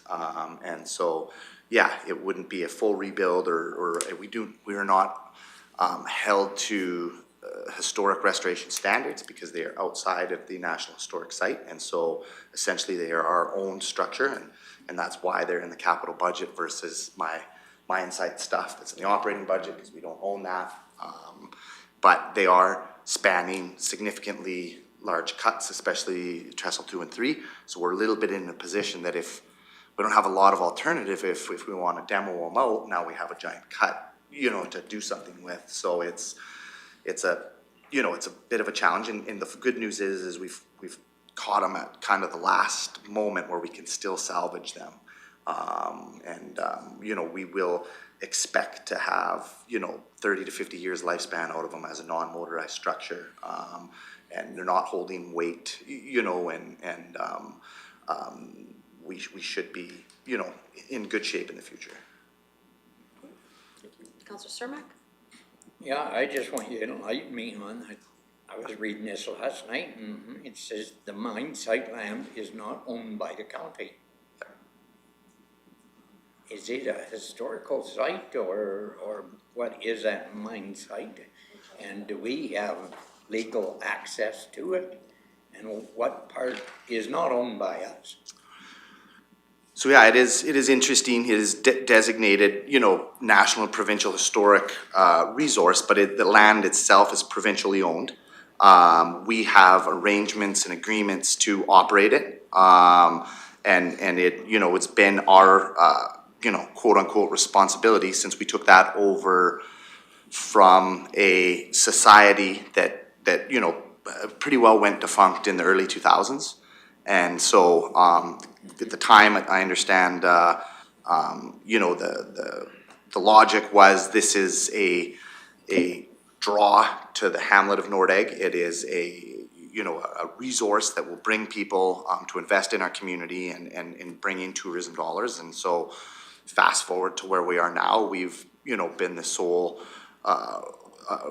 operators, but we share, you know, responsibility for funding with the provincial and federal governments, and that's what we keep telling them. So that's, you know, the start of our grant. Say this is your guys' facility as much as ours. We're the operator of it, but it's a three-way partnership, and so we've been utilizing that logic to try to, for the last couple of years since my team's been responsible, to shake every dime we can out of the, you know, and we're successful with funding last year, and we've got significant grants out this year, and we hope to continue on with the momentum we've been able to start. And it's a big site, biggest you know, site in Western Canada as far as historic coal mining goes. The province knows that.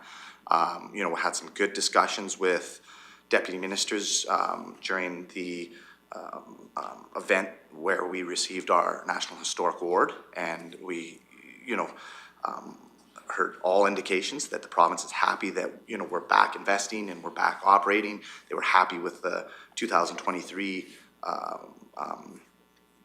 results that we had for tours. If they were happy then, we should be happy with this year's, you know, which we significantly increased. So yeah, it is an interesting layered site when it comes to, you know, the national and provincial historic designations and the county running it. But yeah, it is, the land is owned by the province.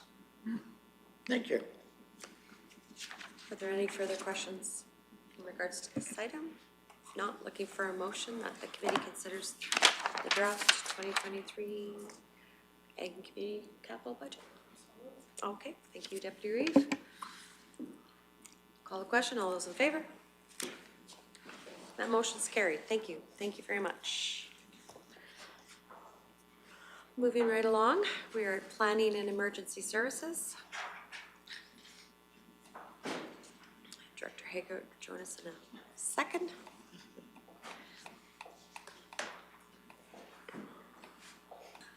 Good afternoon again.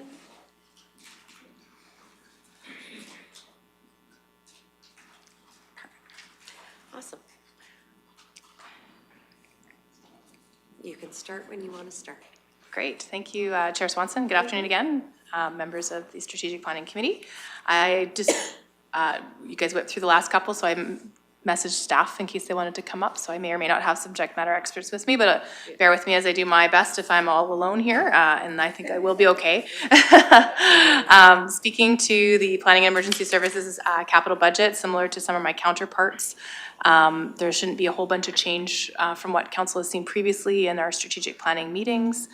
And the Planning and Emergency Services capital budget is estimated expenditures needed to purchase equipment and vehicles predominantly for the Clearwater Regional Fire Rescue Services, as well as a small portion, which is the Community Peace Officer Program for the general capital. CPO vehicle fleet, you would have seen in Kurt's presentation a little bit earlier this afternoon. And there are no capital costs related to the Emergency Management and Transfers Program. For Clearwater Regional Fire Rescue Services, again, the committee is well aware, we've talked about this for the last 5 or 6 years anyway. Any of the large apparatus, the engines, tenders, et cetera, they have a 10% deposit in the year that they're ordered.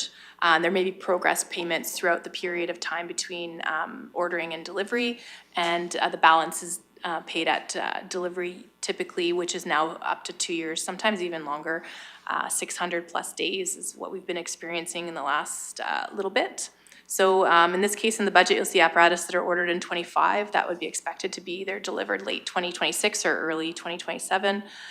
And as Kurt mentioned in his presentation earlier, anything in our capital vehicle fleet, they're ordered after they've met or exceeded the threshold for replacement in that fleet management strategy, as well as the schedules that are set out in the NFPA standards, as well as in our fire services master plan. So everything's kind of laid out in terms of equipment well in advance. There's lots of planning that goes into large apparatus like fire trucks. So I'm gonna keep trucking along.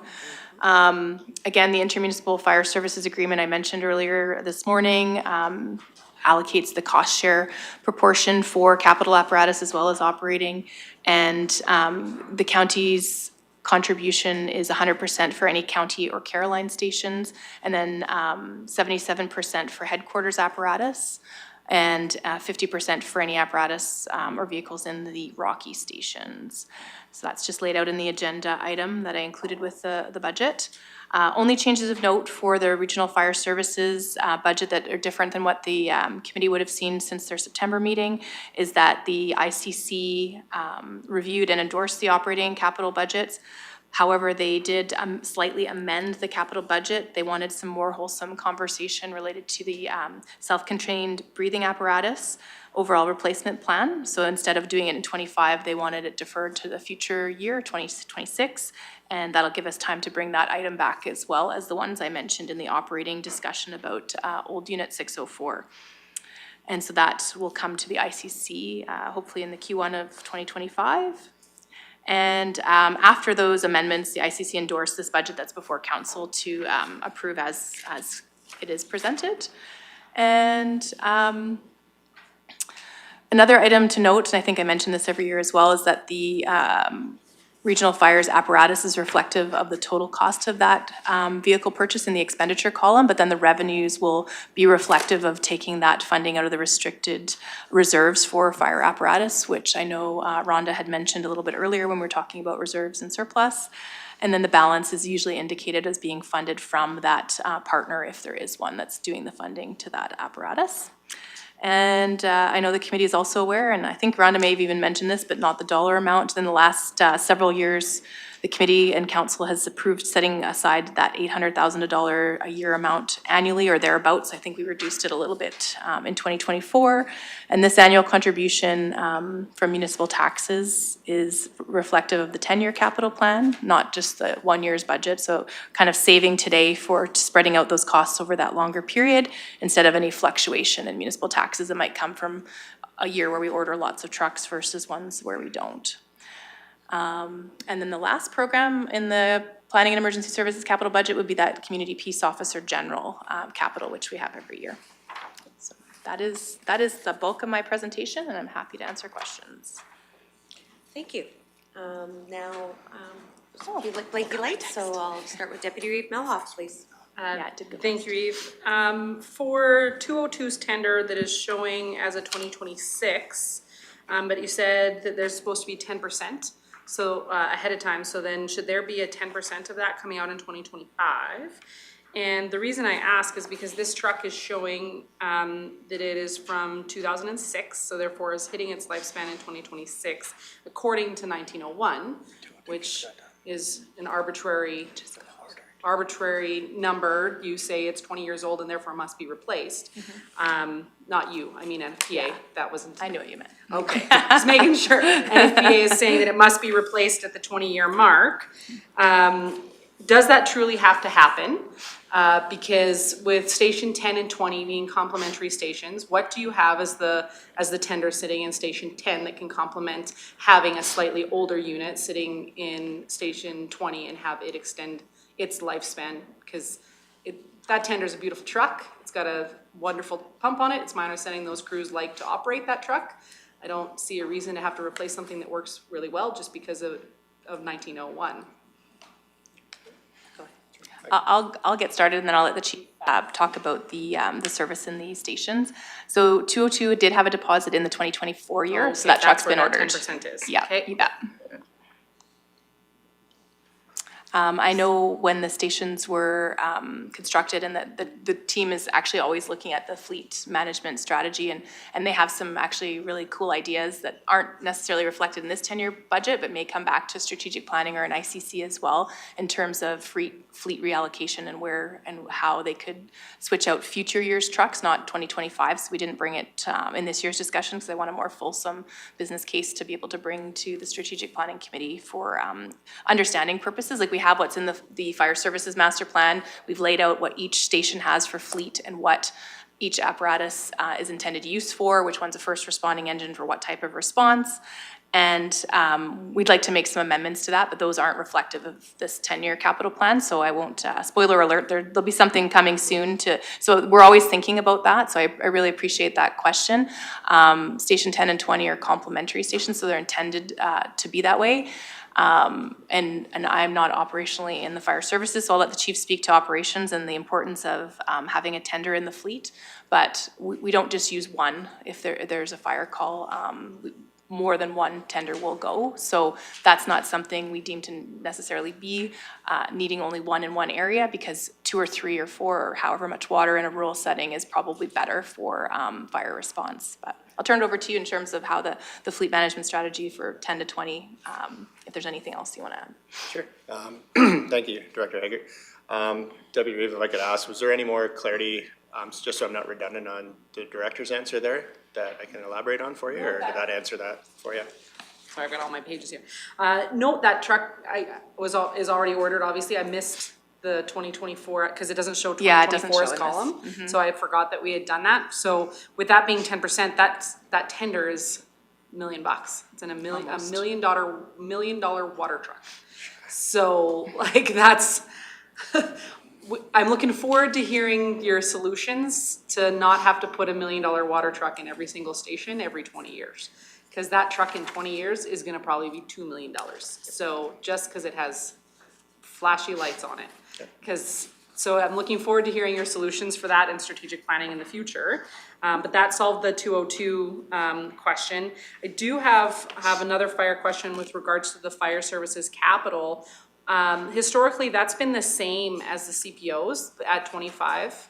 Why is that changing from the 25 to the 30 and then 35 in subsequent years, and then in 2030 eventually 40? So, and that's just a general if you need to spend capital dollars, but they've typically been consistent with the CPOs. So why is that no longer consistent with what the CPOs? Thank you. I'm good to go. Thank you very much. That's a good question.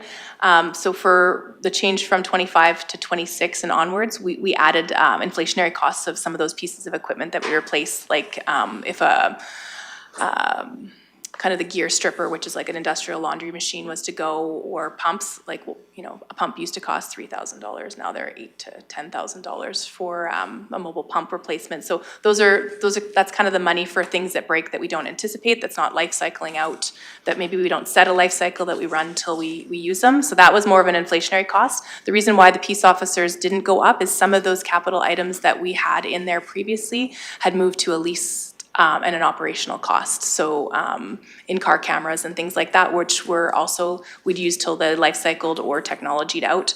And those have moved to an operational lease. So those costs will now be reflected in operational. So we didn't have to bump that one up.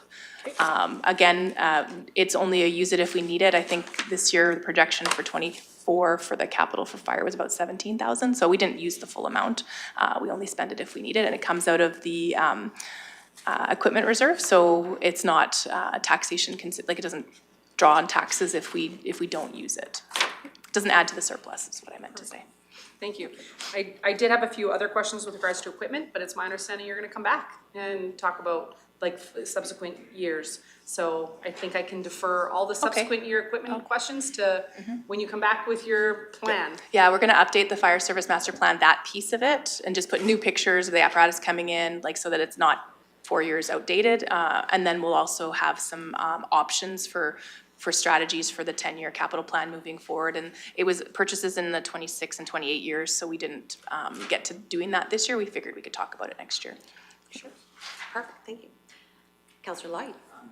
And thanks to Councillor Milhoff, Deputy Reeve Milhoff, for bringing forward some of that focus on that apparatus and how the escalating costs are always a source of worry for council. I will say, because that unit you were describing, I saw it come to life through the end of my pen, and I can say that I'm pleased that unit served a 20-year life and still is viewed positively by that group. So maybe there's is an opportunity at some level of that to continue serving, but I think it's the reality that a vehicle that was worth $212,000 20 years ago is being replaced by $1 million. It's the reality of where we're at today and the changing fire service. But I think we get good use out of creating value on and not restricting the needs of our fire service through budget as we go forward. Put the good unit out there, it will serve the community well for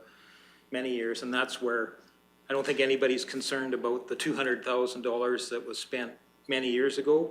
They were in those days. That was a big step forward, but I think as we look to the future, we know that this upcoming unit will hopefully serve as well and provide that level of service to the community. So, anyway. Perfect. Okay, yeah, for sure. Deputy Reeve Miller? Thank you, Reeve. And Councilor Hyde, I hope you don't think that I'm suggesting that we don't make sure that we have good equipment for our fire service. That was by no means what I'm suggesting. I'm suggesting we make a tactical operational decision based on what our units needs and our community needs, not an arbitrary NFPA insurance company driven decision. Those are different conversations, and you have done very well to make sure that those fire services are very well equipped, and we will continue to do so. I just think that we should get to make that choice, not an insurance company, that's all. I do agree with you. Understanding why those standards were embraced is because there was a concept that we should be able to do this cheaper somehow if we didn't have to meet this ridiculous standard that's there. But I think it's great to have those baseline standards of the NFPA being introduced into it. But as time moves on, as we know better, I think we can do better and find some ways to support the service ultimately. Yeah, go ahead, Kristen. Thanks, Chair Swanson. Just one more comment as well.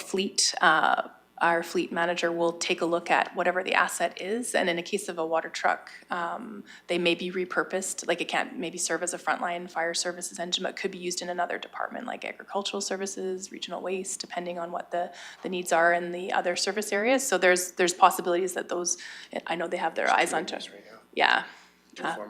Two former fire tenders in use. So yeah, they may not be in fire services, but they may still be utilized within the municipality elsewhere. So just and fleet manages that on behalf of the county. Perfect. Councilor Ratcliffe? Thank you, Reeve. I have two questions. Last one first. These rescue lifting bags, it looks like we're only buying 4. And that they cost about $15,000 each. Am I? 155, the very last one. Second last one. So for the, if I may, so for that one, Councilor Ratcliffe, just to elaborate, so what we've done is we've done an audit on our equipment and our gear, and that was one of the things that we identified that we need to reflect the current standard to make sure we're following best practice and safety, and we identified that we have some out of service and past its recommended life expectancy based on NFPA as well as based on the manufacturer. When it comes to lifting bags, because it's low pressure, like creating a lift, if you will, like say a rolled over tanker, for example, to gain the access and stuff, you're dealing with a lot of weight, which creates a higher safety factor there for the crews working around it. So if we're working with dried out expired bags, we want to make sure we're following the standards that way. So when we did an inventory on the whole service, we identified that a couple of the stations that focus on highway response specifically, we didn't feel that we needed them on every truck and every station. We wanted to make sure we focus on the key vehicles that are going to go to the key areas for the most MVCs that have that potential.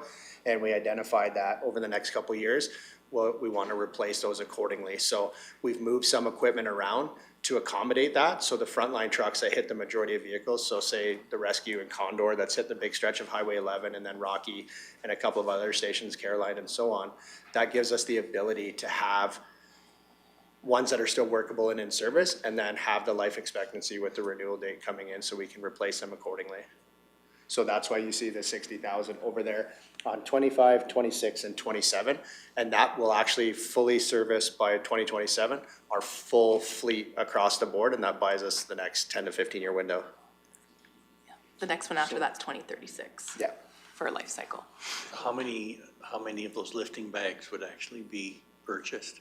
So with that dollar value that's there, it's not per individual bag, so it's based on what your intended use is. So some city departments and some other rural departments will have what they call a heavy and a light lifting set accordingly, and we have them in a complementary asset, if you will. So we have like a focus for certain trucks on heavy rescue. So the Condor Rescue there is our heavy rescue truck. So it's gonna have more of the larger bags and the larger capacity. Okay. And then the frontline trucks will have the smaller. So it'll be kind of custom tailored to accommodate the expectation of that apparatus. So there's sets of them?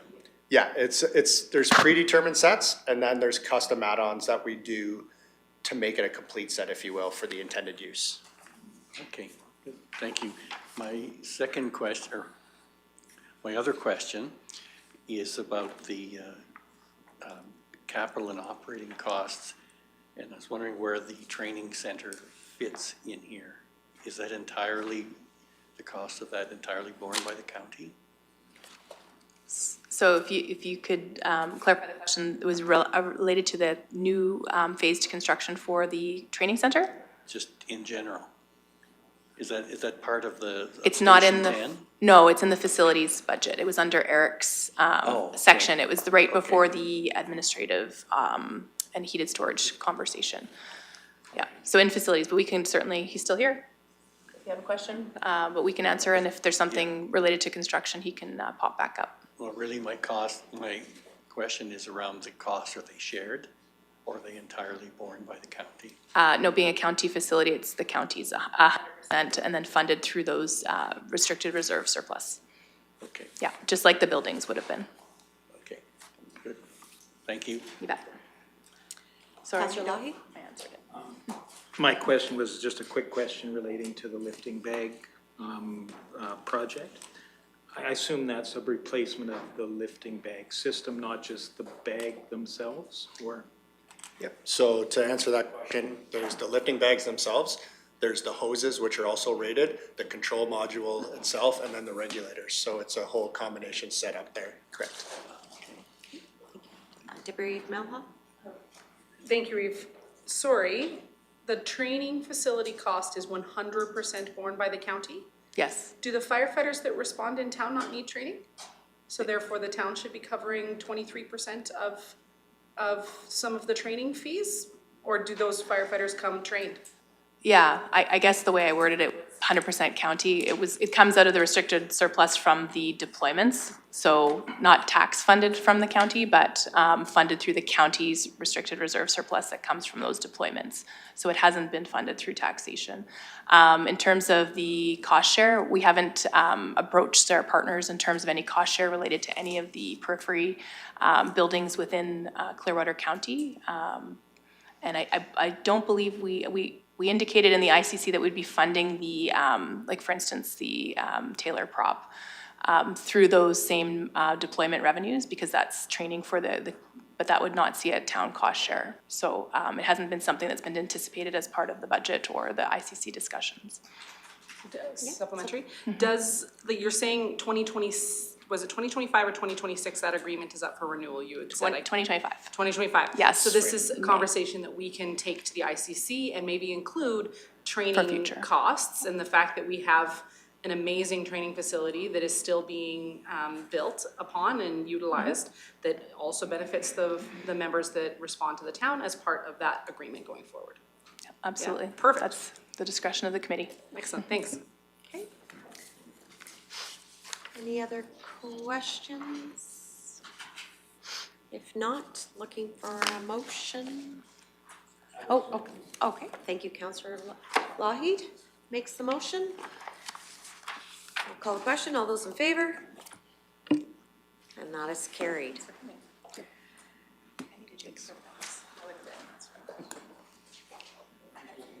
So I'm looking at item number 7, parking lot. So I'm looking across Ms. Serhan, is there any items on the board that we need to discuss right now? Go ahead. So the things that I have listed.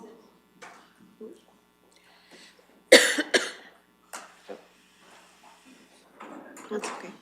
The things I have listed are community halls, where we have been, where we're going, which could be a discussion for a strategic planning session, wouldn't necessarily have to happen today unless there are costs in the 2025 year that you anticipate changing.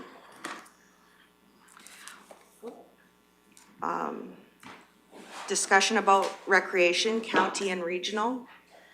Is that something that needs to be decided before a budget is passed also? Caroline Trail discussion, a future strat planning item likely.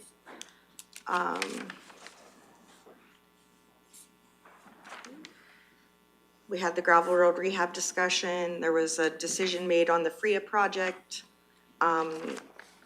Public Works infrastructure staff have already made the changes to the fire training projects. And the only things that could be discussed now or at a future strat planning is the funding for those items into the future. So if they're the Nordegg development and the facilities and the central station. So I guess that's up to this committee if they want to try to solve that problem today or if they want to talk about it at a future strat planning meeting. The cons of waiting is that there are projects that are scheduled to happen in 2025. So if it's the will of this council to have those go forward and then discuss whether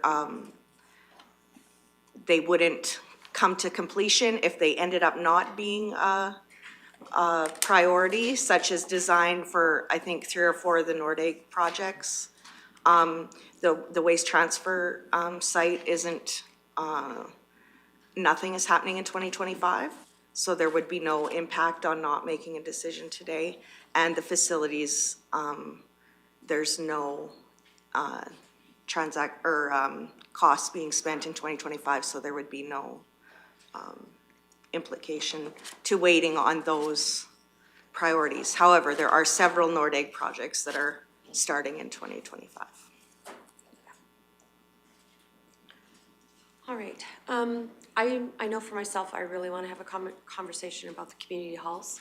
I know past term, we started, the council started to do an annual contribution to our halls, and then we did some adjustments with this new committee. I guess when we started it back in 2020, 2019, 2020, somewhere in there, the purpose was to kind of, because we had at the time we had 2 different types of opportunities for the community halls to have some funding, and of course we all realized through COVID, you know, and we wanted to ensure that our community halls were, you know, those that were thriving could, you know, continue, and those that were struggling, well, at least they had an opportunity to keep on going. So I would,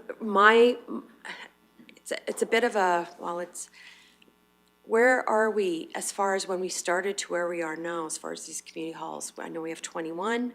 I know some, when they started, they didn't have their society status, they didn't have proper books, they weren't doing AGMs and everything else. Are they falling between the lines? Are they, you know, we do help them with insurance, so there's a lot of, you know, take the grader through their, you know, their parking lot, et cetera. So I would, because for me, if they're not working, we need to relook at that program and reward the community halls that are doing the work. And I'm hoping that the work isn't falling on the department. The department isn't doing the work for them. Like, this has to be community driven. So I don't know if you have a bit of an evaluation of how that program's worked and where we're going, because then, you know, there is some funding, like I say, allocated for 2025.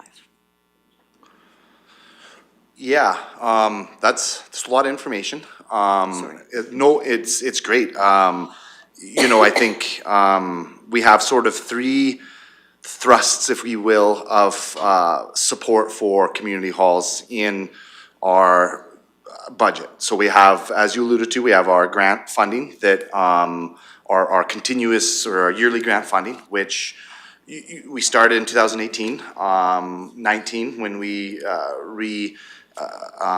evaluated the community hall funding. It used to be kind of on an ad hoc basis. People would make requests if we had a furnace out or if we wanted to do a big event, and it felt very ad hoc and picking winners and losers, and administration was put in, and council was put in kind of awkward spots.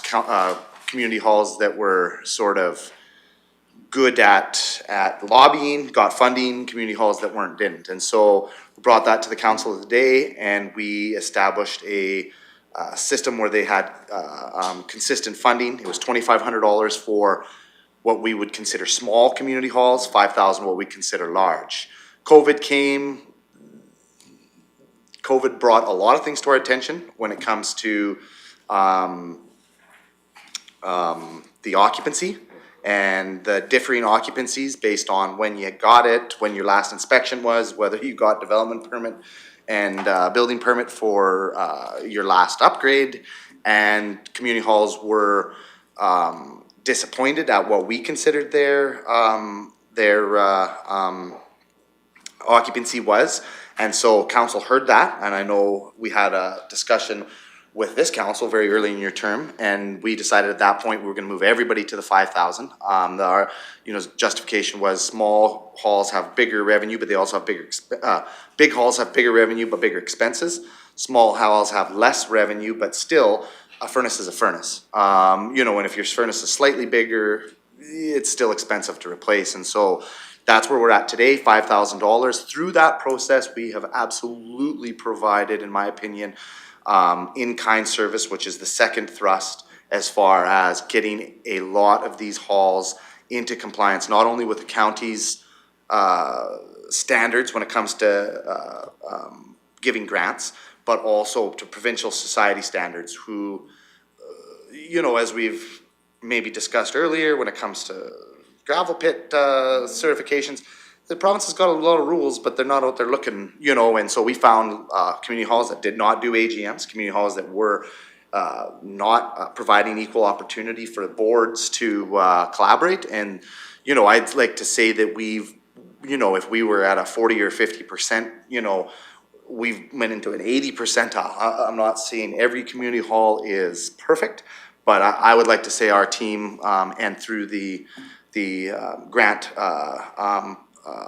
process has really added a lot of in-kind value. We also have started providing in-kind service to community halls where we can through helping them upgrade their grounds, whether it's spraying, fertilizing, reseeding. We've provided, and historically we've provided dust control services at times. There's a policy where they'll get a certain amount of gravel upon request. If they're snow plowing, if they get a big dump of snow and their equipment's small, let us know, and when we have a minute, we'll give them a hand. So I think from that perspective, we've provided, in service there, which is, harder to identify. It's not one line in-kind service, but I think it's made a significant, help.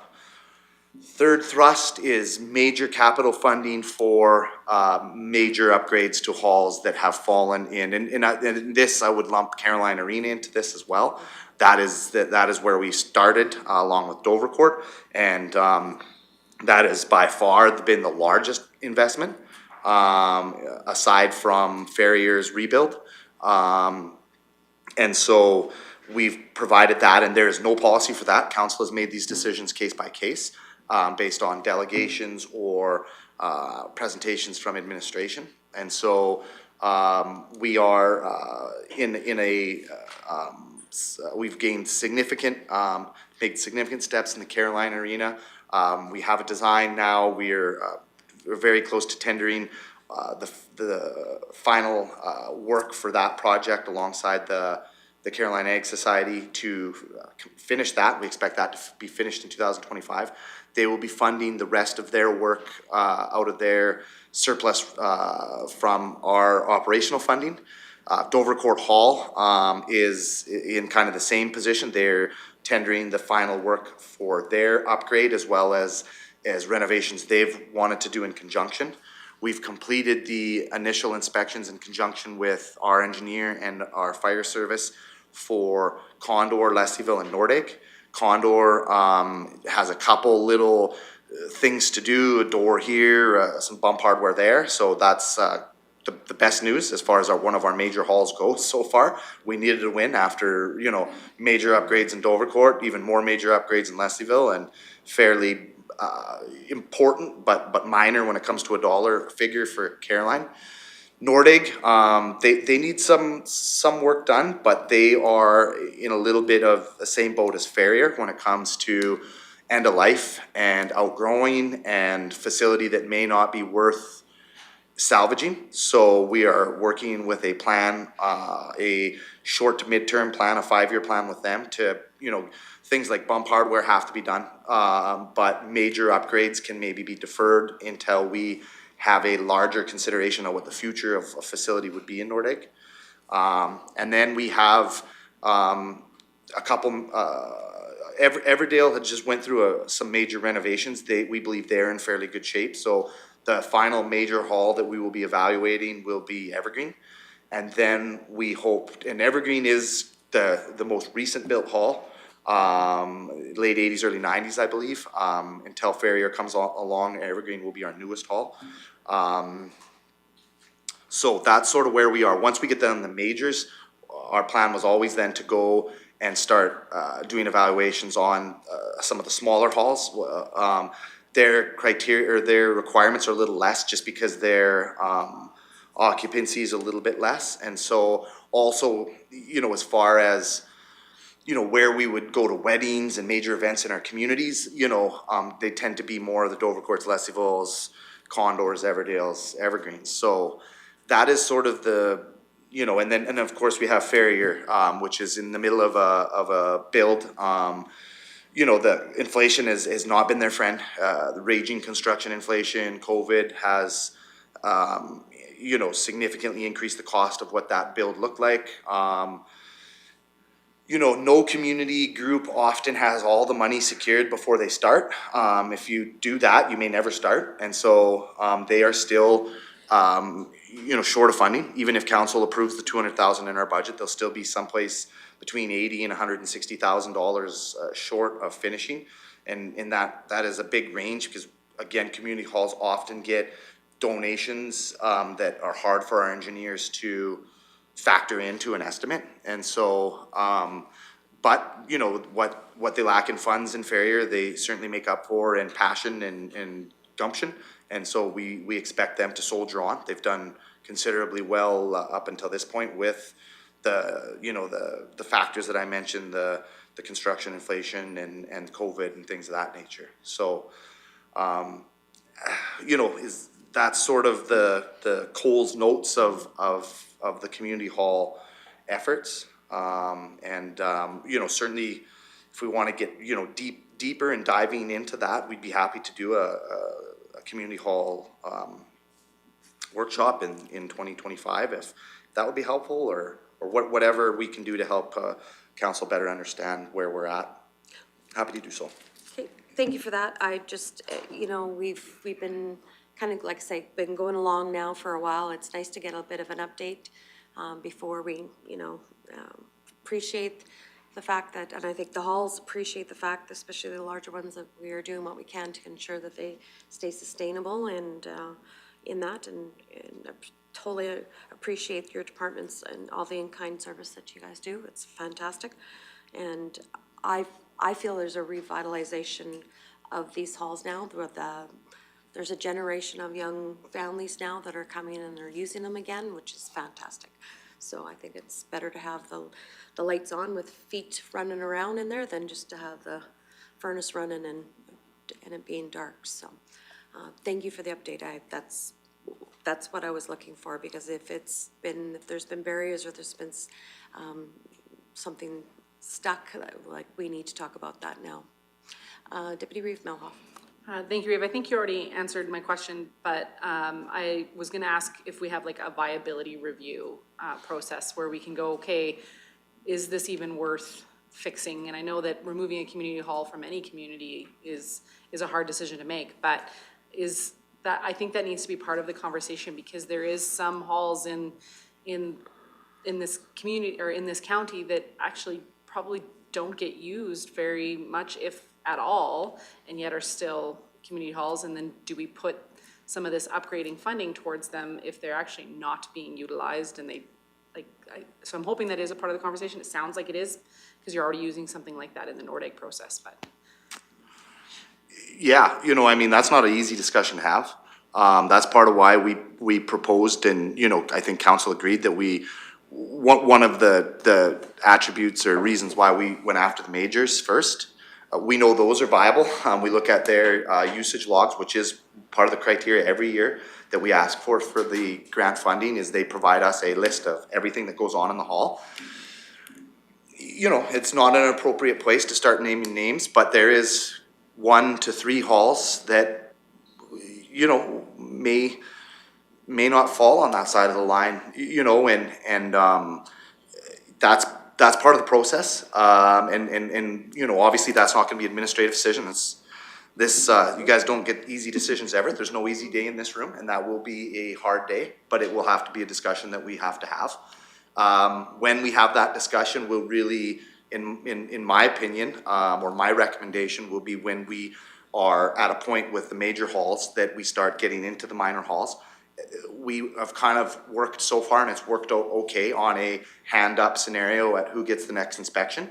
And so we will be using that as we move past the large halls this year. Whoever kind of puts their hand up for small halls moving forward, we will assess them. And once the hands are done being up, we'll start making those choices. You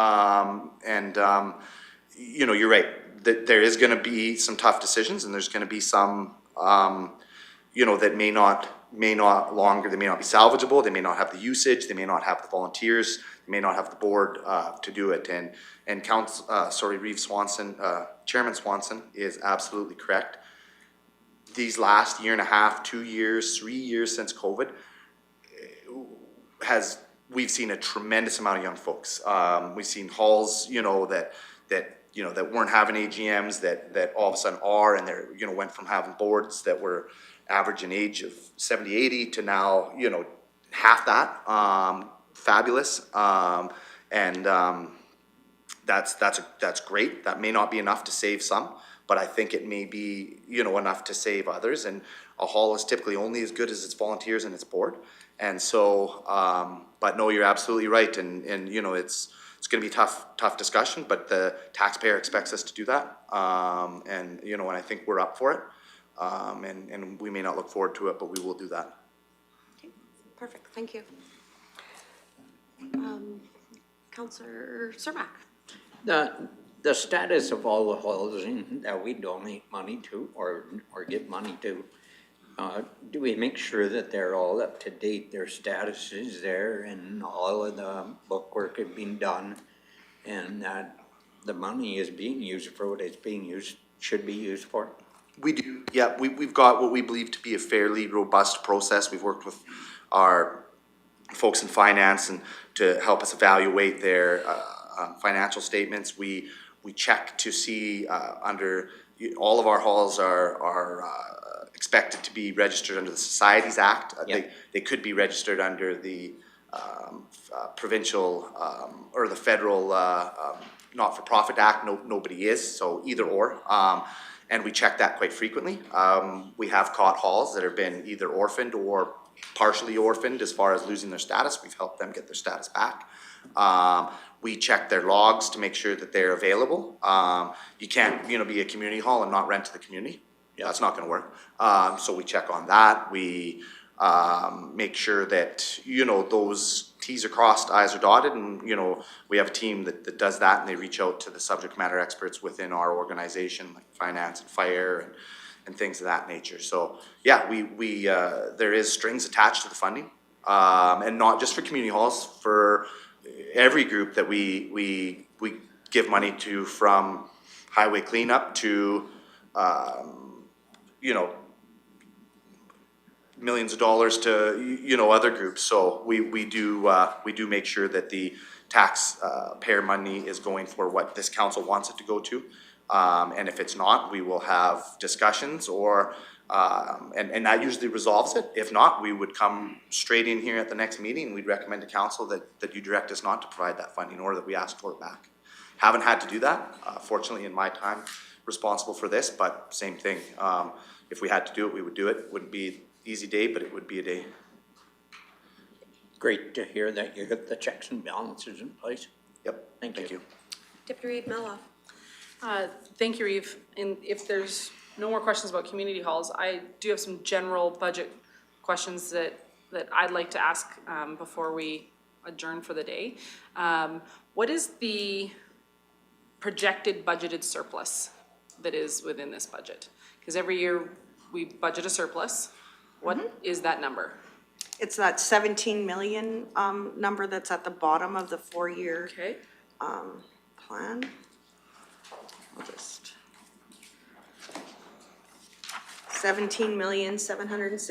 $17,765,002. So that's that. That's the original right here. The 4-year plan. That one. Okay. I swear I That's- it's in yeah, here it is. somewhere. I've seen it. And that's before any dollars have been transferred to any of the restricted surpluses for any of the programs. So that's before any of the already predetermined and motioned transfers take place. Because there's some that are predetermined in budget, i.e. 800,000 to fire and so much for equipment to public works operations. So there's some that are already predetermined. West Country Roads is a predetermined, so that 17 million is before any of those. Yes, and if you took the average, cost, from my, first agenda item in the, yesterday, the average cost over 10 years is $18 million to fund those. So then we're $1 million short if we're doing 18, if we have to If we're transfer doing a 18. 10-year average, yes. If we're doing the 10-year average, but if Yeah. we're going by the motions that are already existing, not including the ones, like the transfers that might be, that we haven't determined if those projects are actually taking place, but the ones where there's motions associated with it, there's a motion for the, year over year for the ag facility, I believe, there's West Country Roads, there's so much for public works infrastructure, fire services, what does that number become then? Well, some of those motions were for a set period of time, so I believe the ag, rec facility was for 3 years, and that 3 years is over. Okay, I think the fire, fleet is for 800,000 year over year. West Country Roads is 300,000. Fleet is, I think it needs to be revisited because I think it's low. It was 1 million something. And if we're encompassing the fleet through ag now in that management plan and all of Public Works and all the rest of the organization except the fire, then it's gonna be up over the $2 million. So that number changes year over year because whatever drops off, because those projects have been completed, and then the next 10th year gets added on. And if we do an average of that number will change every year slightly. But it does help to smooth out those bumps where you have a $7 million year for bridges versus a $4 million year for bridges. right. Sorry, can I Yep, can continue? With the changes in the assessment, that we are seeing this year in particular, is 500,000 still equal to 1%? No, Okay, what is it now? 1% is about, let me look. I want to say 610,000. It was easier when it was 500. It was easy math. Yeah, I'll get back to you with the number. Okay. Thank you. Those are the two questions? Those are my, Okay. those are my, for now. Okay. Yeah. Yeah, so because of our assessment changes, I assumed then that the percentage or the money that is associated to a 1% would change, which it shows that it has. The reason I want to dig into that is because if we're expecting a $17.7 million increase, we're projecting a 0% increase in taxation, which is fabulous, but then are we overtaxing our population by that divided by 610,000 now, if that's now the number? If 17 million is our projected surplus, are we then overtaxing our population by divide 17 million by 610,000? If that's what we're getting extra every year, then we're theoretically overtaxing everybody by that amount, and we could be looking at a tax reduction come the taxation rate bylaw in the spring. No, the planned surplus is to fund that $18 million worth of standard services, the TCA to fund those standard services. So if you don't want to put dollars into the capital projects for those standard services, then we got to look at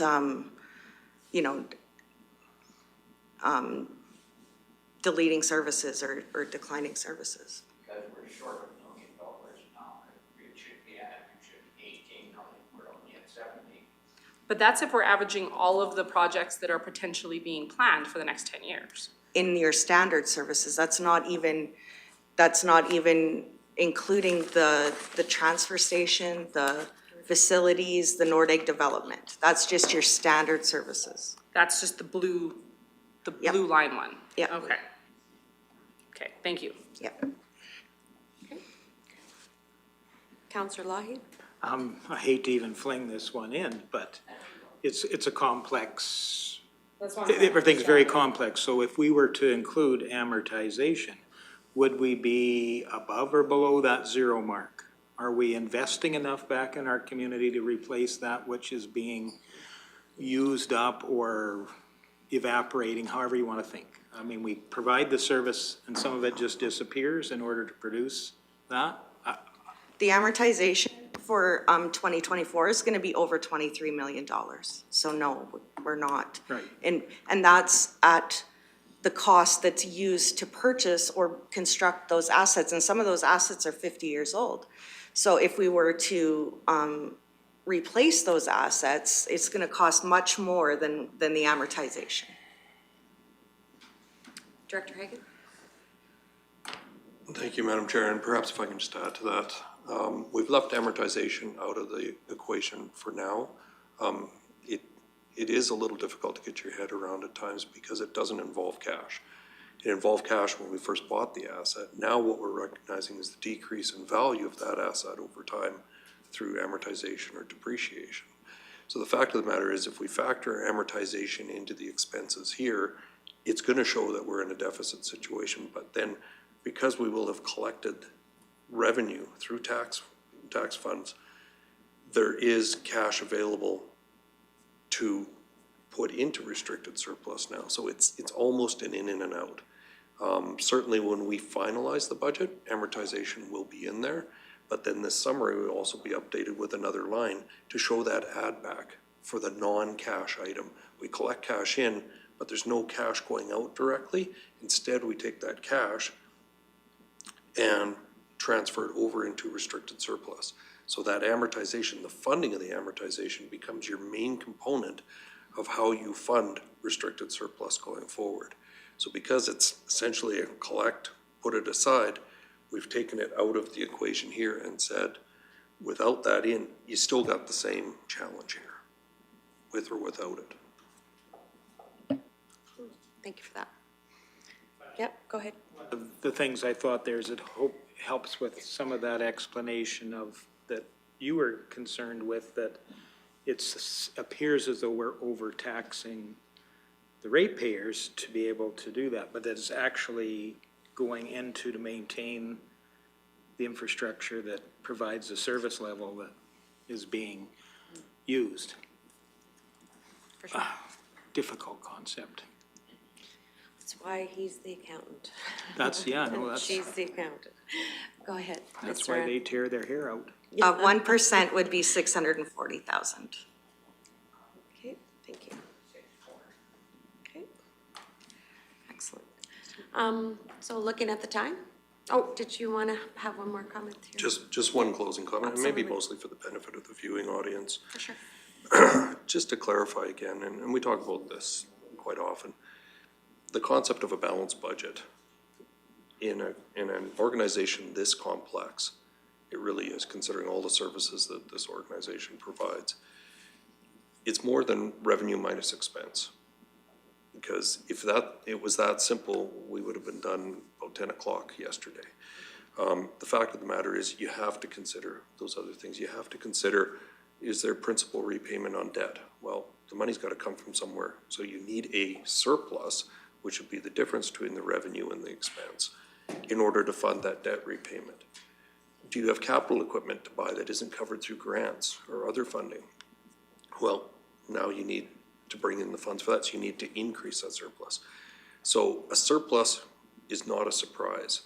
A change in the surplus amount between what we expected and what we actually realized is something that we factor into the financial statements and explain to council in the springtime each year. So a surplus is a planned financial strategy going forward to pay for the future, to save money for the future. So if you think about, put it into the equation of going to work every day and you get your paycheck, and if you spent all that money on your living expenses, your food, your gas, and so forth, you'd have nothing left to pay for replacement of that car, pay your mortgage payments, those kind of things. So essentially what we're talking about when we say a surplus, it's not a bad thing, it's good financial planning. But then it gives council, through this committee, the opportunity to really plan for the future and say, how are we going to save for the future? As Ms. Serhan said, so you don't have those spikes in tax revenue each year where there's either a accumulation of large-scale capital projects coming or unexpected operating expenses come along. Try and smooth that out and plan logically for the future. I hope that helps. Absolutely. Awesome.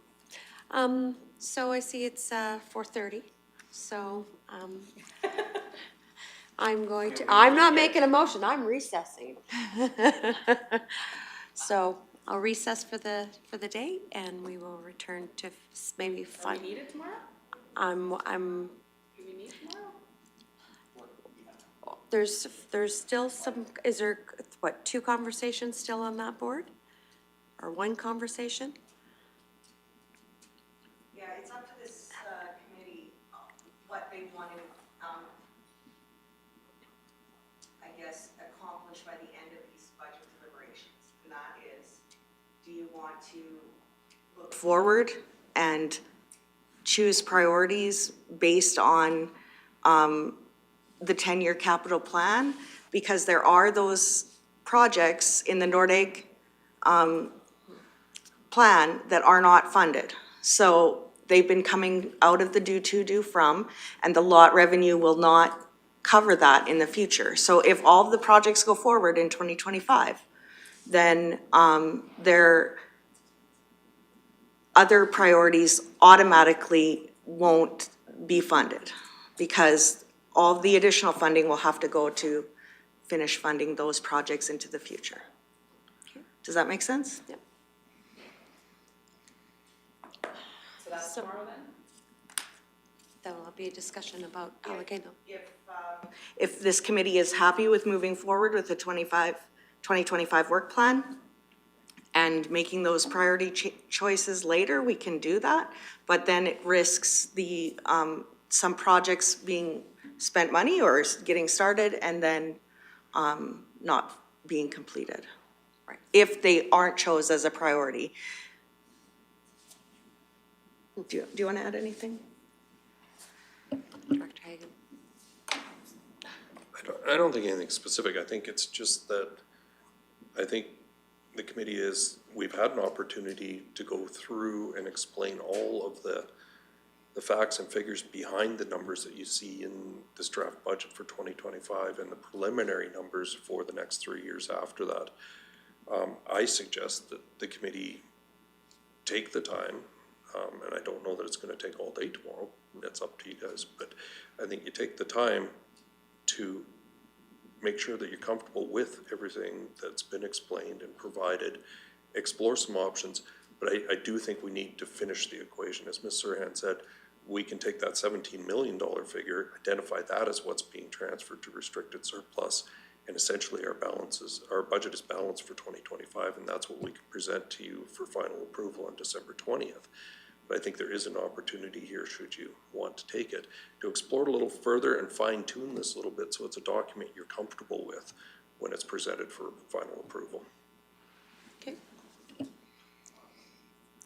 So, okay, Councillor Ratcliffe? That's, I was noticing that around Nordig as well, that there's a lot of money going out there the next few years. And that's why I brought up the question is, do we need to adjust that schedule? But it's a question I can't answer because this work is interrelated. So we would need some guidance, I guess mostly from Public Works and around the lot sales, is if any of those things can or should be adjusted, any of those Nordic projects. Go ahead, Ms. Serhan. And there are other funding opportunities. If council wants to move forward with this aggressive capital plan, there is, the choices are to increase tax revenue or debt funding. So it's not like this work plan is out of reach. It's just what are this committee and ultimately council's wishes for how to have these projects come to fruition. So what I'm sensing is there needs to be some more discussion tomorrow. So I will recess the meeting until tomorrow.